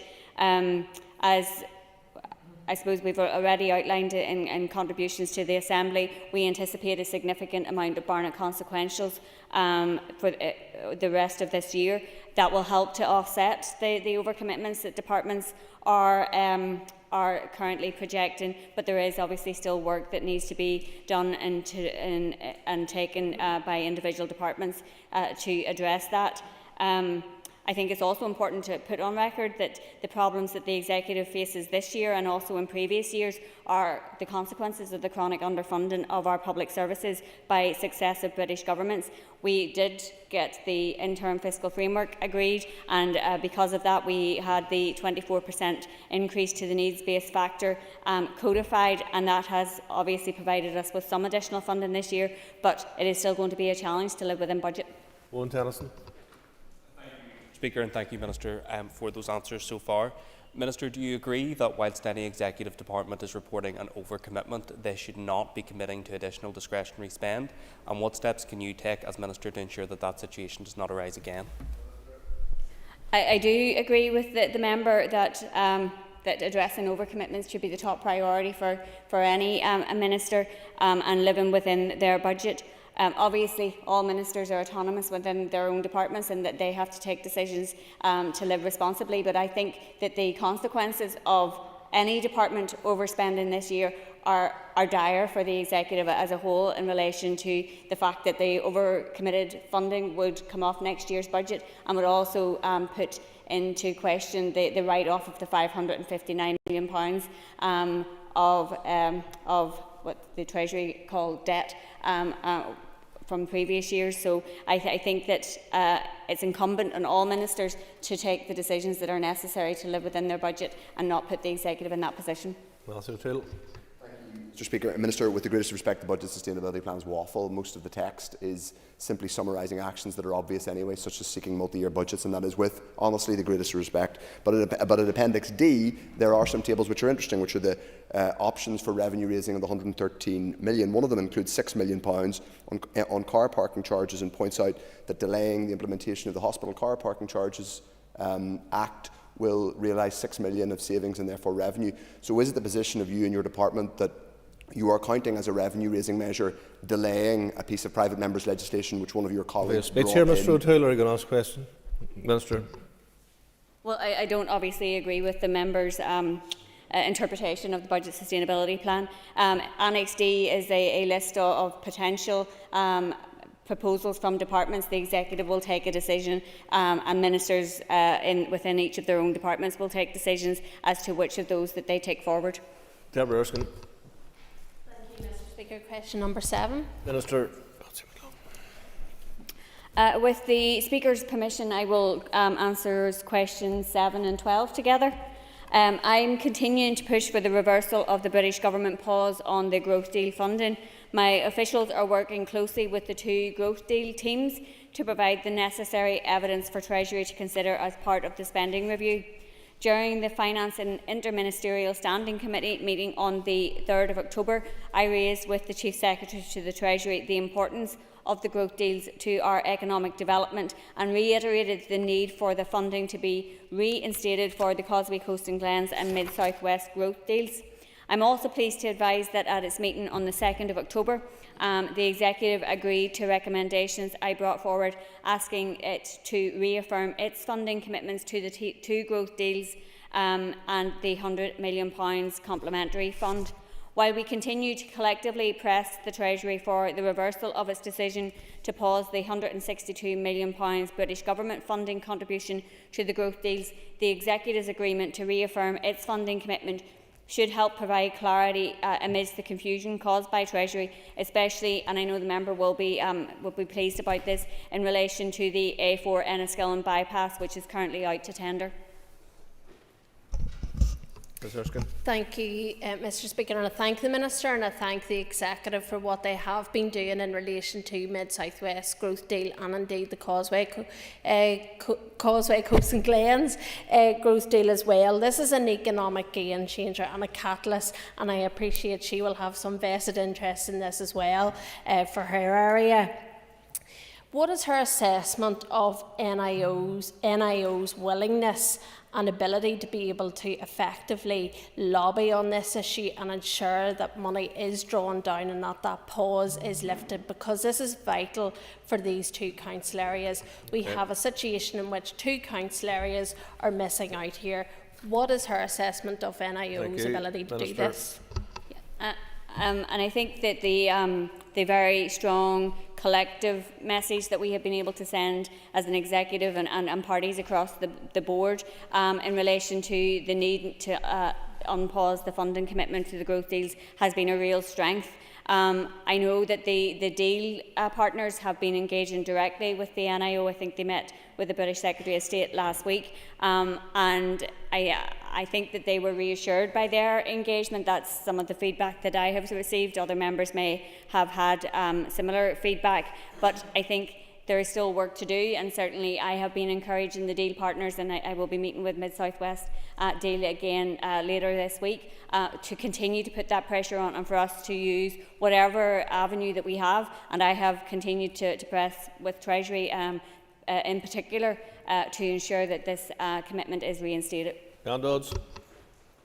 Speaker, and thank you, Minister. We do appreciate the work that has gone into trying to get these deals back on track. The Mid-South West deal was actually due to be signed with heads of agreement on this Wednesday, and that shows how far we were really along the line of this. Will you be accompanying the councils to London next weekend to lobby parliamentarians in relation to the issues around the deal, and what other suggestions have you to keep this alive so that the government know precisely how important this is? But 10 seconds to answer this. Well, I haven't been invited to London next week, but I would be happy to attend with them. I will be, as I said to Deborah, meeting with Mid-South West Deal again this week, and I think we all have avenues that we can use in terms of our lobbying, and I will use my specific relationship with Treasury. Thank you. Now we move to topical questions, and I call Matthew O'Toole. Minister, earlier this year we were told that delaying the June monitoring round by just a few days would have catastrophic consequences. Further to that, can I ask when we will see the October monitoring round? Minister. Well, I was going to say in October. So when I met with the Chief Secretary to the Treasury at the FISC last week, the week before, there was an indication that rather than having to wait until January, which is usual to get clearer confirmation on the Barnett consequentials for the year, that there would be substantive clarity in relation to that on the 30th of October when the British Chancellor announces the budget. And therefore, October monitoring has been commissioned. We will see the outcome of the budget and seek to make allocations in relation to that then. Thank you, Mr Speaker. If I'm to divine from that, Minister, that it won't happen in all likelihood in October, two things flow from that. Either what was said earlier this year, that monitoring rounds had to happen in the literal month and could not be delayed for major things like budgets or indeed general elections. Either that was wrong in June to say that, as was said by yourself and by officials, or it is the case that these things can be delayed. Either way, can you clarify why one was wrong and the other isn't? I don't think that's what was said by either myself or officials. I think what was said was that we wanted to give departments clarity on their funding allocations as quickly as possible so that they were able to make decisions or to not make decisions that would have been detrimental to the services that they delivered, and that is why there was an urgency in relation to June monitoring. I, by the way, feel that there is still that urgency in relation to making allocations, and I would prefer to do it as soon as possible. But if we are getting substantive clarity clarity on the total amount of Barnett consequentials that we are getting for the rest of the year on the 30th of October, to me it makes sense that we would wait to that point in time and then be able to give departments as clear certainty as possible. Question 2 is withdrawn. I call Gary Middleton. Speaker, Minister, you'll be aware that many businesses at this minute in time are dealing with challenging environments and rising costs. That is exacerbated within my own constituency in Foyle, actually in Foyle Street in the city centre, where ongoing water and sewage works are taking place and could take place now for up to a year. Can the Minister provide any support to those businesses who are affected? Sure.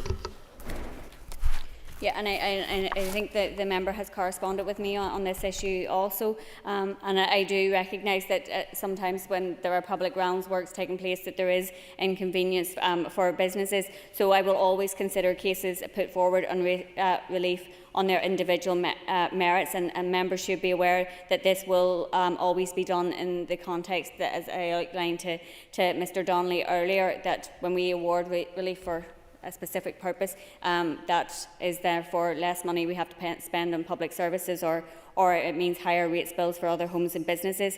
Under the rating and valuation system, every case is assessed by the LPS on its own merits by considering the impacts of the work on the NAV of the property. This is determined by established case law and a long-standing statutory framework that supports the stability of a tax base used to fund both central and local government services.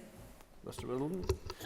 Can I thank the Minister for her response? I suppose, Minister, in terms of actual action for the businesses, and I welcome your comments, would the Minister maybe commit to working closely with the Council to see what can be done? I know that one business talks about 40% reduction in footfall over the weekends. That's something which isn't sustainable in the long term. So will the Minister commit to working closely with the Council to try and provide some support?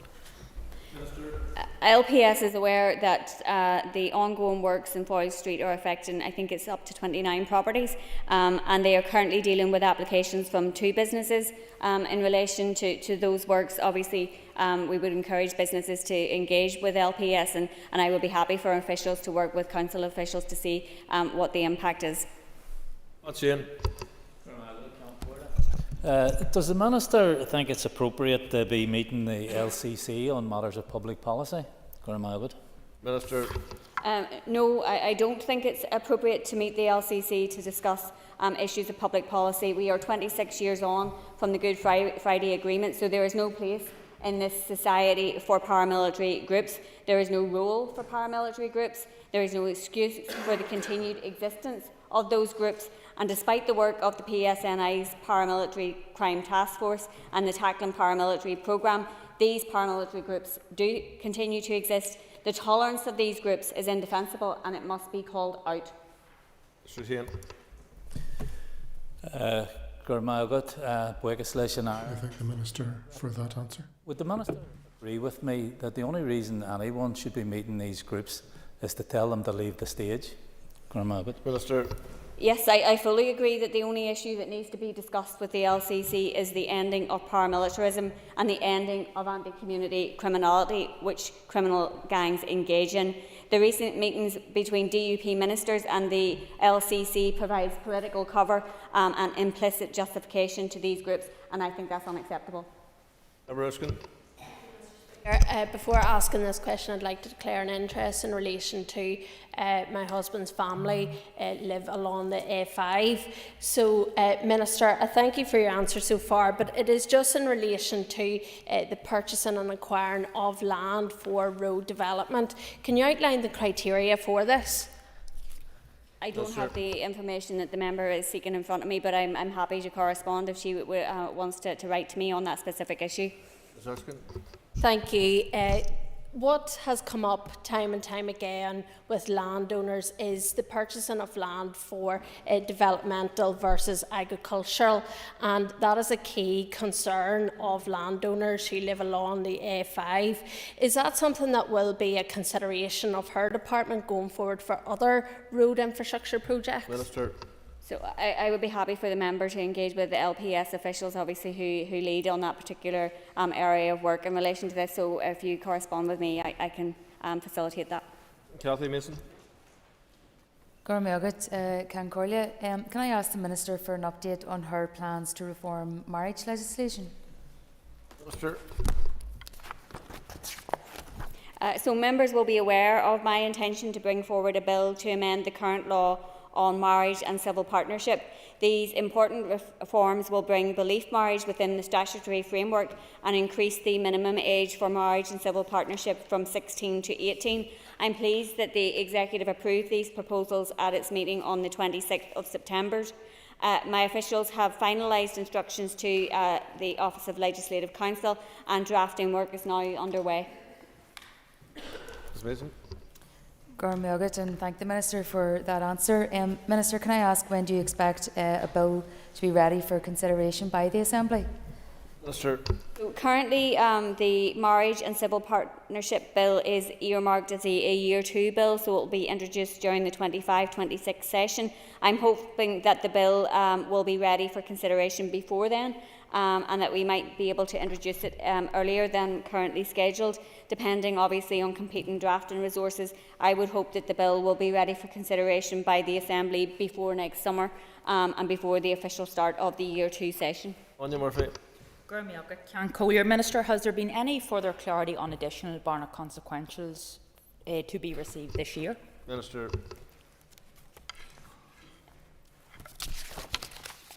So, at the meeting of the FISC the week before last, as I said in my earlier answers, the Chief Secretary of the Treasury gave an indication that we would have substantive clarity in relation to the total amount of Barnett consequentials that we're getting for the rest of the year at the budget on the 30th of October. Previous indications from Treasury officials through engagement with my department officials put that in the region of about 500 million, which is obviously a significant amount of money, but when it's set against the overcommitments that current departments are currently projecting, it is clearly still going to be a challenge for us. Ms. Murphy. I'd like to thank the Minister for her answer. Minister, how soon do you intend to allocate these additional funds? So, as I mentioned in one of my earlier answers, it would be my intention that we will allocate this money as part of October monitoring round. The timing obviously has been revised to allow departmental allocations to be informed by the outcome of the autumn budget. Nicole. Thank you, Mr. Speaker. Could I ask the Minister to outline the timetable for the budget 2025-2026 process, please? Minister. Yeah, I don't have the timetable exactly in front of me, but I'll do it from memory. So we'll get the British Chancellor announcing her budget on the 30th of October. We will then obviously engage in developing the Executive's budget based on that. Departments have already submitted their projections for the next 3 years that was commissioned back a number of months ago.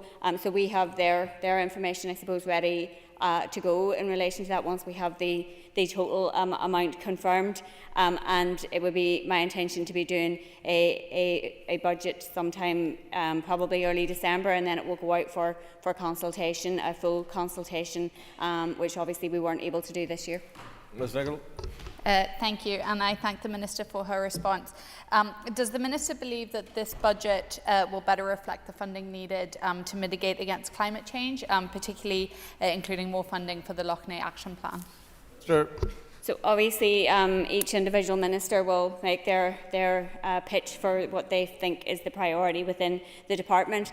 We are also in the position now that we have a draft programme for government out for consultation, and that will shape the allocation of funding also. And obviously climate change and our obligations under the Climate Change Act have to be a priority for every single minister, and the decisions that are taken in how they spend money. We are also, part of the work that my department is doing in relation to the budget improvement plan is going to look at issues more widely than just how we spend our money, but how we, for example, do gender budgeting or green budgeting and other issues that can be applied to that process. Mr. Crawford's not in his place. I call Robbie Butler. Thank you, Mr. Speaker. I'm glad I was in the chamber. I asked the Minister a couple of weeks ago with regard to management companies and their impact, and the Minister's department was good enough to write back to me, but I'm not sure that we're any further forward, and the problems with regard to those management companies seems to be growing. Can the Minister give an update on any changes? Minister. So it is an issue that I have had quite a bit of correspondence on, and I know that a number of members are concerned about. Obviously, it's a complex area of law, and one that we do not have the expertise currently within my department to properly develop the type of policy proposals that we would need. I met with the department or the Minister for Communities last week on another issue and raised this with him and our officials. He's happy for our officials to work together. I think it is something that we need to look at how we can progress, and I have asked my officials to do that. Mr. Butler. I thank the Minister for her answers. There's some legislation that's making passage in Westminster. Certainly there was a white paper that was produced. I believe the Labour government are going to bring that through. Would the Minister, through her department, work with the UK government in regards to that? And if we don't have the facility and recourse here, could we expedite that by tabling something at Westminster? Minister. One of I suppose the ways that we want to move forward on this is to look at what is happening in other jurisdictions, because there are different, legislative frameworks, and that would be part of the policy development work. So I would be happy to engage with officials in relation to that. Thank you. Joanne Bunting has given notice of an urgent oral question. That concludes questions to the Minister. Thank you. Joanne Bunting has given notice of an urgent oral question to the Minister of Justice. As the Justice Minister is unavailable, the Minister of Agriculture, Environment and Rural Affairs will respond on her behalf. I would remind members that if they wish to ask a supplementary question, they should rise continually in their places. The member who tabled the question will be called automatically to ask a supplementary. Clerk, please read the question. To ask the Minister of Justice to outline any plans she has to update her domestic and sexual abuse strategy 2024 to 2031 in light of reports of the killings of 4 women in the last 6 weeks. Minister.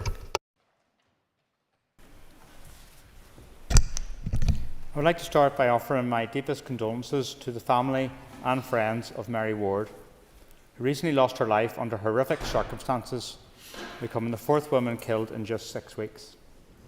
My heartfelt sympathies go out to the families of the other 3 women, Montserrat Matarel, Sophie Watson and Rachel Simpson, who also tragically lost their lives in recent months, as well as to all those who have lost loved ones due to the actions of another. The profound and traumatic impact of these untimely deaths on their families and friends is indescribable. We fully recognise that Northern Ireland can be a dangerous place for women, as shown by the troubling statistics on domestic and sexual abuse. This is exactly why the new Domestic and Sexual Abuse Strategy was developed, to address these deeply concerning issues. While such instances are appalling, unfortunately, they are not new challenges in this context. The aim of the new strategy is to ensure that domestic and sexual abuse is not tolerated in Northern Ireland, and that everyone can be safe and free from fear. The clear message is that domestic and sexual abuse is everyone's business, and that each and every one of us have a role to play in preventing and tackling it. There are also clear, strong interdependencies with a strategic framework on ending violence against women and girls. We must recognise that violence perpetrated against women and girls is not restricted just to situations of domestic and sexual abuse, but can involve wider issues, reinforcing the need for the Executive Strategic Framework on the violence against women and girls in parallel with the Domestic and Sexual Abuse Strategy. That said, we are acutely aware that women and girls are disproportionately affected by domestic and sexual abuse, which is why the Department of Justice and health officials worked closely with colleagues in the Executive Office who lead on the Ending Violence Against Women and Girls strategy to ensure efforts are aligned. Given the urgent nature of the question, there has not been opportunity for discussion to take place on whether changes are required to the Domestic and Sexual Abuse Strategy. However, it is important to note that the recency of its publication, and also to recognise that it was carefully designed alongside subject matter experts and those with lived experience to address the needs of all victims and to hold perpetrators to account. The strategy is built around 5 pillars: partnership, prevention, children and young people, support and provision, and also justice. These are the areas that stakeholders considered we need to focus our efforts on in order to lever the biggest change. A number of actions will be taken forward under these pillars over the lifetime of the strategy, and the integrated performance framework will enable progress to be monitored and efforts to be refocused if needs be. It is worth re-emphasising that tackling domestic and sexual abuse is everyone's business. These issues cannot be eradicated by any single department alone. Indeed, they require a whole-of-society approach with collaboration across government, public services and communities. Thank you. Thomas Bunting. Mr Speaker, while I'm disappointed that the Justice Minister isn't in her place, I'm grateful to her colleague for stepping up and answering such a serious question and a serious issue that faces our society at present. As the Minister has outlined, Sophie Watson on the 18th of August in Markerfeld, Montserrat Martorell on the 25th of August in Londonderry, Rachel Simpson the 13th of September in Belfast, and Mary Ward on the 1st of October in Belfast. And these are the names of the women who have been killed in the last 6 weeks. The Minister will appreciate, Mr Speaker, that strategies are useful. We all appreciate that, and they provide a long-term intent and framework. But actions speak louder than words on a page. So I would ask the Minister if he could give us some indication as to what practical measures are going to be brought forward to be implemented as a matter of urgency and without delay to help people who are in and to escape abusive relationships before any more lives are lost. Thank you. Thank the member for a follow-up question. I think it's absolutely critical we do take practical actions, and there are many outlined within the strategies which we've been talking about today. One thing I would say is absolutely particularly critical is how we work with the community and voluntary sector and those who are providing support within the community, and that's something that's absolutely critical that we do that, because they're the people often on the front line and giving that assistance. They give assistance to my mother when she was a victim of domestic abuse, and I want to say thank you for them to do that. But in terms of our budgets going forward, that's one of the challenges we have in terms of how we support the work that's done out in society in Northern Ireland. It's absolutely critical in terms of the budget for next year that we give support to those organisations. To Andrew for stepping in. I suppose just to highlight it, I mean, in the course of this urgent oral, 2 women will report domestic abuse. So it really sets it in context, the importance of why we're here today. So in that regard, I want to ask the Minister, beyond the strategy and action plans on the back of 4 women who have been murdered in 6 weeks, many of whom have been in their own homes, I would like to know what specific actions the Minister has taken over that period and what meetings she has had in terms of responding to this emergency of femicide within our community. Thank the member for her supplementary question. I can't answer for the diary of the Justice Minister around this, but what I can say is that this is a priority for her in terms of taking forward this action. This is reflected in terms of legislation that was brought forward in the previous mandate around this. This is a very serious issue, and it's an issue just for the Justice Minister, but for the whole of the Executive and for society. And one of the most important things is about breaking the stigma associated with this, that people do not hesitate to be able to report this to ensure that we can free people from the victims, free victims from the perpetrators around this. Thank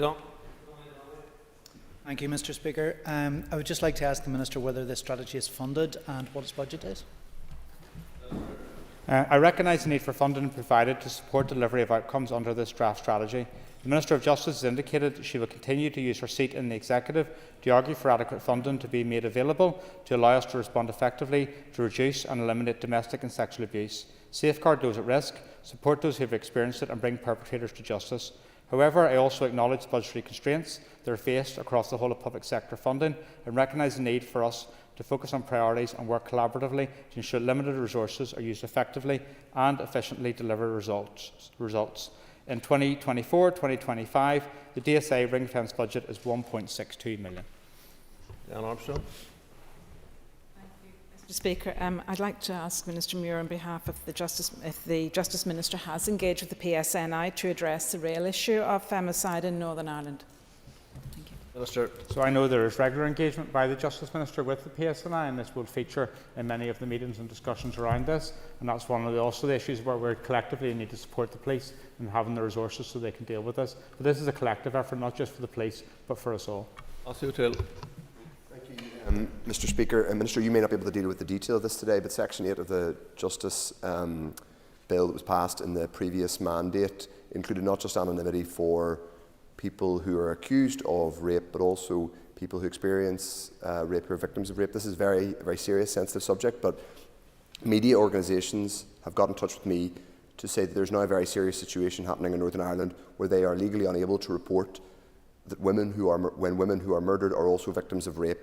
This is a very serious matter. It pertains to the public information around the appalling epidemic of sexual violence and femicide that are intimately, unfortunately, connected. Can I ask that he speaks to his colleague, the Justice Minister, to look at that piece of legislation to see whether it requires repeal or amendment, because at the minute, media organisations in many cases do not feel legally able to report that many female victims of murder have also been raped. The question has been asked. The member outlines that this is a serious issue, and in all our discussions here today and thereafter we have a victim-centred approach around this. I'm happy to discuss this with my colleague Justice Minister after the question time and in due course around these issues. I recognise the issues you've raised, but it is an important issue and we need to be victim-centred. Brett. I thank the Minister for his update to the House. I know he's been a long-term campaigner on this important issue, and thank you for all the work that you continue to do. But can I ask why the Justice Minister herself was not able to come to the House today to answer the questions from members? The Justice Minister is unavailable to answer the questions in the Chamber today, and I'm happy to answer questions from members around this issue. Connie Egan. Minister, for coming to the Chamber today to talk about this very serious issue. Far too many women have been lost to femicide in Northern Ireland. Could you please tell me whether changes will be made to MARAC multi-agency risk assessment conferences as a result of the report undertaken by Marcella Leonard? Minister. So I welcome Leonard Consultancy's review of the MARAC process. The Justice Minister has indicated that she is committed to ensuring that the risk posed to victims of domestic abuse is assessed and managed as effectively as possible. Her department has set up a dedicated multi-agency oversight group to consider the report's recommendations and develop costed options for reform, informed by a number of working groups that have been established and will report to it. The oversight group's core membership includes the Department of Justice, the Department of Health and the Police, and with other organisations invited to contribute. This oversight group will also seek to take account of the views and experience of partners in the community and voluntary sector. Robbie Butler. Thank you, Mr. Speaker, and I thank the Minister for standing in for the Justice Minister. This is an incredibly sensitive time to be speaking. We have reports yesterday of a young child in Dungannon losing their life, and a number of people have been arrested in suspicion. So there's inarguably that young people are disproportionately affected when women are killed or when violence is inflicted on them. Would the Minister agree with me that perhaps what we've been doing over recent years isn't working, and enhanced custodial sentences might need to form part of the wider work around this strategy? Sure. So the sentencing framework around crimes is often a matter which is discussed, and I know it's reviewed in many different instances around this, and it's something that has to be taken into account with. But also you're mentioning children and young people, and it's about how we support them, because often they're the most significant victims of this, and it's something they live with the rest of their life, and we also need to ensure that we're supporting them, and that's why this is important. We work together with the Department of Health in relation to this, and also Department of Education. I know that there's further linkages that have been established in recent times, and I know as a member of Board of Governor that there's often phone calls that are received to the school from the night before, and so that they're aware that there's been issues at home. Edmund Loughlin. Thank you, Minister, for coming to the Chamber today to answer these questions. And I'm aware of breaking news that another woman has lost her life in Northern Ireland today as well. So would you accept that there is a need for a complete overhaul in the family court system? I have discussed this with the Minister, and there are real flaws in the family court system. And Minister, would there be space within the strategy to consider specialised sexual offences and domestic abuse courts with the support, appropriate support and rapid round services that is required in those courts? Minister. Thank the member for a question. I think there's always scope for doing things better, and this is one of the issues in terms of the constrained mandate that we've got left in terms of legislative reform. We lost 2 years. We're working through the rest of this, and that's why it's important when we're bringing forward legislation, we ensure it's properly scrutinised, is given proper consideration, but also that we're able to make it move through this Assembly so we can deliver for the victims in Northern Ireland. Oversight.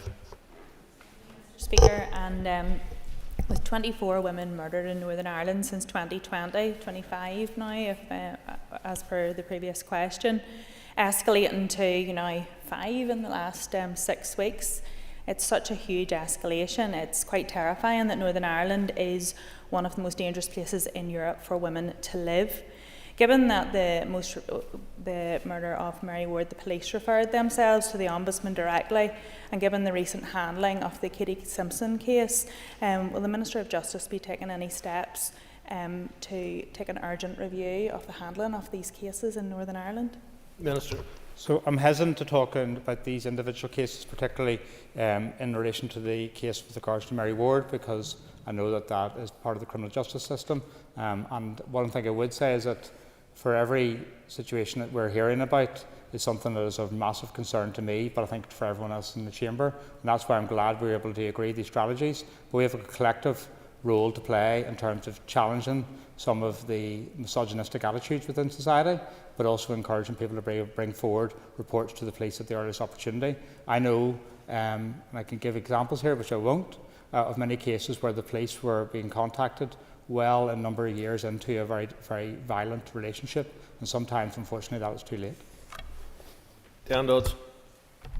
Mr. Speaker, and I appreciate the Minister standing in today.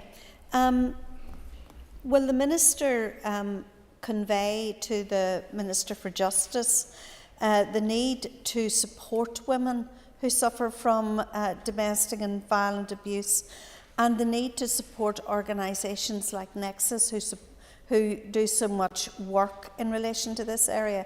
And will she write to members outlining her interactions with the Minister for Health in the funding of these programmes? Minister. So what the member highlights is the funding challenges we have as an executive, and the need to be able to support organisations as you've outlined, and much more than that within the community and voluntary sector to provide the necessary assistance around this. I know for my own personal family circumstances it was Women's Aid who were excellent in terms of support they gave, and this is why it's important that we work with the Finance Minister in terms of the financial settlement we get from Northern Ireland, because the situation we have in terms of budgets are not sufficient and we're not able to deliver the services we ought to be delivering across Northern Ireland, and I will follow up the issues that you have raised with me with the Justice Minister. Mr. McNulty. Very good, Cain Corla. It is disappointing that the Justice Minister is not here to answer questions on this matter, and it's terribly, terribly sad that another young woman has lost her life in the last day.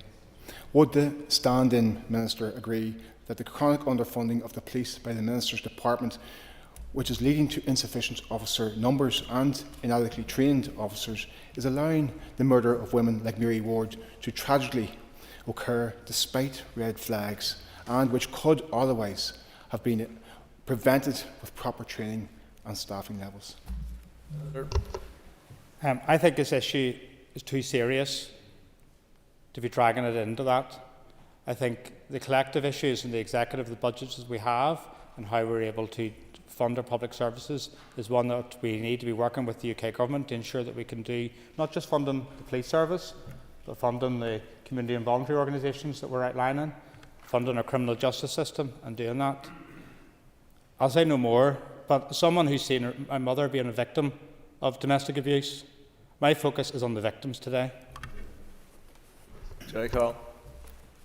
Minister, I think in the general debate, limited resources and financial prudence shouldn't come into the discussion when talking about trying to obviously prevent violence and support women who've been victims of violence. So I appreciate your standing in today, Minister, but I want to ask if there's any discussions about extra funding available to support people leaving abusive or violent relationships and situations, because as has been alluded to already, it's quite often, but not always, a current or ex-partner that's been violent. Mr. I think the member raises a legitimate point, and I think this is a challenge for us in terms of the budgets for the next financial year, is how we can support and deliver those services across Northern Ireland. I think there's a collective will here, and let's ensure that we can work together, because there's a strong message that should be sent from this that this is entirely wrong. It's a concern for us, and we should be supporting people in need. Brian Kingston. Mr. Speaker, and I would refer the Minister to, in the domestic and sexual abuse strategy, to the second pillar on prevention and the fifth pillar on justice. And given the pressure on the policing budget, does the Minister, on behalf of his colleague recognise the importance of the neighbourhood policing budget to ensure visibility and community reach on this matter in relation to education, awareness raising, investigation and prosecution. Minister. We'll touch upon the issue here of prevention.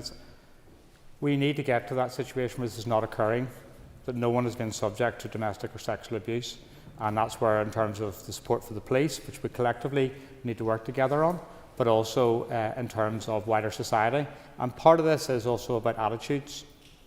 People need to be conscious of what they say, what they post on social media around women and girls in Northern Ireland, and we need to draw a line under that and ensure that we all stand together and saying it's entirely unacceptable to see some of the attitudes that have been expressed. Thank you, members. Thank you, Minister. That brings to a conclusion questions to the Minister on this very important issue. If members just take their ease for a moment, Principal Deputy Speaker will resume the chair and we'll go back to the previous business before questions.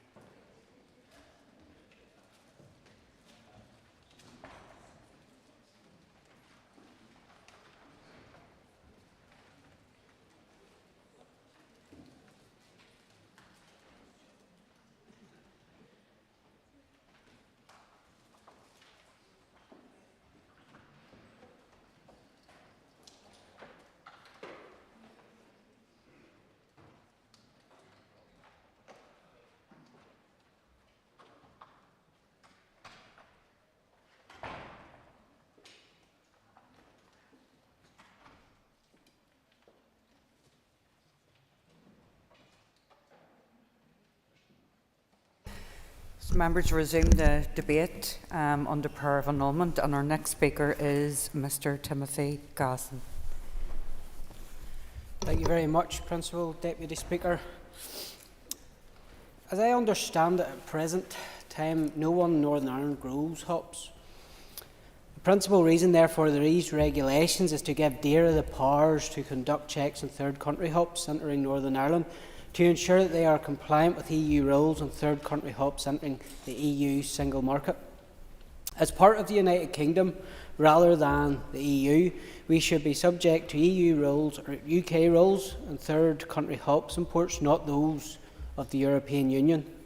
These regulations presumably make the rest of our own country, England, Wales and Scotland, a third country, as has other Windsor Framework legislation.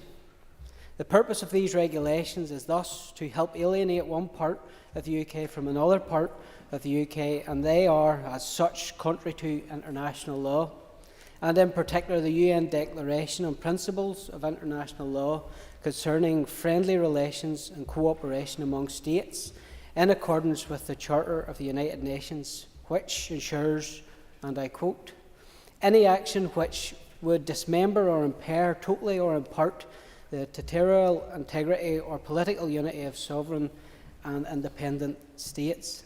In this context, I have no hesitation in voting for the annulment of these regulations, and would urge anyone who does not want to see Northern Ireland's place in the UK in jeopardy to do likewise. If this prayer of annulment is lost today, it should act as a very belated wake-up call to unionists in this House. This is, since a dry run for the vote we will have in December. We know where Sinn Féin stand, we know where the SDLP stand, and we know where the regular implementers of the Alliance Party stand. All of them are happy to vote this down today, just as they will when they take advantage of the first majoritarian vote in this chamber in half a century to ride roughshod over unionists and dispense with cross-community guarantees of the Belfast Agreement, in the most significant vote in Northern Ireland's history. Thank you very much. Thank you, Mr. Gosson. I call the Minister to respond to the debate. Thank you, Principal Deputy Speaker. Members, I will begin by setting out the context to explain why my department has laid the Hops Amendment Regulations Northern Ireland 2024. Until December 2023, the UK's domestic hops regulations, the Hops Certification Regulations 1979, made just a few years after I was born, were in alignment with the European Union. However, the European Union introduced two new pieces of legislation. Firstly, in December 2023, the Commission published new implementing and delegated regulations EU 2023-2834 and EU 2023-2835 for the import of rice, cereal, sugar and hops from third countries in the official journal. Following this, the Commission published new implementing and delegated regulations 2024-601 and 2024-602 for hops certification in March 2024.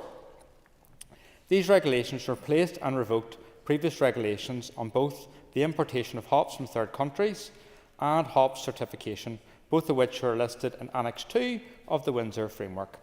As a result of this, Northern Ireland is required to comply with the new updated hops regulations. The publication of these new hops regulations has led to the loss of enforcement powers for various Northern Ireland hops bodies, specifically the Rural Payments Agency for hops certification and Dearest Forest Service for checks on hops consignments imported from third countries. With this in mind, my department wishes to update the Domestic Hops Certification Regulations 1979 on a Northern Ireland basis to reinstate lost enforcement and certification powers. To ensure the voices of stakeholders were heard early in the process, the hops statutory rule was the subject of a consultation between the 7th of May 2024 and the 2nd of July 2024. The department received no responses to the consultation. This was not unforeseen. There are currently no hop growers in Northern Ireland, and the new hops statutory rule simply updates references to the new EU rules so as to maintain enforcement powers in Northern Ireland. During and after the consultation period, officials from my department provide 2 oral briefings to the Agriculture, Environment and Rural Affairs Committee. Members here today, through those committee meetings, have raised concerns and questions as to whether the hops statutory rule will create divergence with Great Britain and whether the legislation is required at all, as there is currently no hops producers in Northern Ireland. As has previously been stated, the proposed changes to current legislation are technical and will not represent a deviation from the underlying policy position in Great Britain. Many of the small changes are in fact positive, for example enabling both hard copy and digital documentation and an extra 2 weeks to report to the Rural Payments Agency as certification and enforcement authority. Whilst there are no hop growers in Northern Ireland, there are businesses that import hops. A lack of powers to perform necessary checks on hop consignments from third countries has the potential to impact negatively on consumer confidence and protection. For instance, not being able to enforce hops movements into Northern Ireland could allow products of lesser standard to come into our local market. We should not risk our own reputation for always providing a good quality pint in Northern Ireland. I would add that in the absence of this legislation, the Department is not fulfilling its responsibilities under the withdrawal agreement.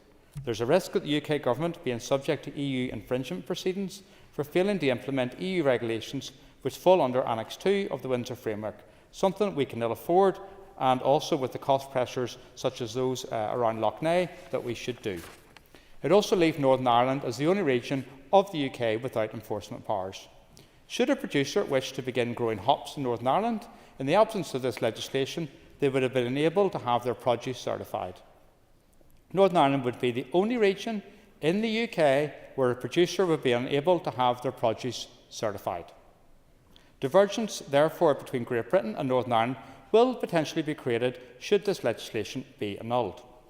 As the Minister of Agriculture, Environment and Rural Affairs, I am committed to ensuring that hops stakeholders such as local breweries, hobbyists and supply specialists continue to be able to import hops of a high standard into Northern Ireland.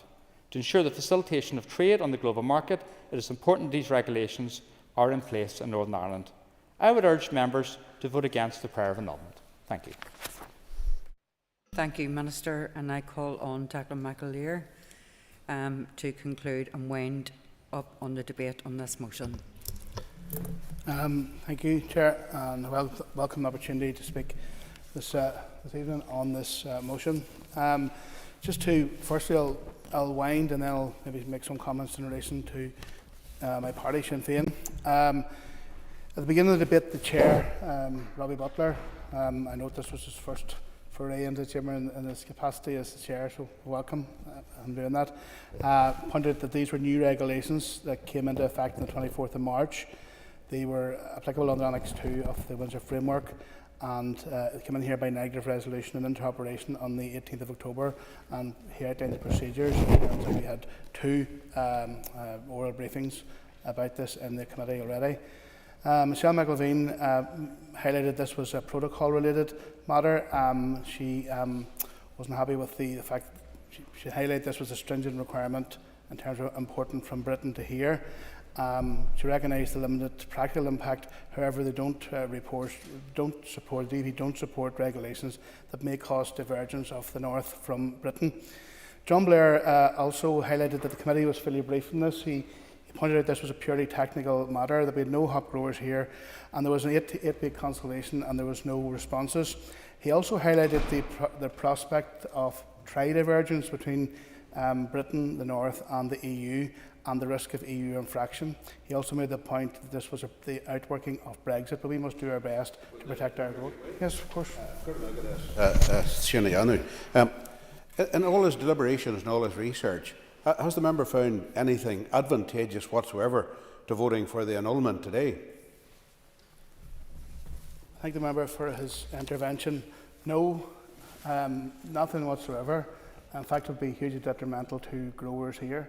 And whilst we haven't got hop farms here, we do have hobby growers here. And if we vote against this prior annulment, we would risk creating divergence with not just the EU, but also Britain as well. So just moving on, Mr. Gaston of the TV said that made the point that no one here grows hops, and we should be subject to UK and not EU rules. And he said it was a dry run for the vote in December. The last speaker was the Minister. He said these were EU regulations regarding the import of hops.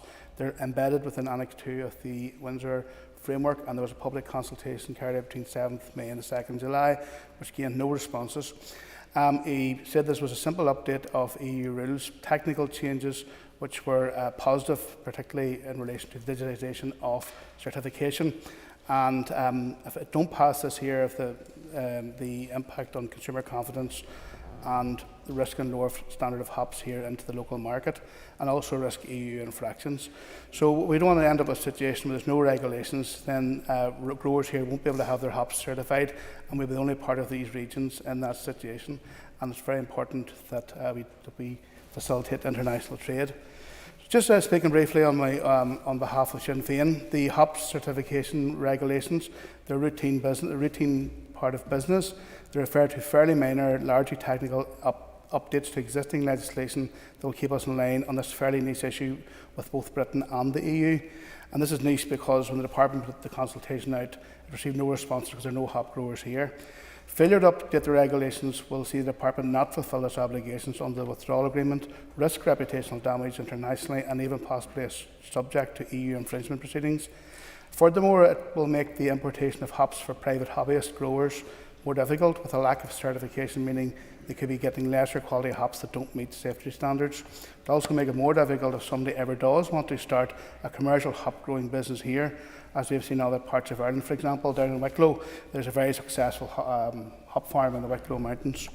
So in short, refusing to allow these updated regulations provide no benefit to any person or business anywhere in the North, makes an existing hobby that many people here enjoy more difficult, less safe, and in all likelihood more expensive, deters the creation of potential future businesses, and risks reputation damage to the Department as well as the potential EU infringement proceedings. The blocking of these updated regulations will create real and immediate diversions from both Britain and the EU. Thank you, Declan. So the question is that the HOP Certification Amendment Regulations Northern Ireland 2024 be annulled. All those in favour say aye. Aye. Contrary of any noes? No. Aye. Okay, clear the lobbies. The question will be put in 3 minutes.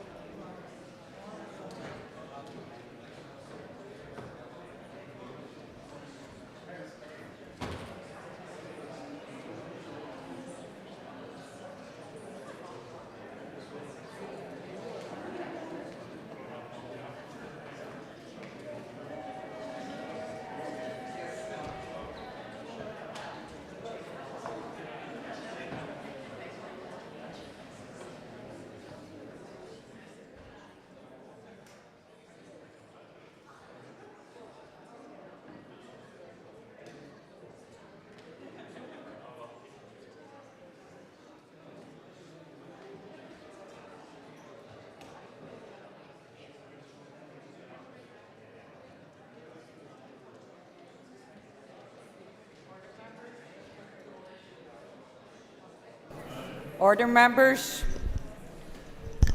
So the question is that the HOP Certification Amendment Regulations Northern Ireland 2024 be annulled. All those in favour say aye. Aye. Contrary, if any noes? No. Okay. Do we have tellers?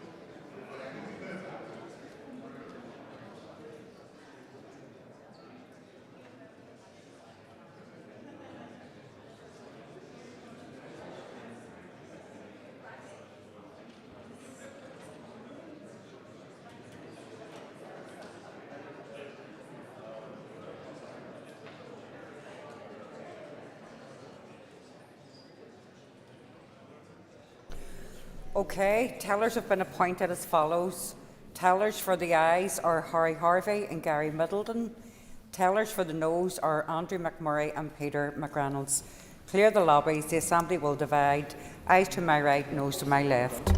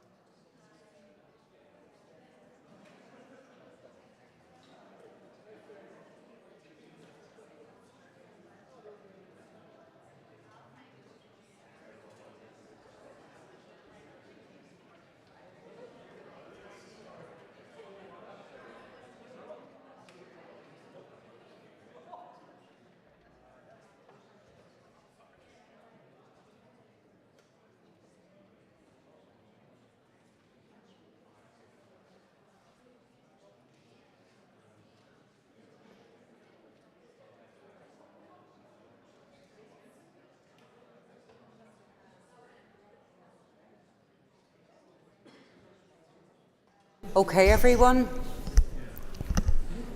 Members, just resume your seats. Clerk, could you please read the motion or the results? 73 members voted, 29 members voted aye, 44 members voted no. The motion is negatived. Okay, so the motion's negative.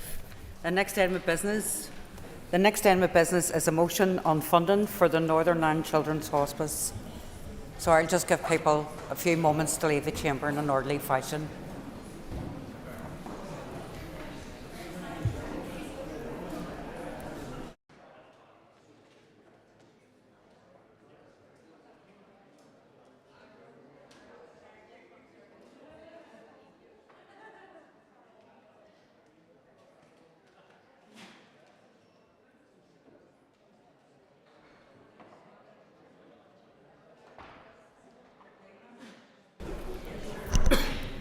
Okay, members, the next item of business is a motion for funding for the Northern Ireland Children's Hospice. Clerk, could you please read the motion? That this Assembly acknowledges the vital role of the Northern Ireland Children's Hospice in providing palliative care for children with life-limiting and life-threatening conditions and supporting their families through extremely challenging times. Notes the financial pressures faced by the Children's Hospice due to statutory funding not increasing in line with rising costs incurred due to inflationary pressures. Calls on the Minister of Health to prioritise the inclusion of additional funding for the Children's Hospice in future health budgets. And further calls on the Minister to underline his commitment to sustainable funding going forward by covering 50% of the costs incurred by the Children's Hospice in providing lifeline care and support to children and their families. Thank you. I call Brian Kingston to move the motion. Thank you, Brian.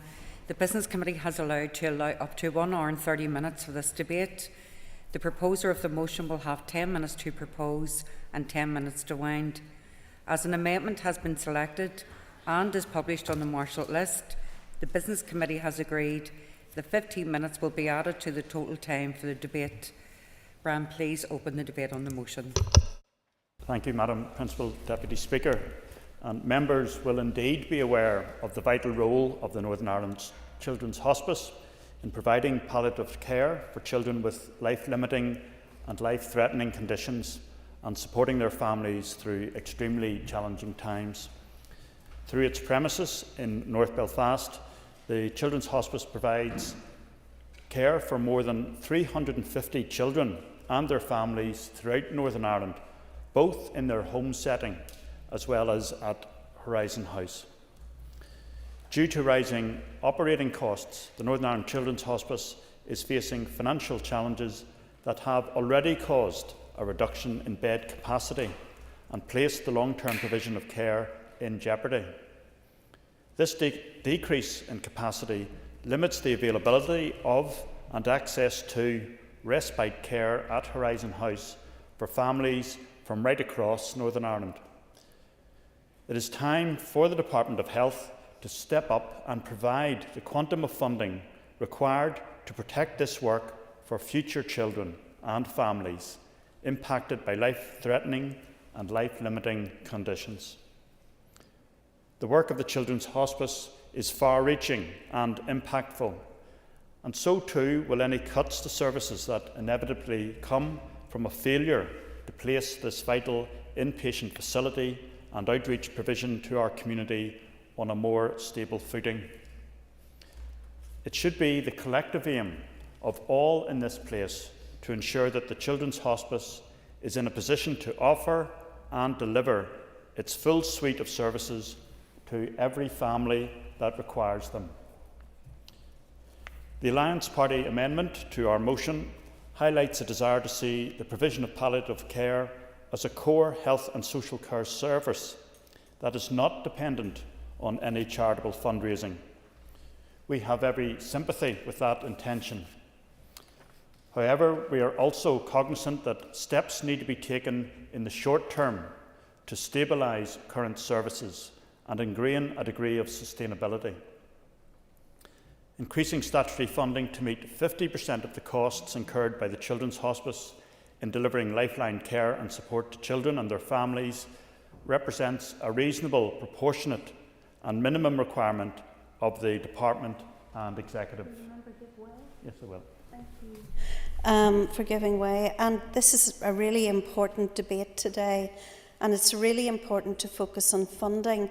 But there is another element to this debate, which is the lack of a palliative care strategy in Northern Ireland. And would the member agree with me that a good palliative care strategy is both necessary and that children who suffer from long-term and debilitating illnesses and adults right across Northern Ireland deserve the opportunity to live well with a care strategy in place, and we would hope that the Minister would maybe speak to this as well today. I thank the member for making that point about the need for a care strategy. The Northern Ireland Hospice and Children's Hospice together require more than £20 million annually to provide their services, and statutory grants account for around 30% of this at present. That places immense focus on charitable fundraising and to a large extent leaves the success of the service dependent on the generosity of the wider public and businesses. That imbalance needs to be addressed.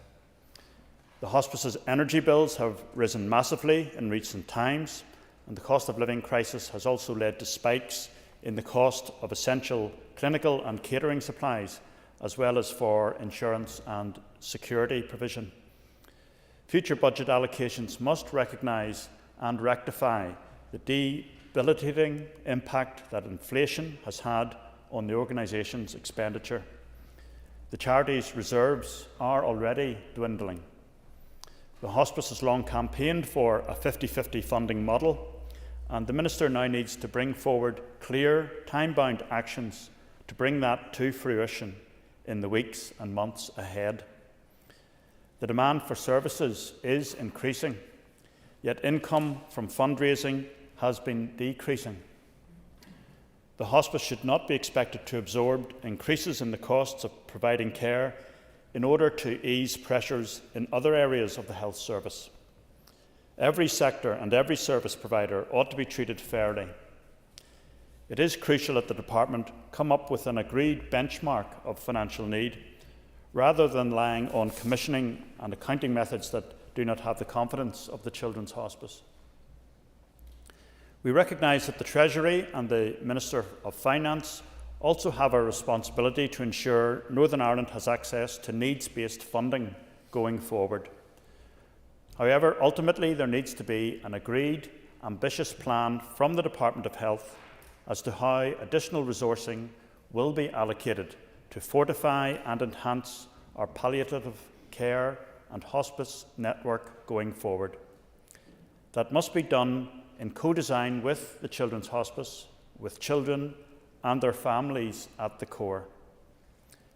It is not good enough for the Minister to simply say it is for the Children's Hospice and the Northern Ireland Hospice more generally to review their finances, get to grips with the situations themselves and chart a more sustainable way forward. In fact, that would be entirely at odds with the approach the Department of Health has adopted to its own budgetary situation. Staff are already going above and beyond to deliver the best possible care in a highly constrained environment. The current financial settlement simply isn't sustainable. Let's not forget that the Children's Hospice and the Northern Ireland Hospice more generally are contributing enormously to care in the community beyond the confines of their inpatient service. That includes specialist nursing care at home and the Tiny Horizons service, which provides palliative care for patients right from diagnosis during pregnancy. The Northern Ireland Hospice as a whole remains deeply committed to providing specialist palliative care, and it is imperative that they see practical action from all the parties represented here in order to ensure they can deliver their mission. Thank you. Thank you, Brian. And I call Danny Donnelly to move the amendment. So moved. Thank you, Danny. You will have 10 minutes to propose and 5 minutes to wind, and all other speakers will have 5 minutes. Call Danny Donnelly to move the debate on the amendment. Thank you, Principal Deputy Speaker. I rise in support of the motion today, and I thank Mr Kingston and his DUP colleagues on bringing it to the Assembly today. In particular, I rise to propose our amendment and to ask all members to support its inclusion in the wider motion. The amendment adds one additional statement to the motion. After inflationary pressures, it agrees that the provision of palliative care should be a core health and social care service and not dependent on charitable fundraising. The original motion rightly acknowledges the important role of Northern Ireland Children's Hospice in providing palliative care for children and families in an extremely difficult and challenging situation. Palliative care is an essential part of our wider health and social care service, and this must include children and their families. I have had the privilege of personal experience of being involved in delivering palliative care for patients, and I know how important it is. I know it requires a wide range of specialists to ensure the needs of patients are met. This includes doctors, nurses, social workers, and many others. We must ensure that every patient is given the highest quality treatment and support, and their families and close relatives are given the support necessary to relieve suffering and deal with difficult conditions such as depression and anxiety related to the condition. It should apply regardless of age, background, or any other distinctions. There are many brilliant charities, community and voluntary organisations providing this essential service, and we would be lost without them and their workers and volunteers. As we have discussed on previous occasions, many of our community and voluntary organisations have been struggling to maintain their much needed services, largely as a consequence of the 2023 budget and its significant cuts on core grant funding, a tragic consequence of political instability in this place and the loss of vital European funding. But a service as vital as palliative care should also be directly provided by departmental funding. And despite the obvious financial challenges facing both the Department of Health and the Executive as a whole, I would nonetheless encourage the Minister to do what he can, in collaboration with both Executive colleagues and the UK Government, to ensure this funding is delivered for palliative services. In 2016, the then Health Minister, now First Minister, launched a strategy for children's palliative and end-of-life care 2016 to 2026. This included 23 objectives intended to provide an improved outcomes-based approach to palliative and end-of-life care for children from 2016 to 2026. Objective 7 is particularly relevant for the purpose of this motion and amendment: access to 24/7 multidisciplinary community services and crisis and specialist palliative care services. In the last update in 2021, the Department outlined that while 24/7 services are available to children in Northern Ireland, it is done on an informal basis and in the absence of a formalised and commissioned approach. This reflects the tireless work of the staff in the Northern Ireland Children's Hospice and others such as children's community nurses. But the Department must do more to see this objective realised and a clear framework established to ensure that 24/7 support is provided. As with the Bangor report, highlighted through Professor Bangor's return to Northern Ireland last week, we are now 8 years into this 10-year strategy. And I would therefore like to ask the Minister if he could provide an update on the implementation of this strategy, particularly those objectives that will support the vital role of the Children's Hospice. To address funding shortages in the Department of Health and the Executive as a whole, we must address the underlying unsustainability of our existing funding model, which requires engagement with the new UK Government and the Treasury. We have raised many times that Northern Ireland is underfunded relative to its need. My party has been calling for the implementation of an appropriate fiscal floor to ensure that the required funding is in place for necessary services such as palliative care. But we also have to take responsibility for devolved matters such as health, as it is ultimately the responsibility of this Assembly and this Executive to deliver for the people of Northern Ireland.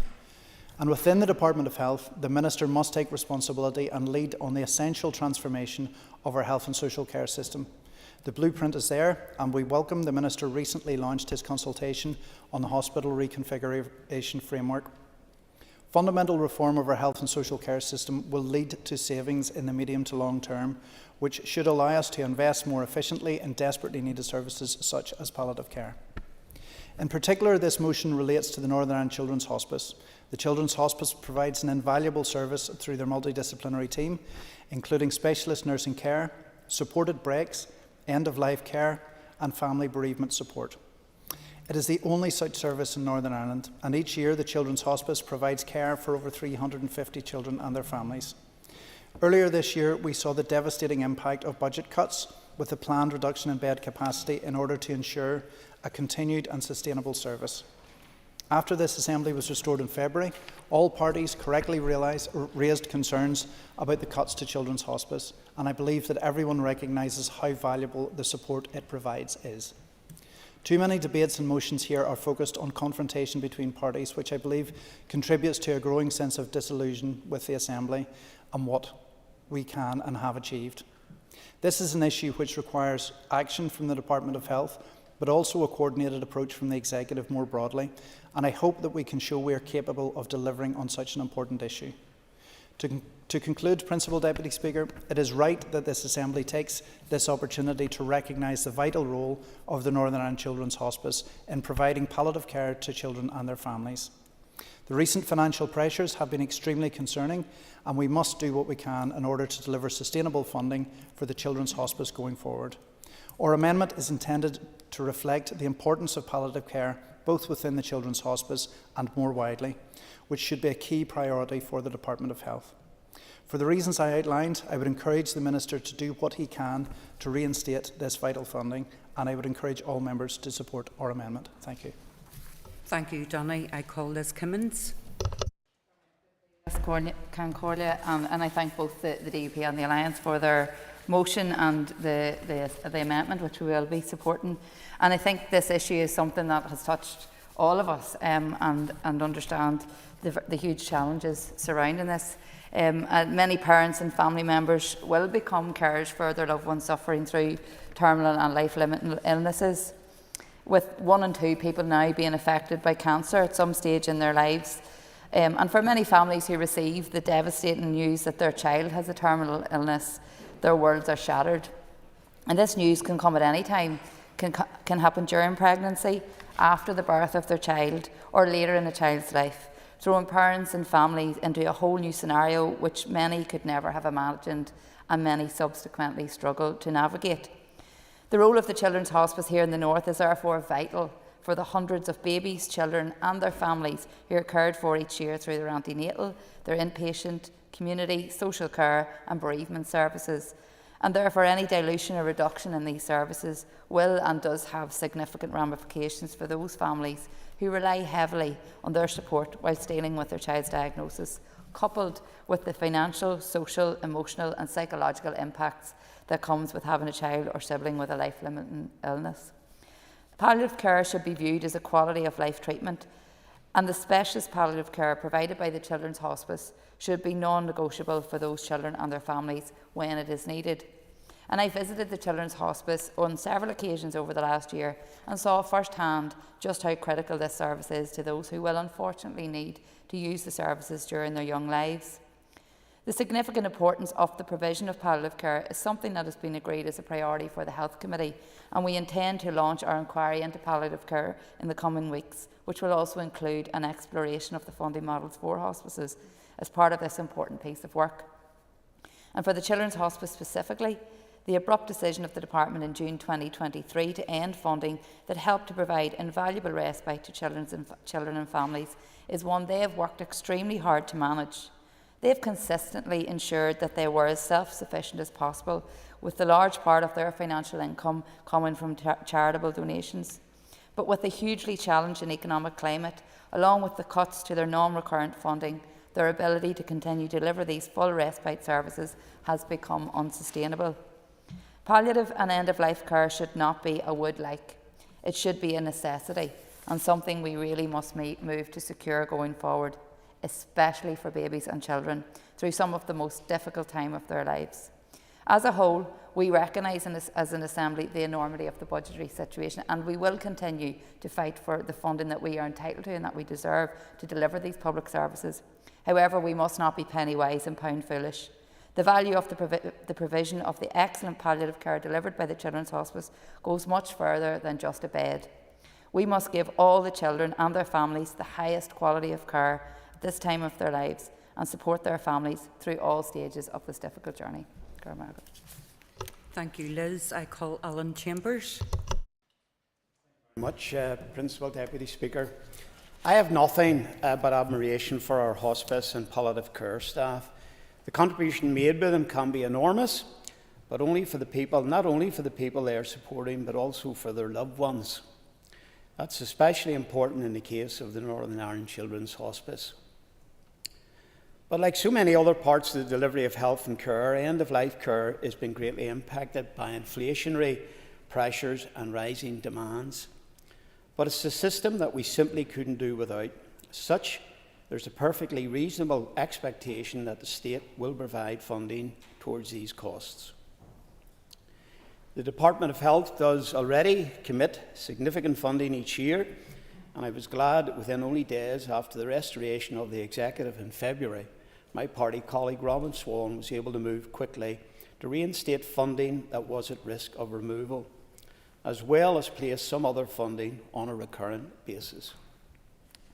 Of course, however, I'm sure many of us would wish to see even greater funding invested, not only in the end of care life, our life care, but also the hugely important work that the Northern Ireland Children's Hospital does through its respite and short breaks services. Week after week, this Assembly is debating motions calling on the Minister of Health to fund one thing or increase funding somewhere else. It's almost as if some parties and some MLAs have forgotten how they voted in relation to this year's budget. We sit through these non-binding debates and sit during question time with MLAs asking the Minister to do things that their very action has prevented. Nevertheless, Madam Deputy Speaker, funding for the Northern Ireland Children's Hospice, I'm quite sure, will be on the Minister's radar, just as will all the other remaining issues also. Because, as I said at the start of my contribution, it's an incredible service and one we simply couldn't do without. Thank you. Thank you, Alan. I call Colin McGrath. Principal Deputy Speaker, and looking at the motion before us today and its associated amendment, of course the SDLP will be supporting both the amendment and the motion. We recognise the sterling work that is carried out by the Children's Hospice, and we acknowledge the financial pressures that they are facing.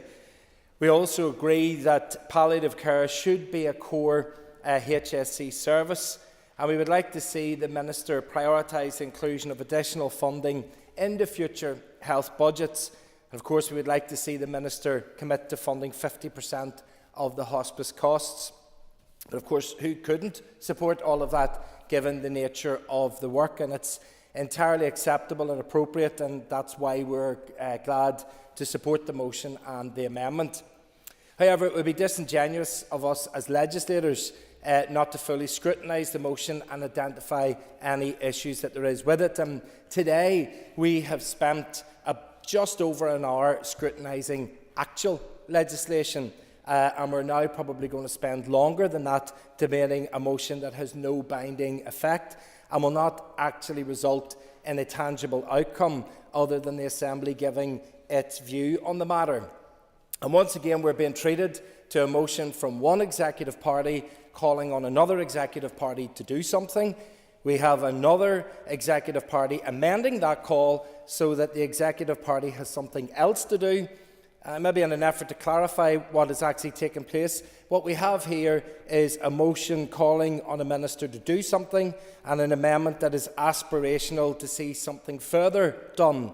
And if approved, both will be contained within a non-binding motion, which means the Minister doesn't have to do anything at all. And meanwhile, the Executive Party, with a financial brief, isn't contributing to that back and forth between the amendments. Yes.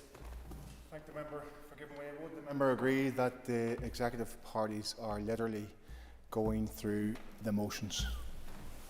Yes, in fact, I would say that they are literally going through the amended motions is probably a better way of putting it. And it just feels like this is not normal. All four of the executive parties are here today and participating in a debate with each other over a motion that has no binding effect. There is no tangible outcome today for the Children's Hospice, the children and families that make use of that service, or for any other service provider in the sector. The parties that have brought this debate forward today know that because they all sit around the same executive table with each other, and this motion will not change the budget allocation to the department that can't change or can't survive on the budget that it has. Why is this not being debated around the executive table? Why are there no resolutions being brought to that forum to find a solution? All that we have here today is a talking shop.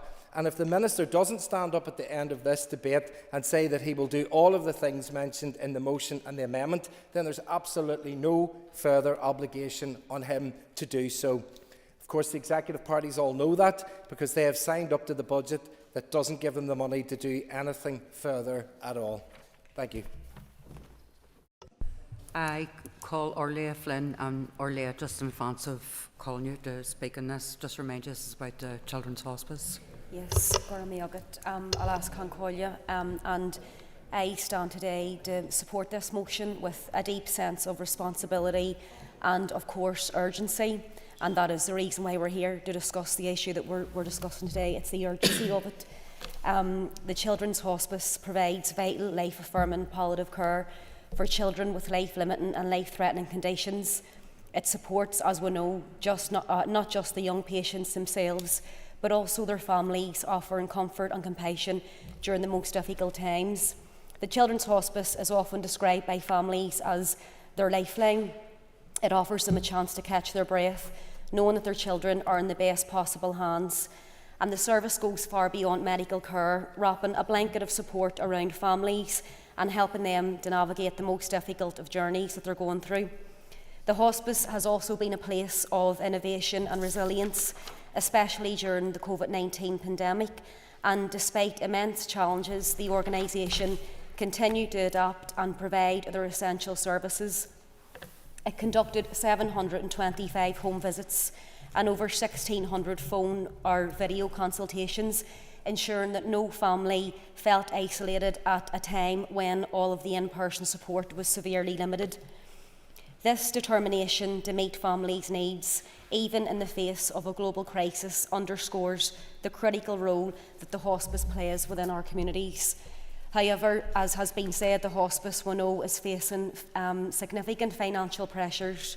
The 21-22 impact report highlighted it took over £18 million to run the NI hospice last year, and more than £6 million of that was generously donated by the public, including a local GAA club in West Belfast, O'Donnell's GAC, raised over £90,000 through a sleep-out event.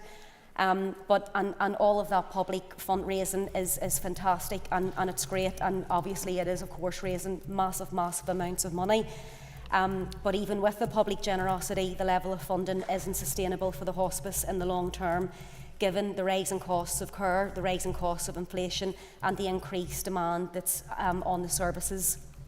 The hospice should not be left to rely primarily on the generosity of the public to keep its doors open. And I mean, the point has been made, yes, we know that it is, of course, a responsibility of the Department of Health and of the overall executive. Everyone has a stake in this. You know, no one wants to see this service fail. No one wants to see any of these families or these children let down.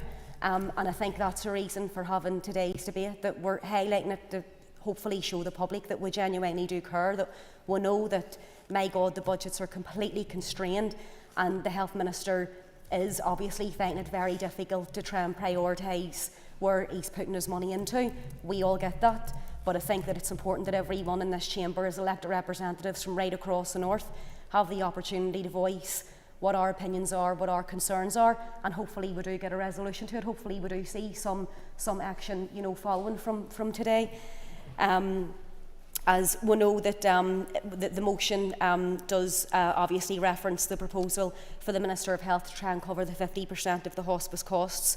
But it's not even just a case of you know, the shortfall that we're facing in our budget. This is about affirming the right of every child in the north who needs that specialist end-of-life care. It's about affirming that right, that they're going to be able to receive it.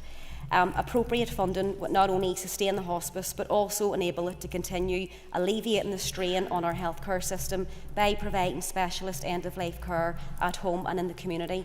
Without this support, many families would face traumatic experiences of seeing loved ones suffer in pain without adequate help.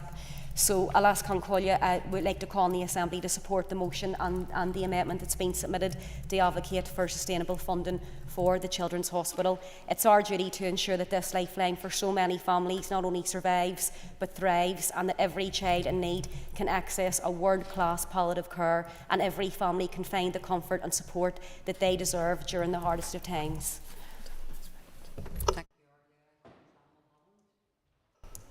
Thank you, Madam Deputy Speaker. I rise today to recognise the essential role that the Northern Ireland Children's Hospice plays in the lives of children with life-limiting conditions and the families who love and care for them. The hospice provides not only a critical palliative care for these children, but also much-needed emotional and practical support for families navigating the most challenging of circumstances, as my own extended family unfortunately has had to know. This service is not just vital, it's absolutely irreplaceable. However, we know that the hospice is facing enormous financial pressures driven by rising costs and inflation. It is deeply concerning that a service providing such crucial care to our most vulnerable children should have to rely on charitable donations to survive. We do believe the government must take responsibility for ensuring the care is funded sustainably, year after year and consistently. So we have proposed that children's palliative care be formally recognised as a core part of the health and social care system, with guaranteed funding that keeps pace with inflation, so that the burden of fundraising does not fall on the hospice or the families who depend on it. The Northern Ireland Children's Hospice received £1.9 million in core funding from the Department of Health, alongside that one-time payment of £85,000, yet rising costs, particularly due to inflation, have not been matched by that funding. And as a result, that reduction in the number of beds it offers represents a heartbreaking reality for children and families who need them the most. This hospice is the only service of its kind. There is nowhere else for them to go in Northern Ireland, and it requires an investment to continue the life-saving work. I think if we look at how children's palliative care is funded in other regions where governments have stepped up in some way to support those essential services, in the last 2 financial years, the Scottish Government has covered the children's hospices across Scotland up to 30%, and I think the year before that was 41.6%. Wales, you're looking at over almost 20%. In England, over 30%. In Northern Ireland, we're looking at less than 10%. Those examples show that in Great Britain, children's hospices are recognised as a fundamental part of healthcare, not just as optional charitable services. This is an approach that Northern Ireland must adopt, but we are not there yet.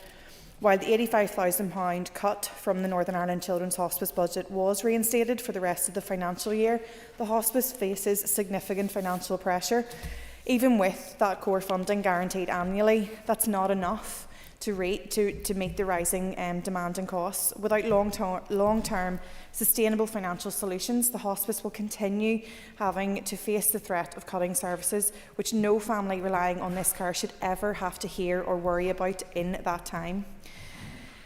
We can't lose sight of the fact that behind the numbers that we're talking about here are children and families who are already facing unimaginable challenges that no parent and no child should ever have to face, and with the added worry of whether a hospice will be in a position to provide care for your dying child is something that we should never have to consider. The Northern Ireland Children's Hospice brings dignity, compassion and comfort to those families in their most vulnerable moments, and it's our duty as public representatives to ensure that the hospice has the financial support it needs to continue that vital work. So I call on the Minister for Health to make that long-term sustainable funding a priority, not just a temporary solution and a stick and plaster, as a permanent commitment. And my party, for its part, will continue to push for comprehensive funding that allows the hospice to focus on what matters most: caring for children and families, not fundraising. Thank you. Thank you, Sean. I call Car Hunter.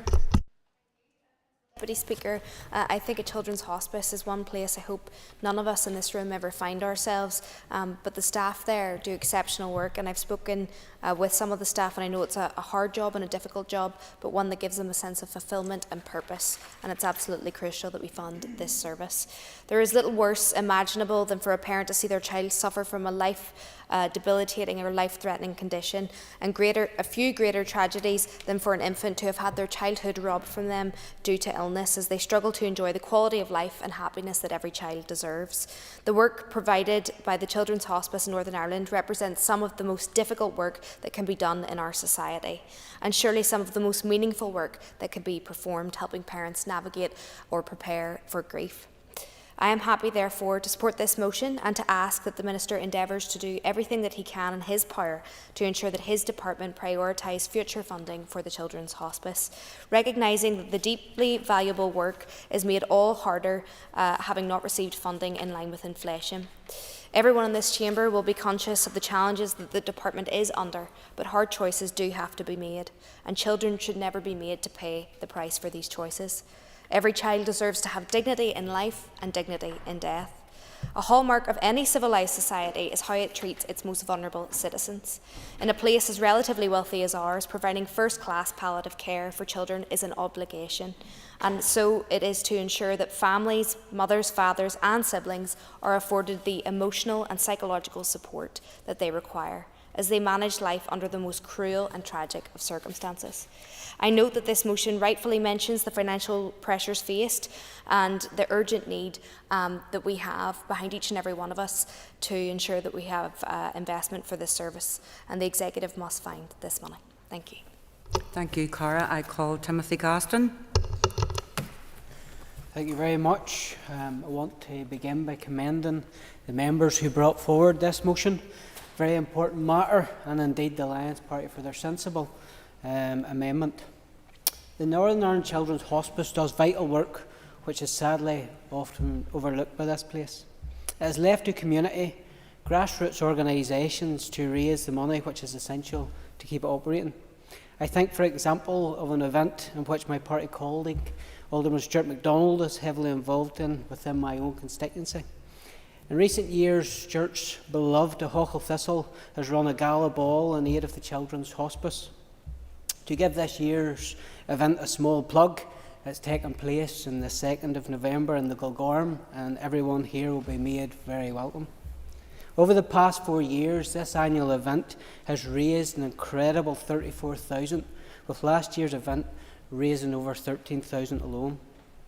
I would, however, note with regret the shortfall in statutory funding, which has failed to keep pace with inflation, as noted in the motion, and support the amendment, which is very much in line with the stated objective of the NHS to provide a cradle-to-grave service for all of us. In fact, without providing palliative care as a core health and social care service, we cannot say that the NHS provides what its founders promised.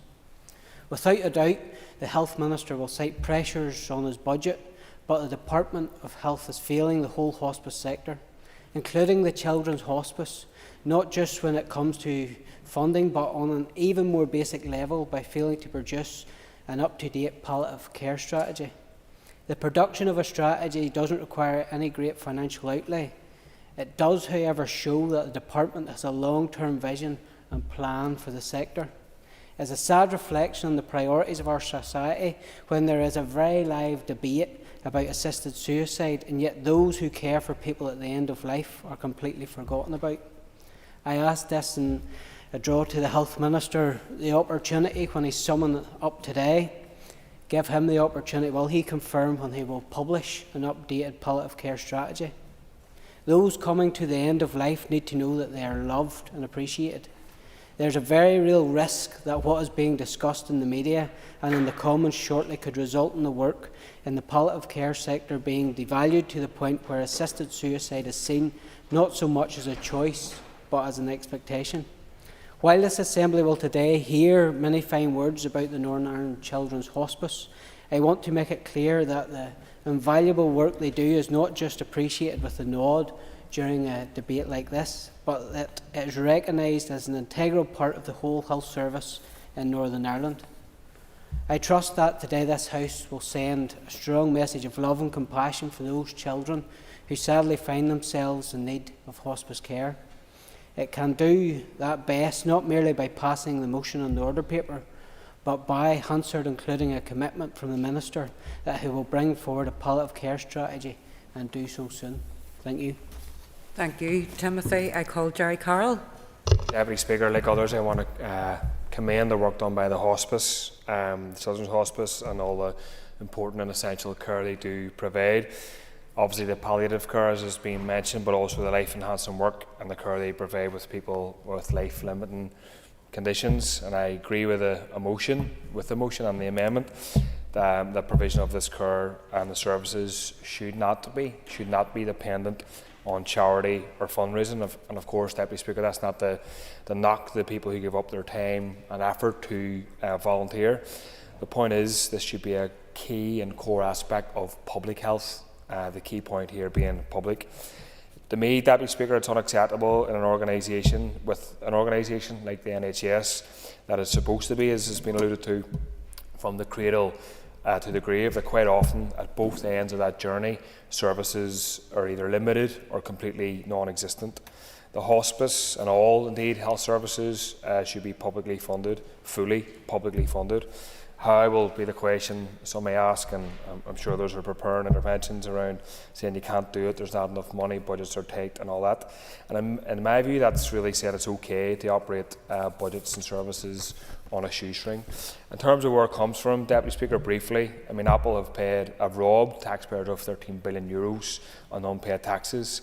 Globally, $2 trillion could be raised if the example of Spain was followed by a feather-light wealth tax on the 0.5% richest households. And despite the panic often predicted around these measures, targeting extreme wealth, it hasn't resulted in the super rich fleeing.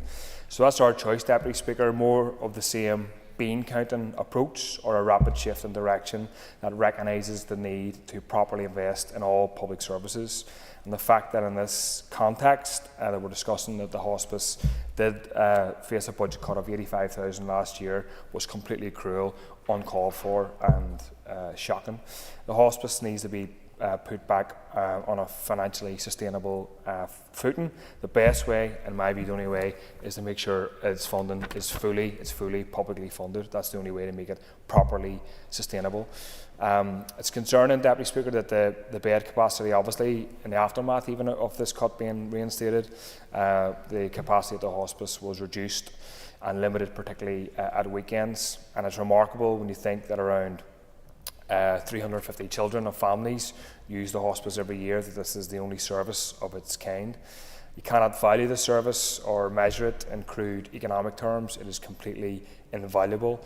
And we know that, as has been referred to already, families who have experienced end-of-life and respite care as transformative and called it a home away from home. The hospice helps ease pressure on family relationships, improve mental health, and gives time and space to plan that end-of-life care, which is essential. Families who use respite services have described them, as has been said already, as a lifeline. And I want to pay tribute in particular to somebody I know, Deputy Speaker Matt Rooney, who's been so vocal in the benefits of respite services for himself and his family, and spoke out publicly last year about the cuts, the enforced cuts. Care in all aspects should be socialised and not fall on the shoulders of families or individuals, Deputy Speaker. And I would of course be remiss not to mention the continuous austerity budgets in this place when it has been sitting on the impact on healthcare and services that should be in place. It's been mentioned in passing, but the fact that there is no paediatric pathology service here in the north is completely shocking.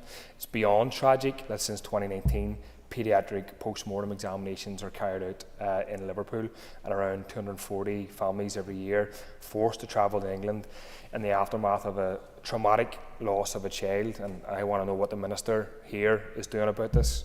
More and more pressure. Sure, yeah.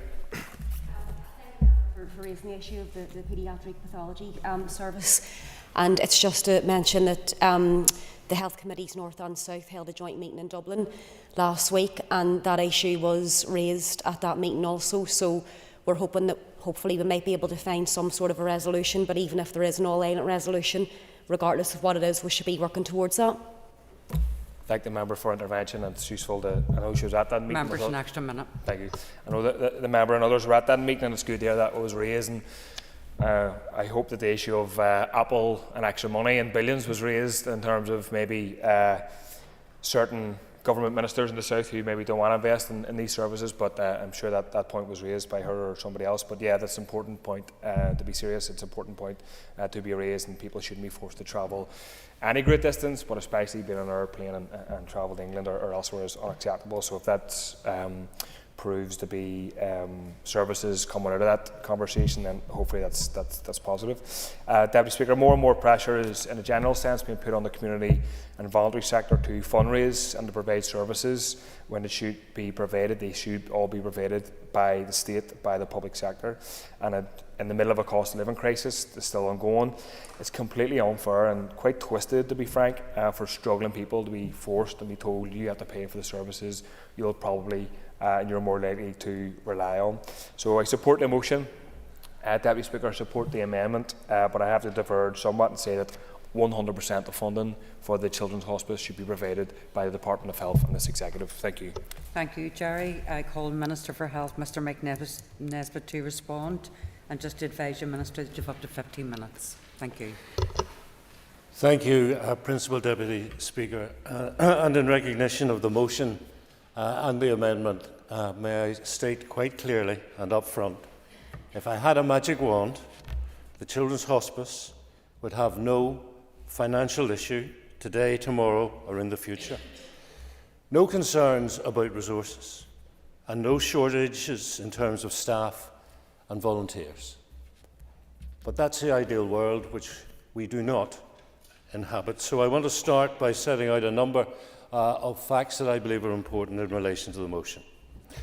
Firstly, statutory funding for almost every aspect of health and social care, and indeed all public services, has not risen in line with demand and inflationary pressures. That is the unfortunate reality of the situation all our services are currently in, and it's the nature of the challenge that the health and social care system faces on a day and daily basis. There are no easy solutions.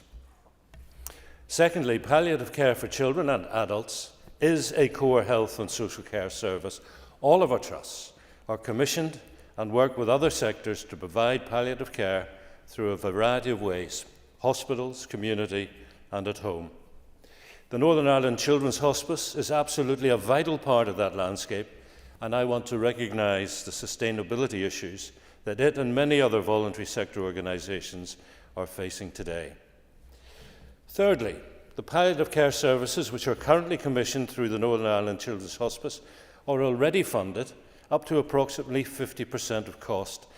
And I think that working in partnership with the voluntary and community sector has been very successful across many health and public services, with many successful models built on some degree of charitable fundraising. So I would suggest it is not to be disposed of, but I recognise the extremely challenging environment in which the sector is operating. It's important that this context is understood by members for the purposes of this debate. Of clarification, I don't know if I misheard you. Did you? If you could just clarify if you had said there that there was 50% funding already. Hospice. I thought I heard you say that, but I said up to 50%. Okay. Up to 50%. The issue of access to paediatric palliative care for seriously ill children and young people in Northern Ireland is extremely important to me and to the work that's being done within my department. And on that, Principal Deputy Speaker, I will pause to address an issue Mr Carroll raised. I think it is wrong and deeply regrettable that parents have to go to Alderhay for paediatric pathology. But the fact is it is very difficult to attract consultants into this area of work. Globally, it is being concentrated in specific areas. And without wishing to raise expectations too high, I do believe that the most practical answer will be an all-island solution. And I would just assure the House that those discussions are going on quietly in the background. And if there is something to report in due course, I will be delighted to do that if it is a positive message. Thank the Minister for the clarification. I appreciate he says there's conversations ongoing, but does he have a time frame when there's going to be some announcement, hopefully on a decision? Because quiet conversations are important, but what people want to see is public announcements.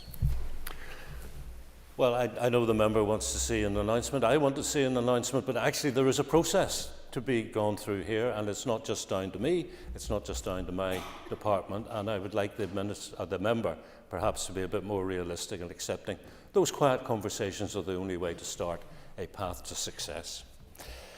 I have recently been invited to visit the Children's Hospice. I've accepted that invitation. I want to see firsthand and acknowledge the exceptional work undertaken supporting children who have life-limiting conditions, and also, of course, their families.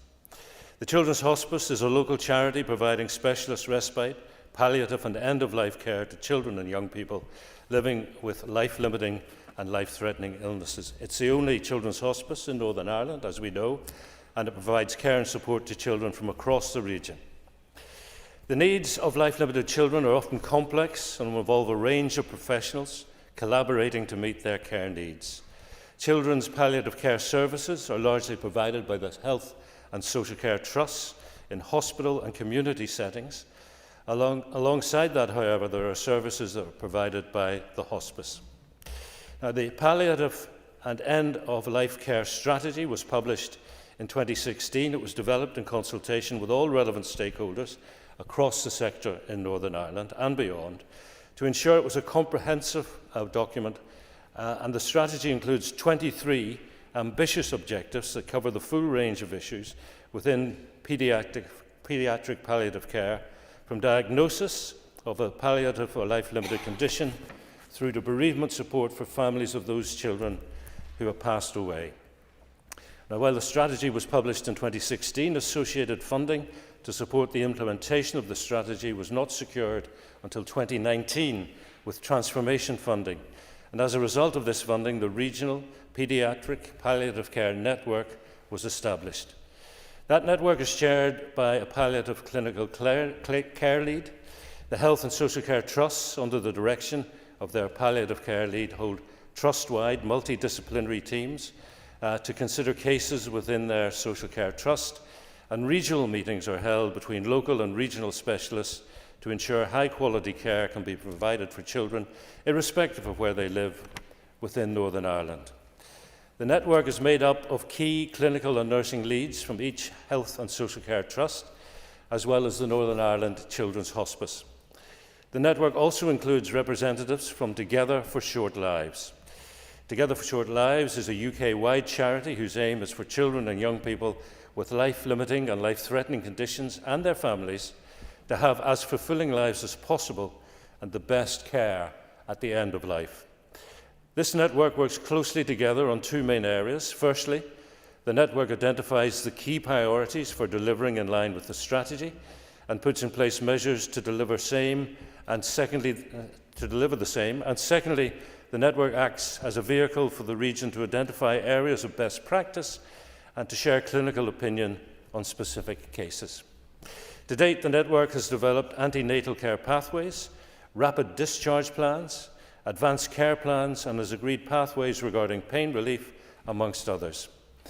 Currently, the network is also working on other key issues, including the provision of 24/7 end-of-life care, as well as examining how to best develop closer ties with colleagues in the Republic of Ireland.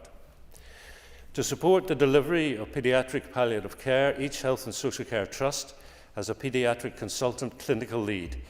These consultants work collaboratively across the Health and Social Care Trusts to lead paediatric palliative care in their trusts, ensuring best practice is shared with other colleagues in other trusts and indeed regionally.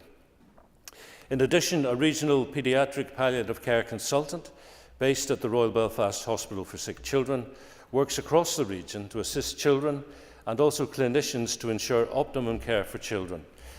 The consultant also acts in a leadership role across paediatric palliative care in Northern Ireland. Now, in terms of the strategy, which Mr Gaston raised, I have to say to him that there are many strategies in the Department of Health. One I am particularly focused upon is the mental health strategy.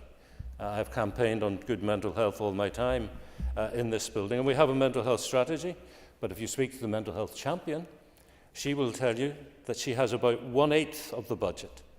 The department has about 1/8 of the budget required to deliver this year's action plan, rolling out from that strategy.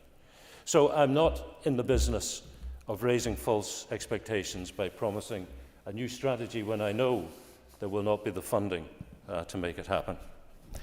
Funding for a paediatric and life-limited nurse was made available by my department. The nurse works within the Northern Ireland Children's Hospice and has a crucial role in delivering care for children right across Northern Ireland. The role was developed as a result of a need that was identified by clinicians and others involved in paediatric palliative care here in Northern Ireland. In terms of funding for children's palliative care, currently almost £195,000 has been made available annually for the provision of paediatric palliative care in Northern Ireland, and that's alongside £1.7 million of funding for the Northern Ireland Hospice. And my predecessor, as we noted, Robin Swan, took steps in February this year to stabilise the annual funding allocation to the Children's Hospice within the resources available at that time. And I agree with Mr Kingston in his opening remarks when he said the objective is to stabilise the Children's Hospice. And my department has service-level agreements in place with the Children's Hospice for the delivery of agreed commissioned services.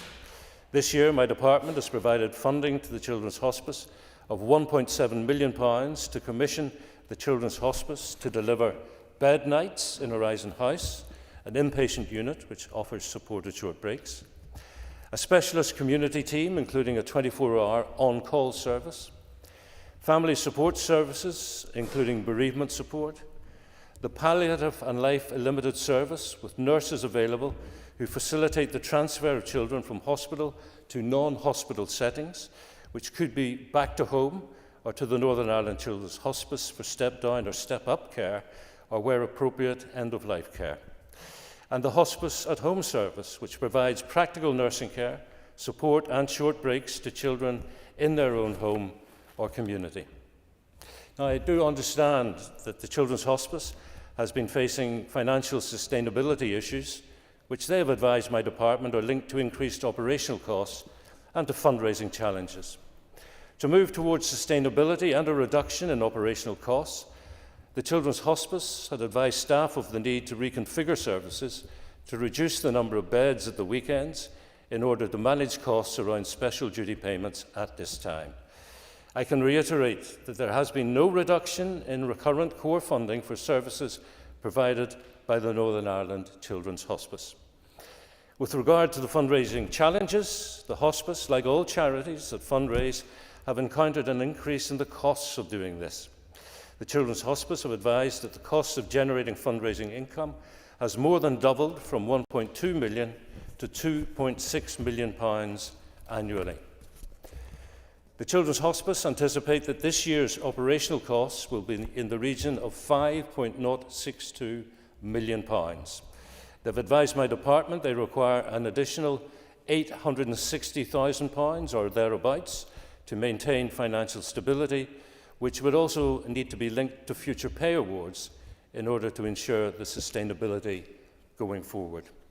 And my department has been engaging and continues to engage with the Hospice over the last number of months to understand the operational costs of running the Hospice, the cost of the services my department commissions, and the extent of increased operational and fundraising costs.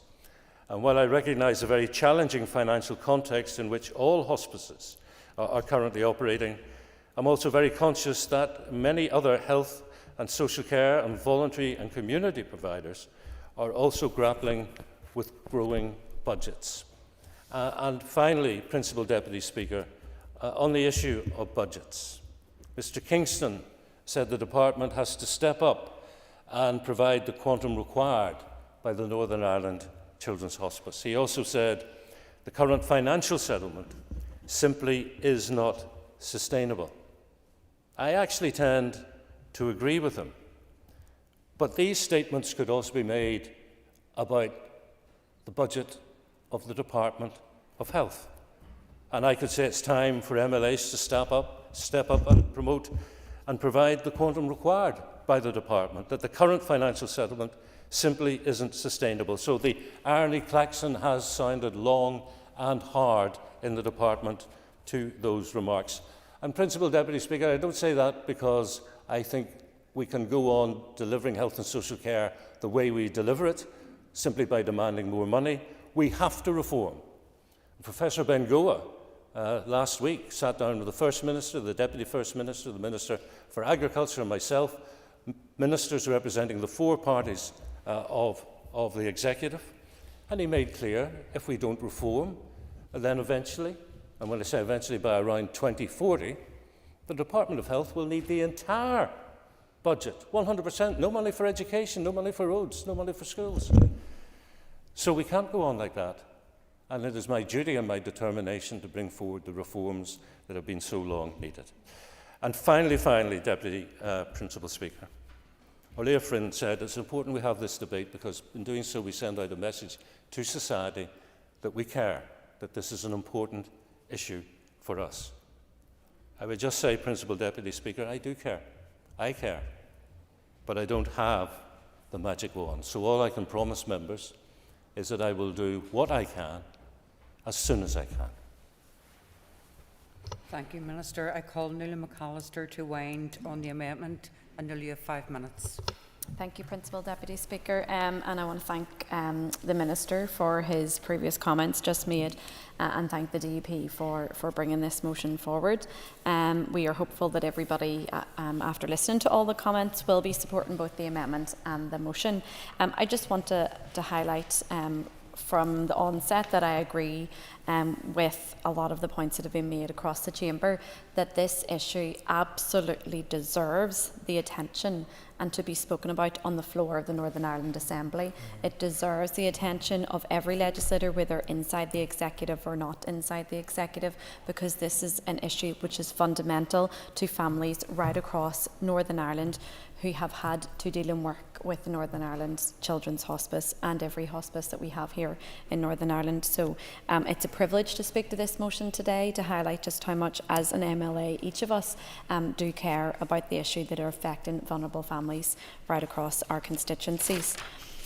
I also wanted to talk a little bit about the visit that my and my party colleagues did have to the Children's Hospice some while ago, and it was a beautiful visit, and it was an opportunity when there were families and young people present to actually talk and discuss about what the hospice means to them. And at that time, it was families who were offered the respite care that they needed for their children that have life-limiting conditions. We had an opportunity to have a tour of the building, speak to the nurses, to some of the other health practitioners and the holistic care providers, and because this service isn't just about a health service, and it isn't just about the individual, it's about the entirety of the family. The whole family unit is looked after in the Northern Ireland Children's Hospice, and there is nothing that is spared when it comes to taking care of that whole family. And I just want to put on record our support for every person employed at the Northern Ireland Children's Hospice, because it is particularly important work. And just to note also, we did have a look around the bereavement room in particular and the remembrance garden, and that was quite a poignant experience. To think actually that there are families that are going through some of the darkest days and hours of their lives, but they're being supported by this fabulous and wonderful team of staff. So I do agree with many of the comments that are made that it's a worthy cause to be discussing and to be highlighting to the Minister and the Department. I also, for a moment, just want to acknowledge the location specifically in North Belfast, not just of the Children's Hospice, but of the Adult Hospice too. And if anyone hasn't had the opportunity, you can visit the Adult Hospice and you can contribute to their efforts there. They have an on-site cafe as well. So I think it's an opportunity for the Minister, if he is not, or if he is attending the Children's Hospice, to also visit the Adults Hospice as well. I just want to turn to some of the comments that have been made, and many of the contributors spoke about the budget, and we understand the budget situation that it is currently that we are currently experiencing. And I just want to look to the wording of this motion, and that's why in particular there was no wording within this motion that said that the Minister or the Department had reduced funding to the Children's Hospice. There was a recognition that it had it, but unfortunately funding costs have risen, and so they are no longer sustainable because of that. And that's not to say that the Department is at fault, but it is on statutory services to actually provide the service. We all know that there are statutory services and that it might in words be a core service part of the Health and Social Care Trust when it comes to palliative care, but actually we also know from many families, both of children and adults who have a terminal illness, that it is often referral to hospices, whether it's Marie Curie, the Northern Ireland Children's Hospice, for that end-of-life care. So whilst we recognise that there is community care, there is in-hospital care, that more often than not it is referral to the likes of the Northern Ireland Hospice, to Marie Curie and the likes, and that's why we did want to draw particular attention to that amendment. I do think in terms of the 350 families that are serviced by the Northern Ireland Children's Hospice, that this issue matters to them, not just in their time with the hospice, but their time long after. It is often those people who go on to do the fundraising, those people who have actually had the experience of working with the hospice, of providing for their families. They then feel that the onus is on them to give back, and that shouldn't be the case. And whilst it is worthy of each individual to do that, it just should not be the case. I look forward to the committee inquiry in which we can hear more from the palliative care network that the Minister has outlined here, so that we get an opportunity to actually ask those questions. And we do look forward to hearing more about the implementation of the recommendations within the palliative care strategy, so that we can get more of a network. But I am hopeful that no one will divide on this issue today. I'm glad that we've had the opportunity to speak about the worthy cause, and I commend the amendment to the House. Thank you. Appreciate that, Nuala. I just want to ask Philip Brett to conclude and wind up the debate on the motion, and to advise you, Philip, to 10 minutes. Thank you very much indeed, Madam Principal Deputy Speaker. And can I first of all start out by thanking the House for what I think has been a very, very useful debate here this afternoon. Members from across the House have spoken eloquently about the importance of this service, and I know many of the staff, patients and indeed families who are impacted by the work of the hospice are watching this debate here today, and I know they'll be heartened by many of the remarks that have been made. As someone who represents North Belfast, I'm immensely proud that the Northern Ireland Children's Hospice is based in our constituency, but has been pointed out by members across the House. Their services and their work impact the lives of people right across our province, and it is a very, very special place. It's an organisation that I have been delighted to work alongside and support for many years. One of my first acts as a local councillor was to help ensure, alongside Councillor Billy Webb, the freedom of the borough for the Children's Hospice of Antrim and Newton Abbey. Billy Webb continues to be an honorary president of the Northern Ireland Children's Hospice, and I want to pay tribute to him as a North Belfast constituent for the work that he continues to do day and daily to raise vital funds for the hospice.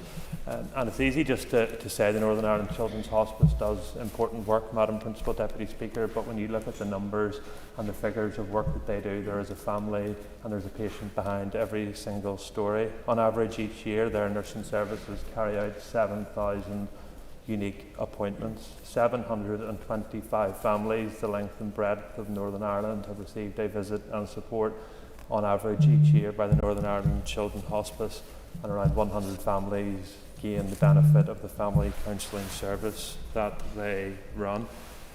Though, Madam Principal Deputy Speaker, I must say that I do find the ongoing discussion on this issue to be hugely frustrating, and the fact that we haven't got to a solution or proposals on the issue. There's been a number of questions that I've tabled on the issue and continue to receive contradictory replies. On the 2nd of February of this year, I received a response from the then Minister of Health to say that his officials were currently working on new funding proposals for the Northern Ireland Children's Hospice. On the 15th of March 2024, I was told by the then Health Minister that his officials were meeting with the Children's Hospice on the 3rd of April, then again on the 9th of May, and they could bring forward new funding proposals. I was then told on the 26th of March that discussions would be ongoing with the Finance Minister by the then Minister for Health to make a bid for additional funding. Responses from the Finance Minister are clear that she has not received a specific request for additional funding for the Northern Ireland Children's Hospice. Those words stand in stark contrast to some of the information, Madam Principal Deputy Speaker, that I have received to date, and I would encourage the Minister just to reflect on the answers of his previous Minister, and we continue to try and move this situation forward. It is important that we put our best foot forward and all recognise the important role of the hospice, but we do need to now step up to the mark. Mr Kingston, who ran a marathon recently for the Northern Ireland Hospice, spoke eloquently of the vital role that they play. And I just take this opportunity to pay tribute to fundraisers right across Northern Ireland for the vital role that they do. And we encourage them to continue to do that. Mr Donnelly spoke eloquently of the vital importance of the provision of palliative care for our health service here in Northern Ireland, and spoke of his role and the work that he has done on a personal level providing palliative care to patients during his professional life as a nurse. Can I thank you, Mr Donnelly, for the work that you've done, because I know that that's vital for families right across Northern Ireland. The chair of the Health Committee has been a strong champion for the Northern Ireland Children's Hospice, and I know has been up to visit them on a number of occasions. So can I thank her and the entire Health Committee for the work that they continue to do. Mr Chambers recognised the vital role that the Children's Hospice staff play, and the rightful expectation amongst the public that we continue to support them. He pointed out the budgetary constraints that the Department for Health had, and of course he voted against the budget, so he is able to make those remarks and continues to make an important argument for further funding for the Department for Health. Mr McGrath said that he would like to see this commitment from the House, but in his view the discussion here would have no tangible outcomes. I do respectfully disagree with Mr McGrath. As I said at the start of this, I know that there are patients, staff and users of the service who are watching the debate here today because they want to see this House discuss the important role that they play. We send out a clear message to fundraisers, to staff and to the public that we do value the service. Even in the remarks made by the Health Minister, he recognised the vital work that they do and his ongoing and clear commitment to that. So I think it's important that we do, from a House, send a clear message that the work that they do is of vital importance. Orlea Flynn rightly referenced the impact study that the Northern Ireland Hospice publish on an annual basis. And I would encourage any member, if they had the opportunity, to read that. That provides the details of the families, countless families right across Northern Ireland that the hospice supports, and it really does drill down into the great work that they do. Shanna Holland, the member for North Antrim, spoke about the personal circumstances she and her family have faced and the irreplaceable service that the Northern Ireland Children's Hospice provides, and spoke eloquently about how it's our duty as elected representatives to champion the cause for the Northern Ireland Hospice, and I couldn't agree with her more. Cara Hunter rightfully recognised the vital role that the staff of the hospice play, and we are blessed to have such excellent staff right across Northern Ireland. Mr Gaston, in his remarks, spoke of the vital work of fundraisers, and in particular the work done by his council colleague, Alderman Stuart MacDonald, who has raised a fabulous amount through the work that they do, and I congratulate Stuart and others who continue to fundraise. He even described the Alliance Amendment as hugely sensible, which shows just how important that this issue is, that it brings all parties together to support their work. Give way to Ms Brandy. Thank you to the member. Just as you were mentioning there, the importance of fundraising, would you agree with me about Madison Wright, the ANI Youth Ambassador for the hospice, the essential work that she's done? I think she's raised over £50,000, potentially a lot more actually, for continuing to raise both the need of the hospice, but of course the vital funds. Agree, and Madison does amazing work highlighting the work of the Northern Ireland Hospice, and I think it's nearly £60,000 that she's raised to date now, and you rightly, as a representative for East Antrim, continue to champion the work that she does, so thank you for doing that. Mr Carroll made clear the ongoing commitment that the public health service should have to palliative care, and again we agree with those remarks. The Health Minister, thank you for being here today, firstly, Minister, and secondly for your commitment to the hospice. When you were appointed to the office, I wrote to you on a number of occasions, and you committed to me that you would visit the hospice, and you have honoured that commitment, and you will honour that commitment next month. I don't think anyone, Minister, doubts your commitment to the role of Health Minister and your integrity and your dedication to the role. And I just want to thank you for the work that you do. We may disagree on budget allocations, but I know that working together we can continue to promote this important cause. And Ms McAllister, as a fellow North Belfast representative, alongside her colleagues, put forward a sensible amendment which we as a party will be supporting. And she spoke of the importance of when you visit the hospice, you get to see for the first hand the important impact that it has. So I think, Madam Principal Deputy Speaker, this actually has been a really useful debate, which members have shown their clear commitment on this issue. There's a clear opportunity for us as a House to send a strong message to the Northern Ireland Children's Hospice, their families, staff and service users, that we as a House value the vital role that they play, and collectively we will continue to do all we can to ensure that they receive the funding that they deserve. Thank you very much. Thank you very much, Philip. So the question is that the amendment standing in the name of Nuala McAllister, Danny Donnelly, Stuart Dixon and Paula Bradshaw be made. All those in favour say aye. Aye. Contrary of any noes? The ayes have it. The question is that the motion as amended be made. All those in favour say aye. Aye. Conscious of any noes? The ayes have it. The ayes have it. So the question is that the Assembly do now adjourn. The Assembly is adjourned. Thank you.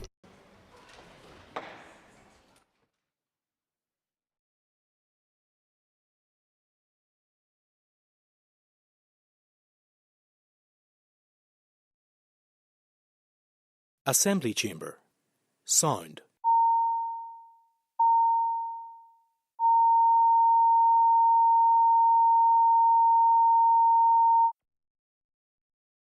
Assembly Chamber. Sound.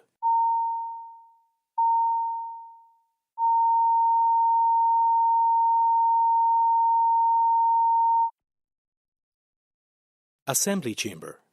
Sound.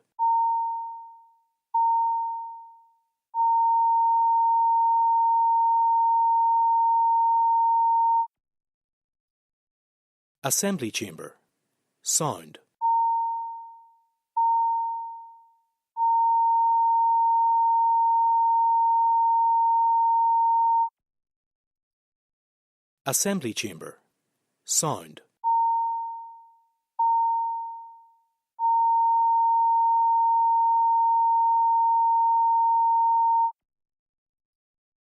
Assembly Chamber. Sound.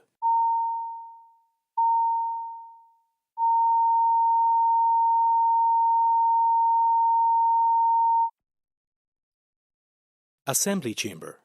Sound.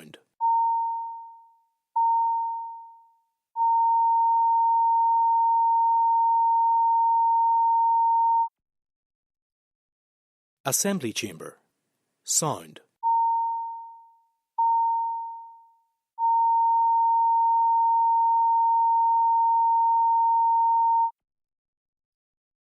Assembly Chamber. Sound.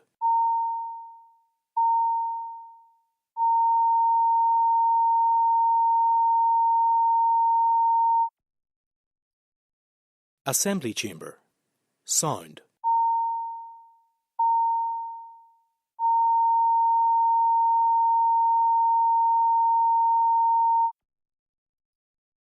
Assembly Chamber. Sound.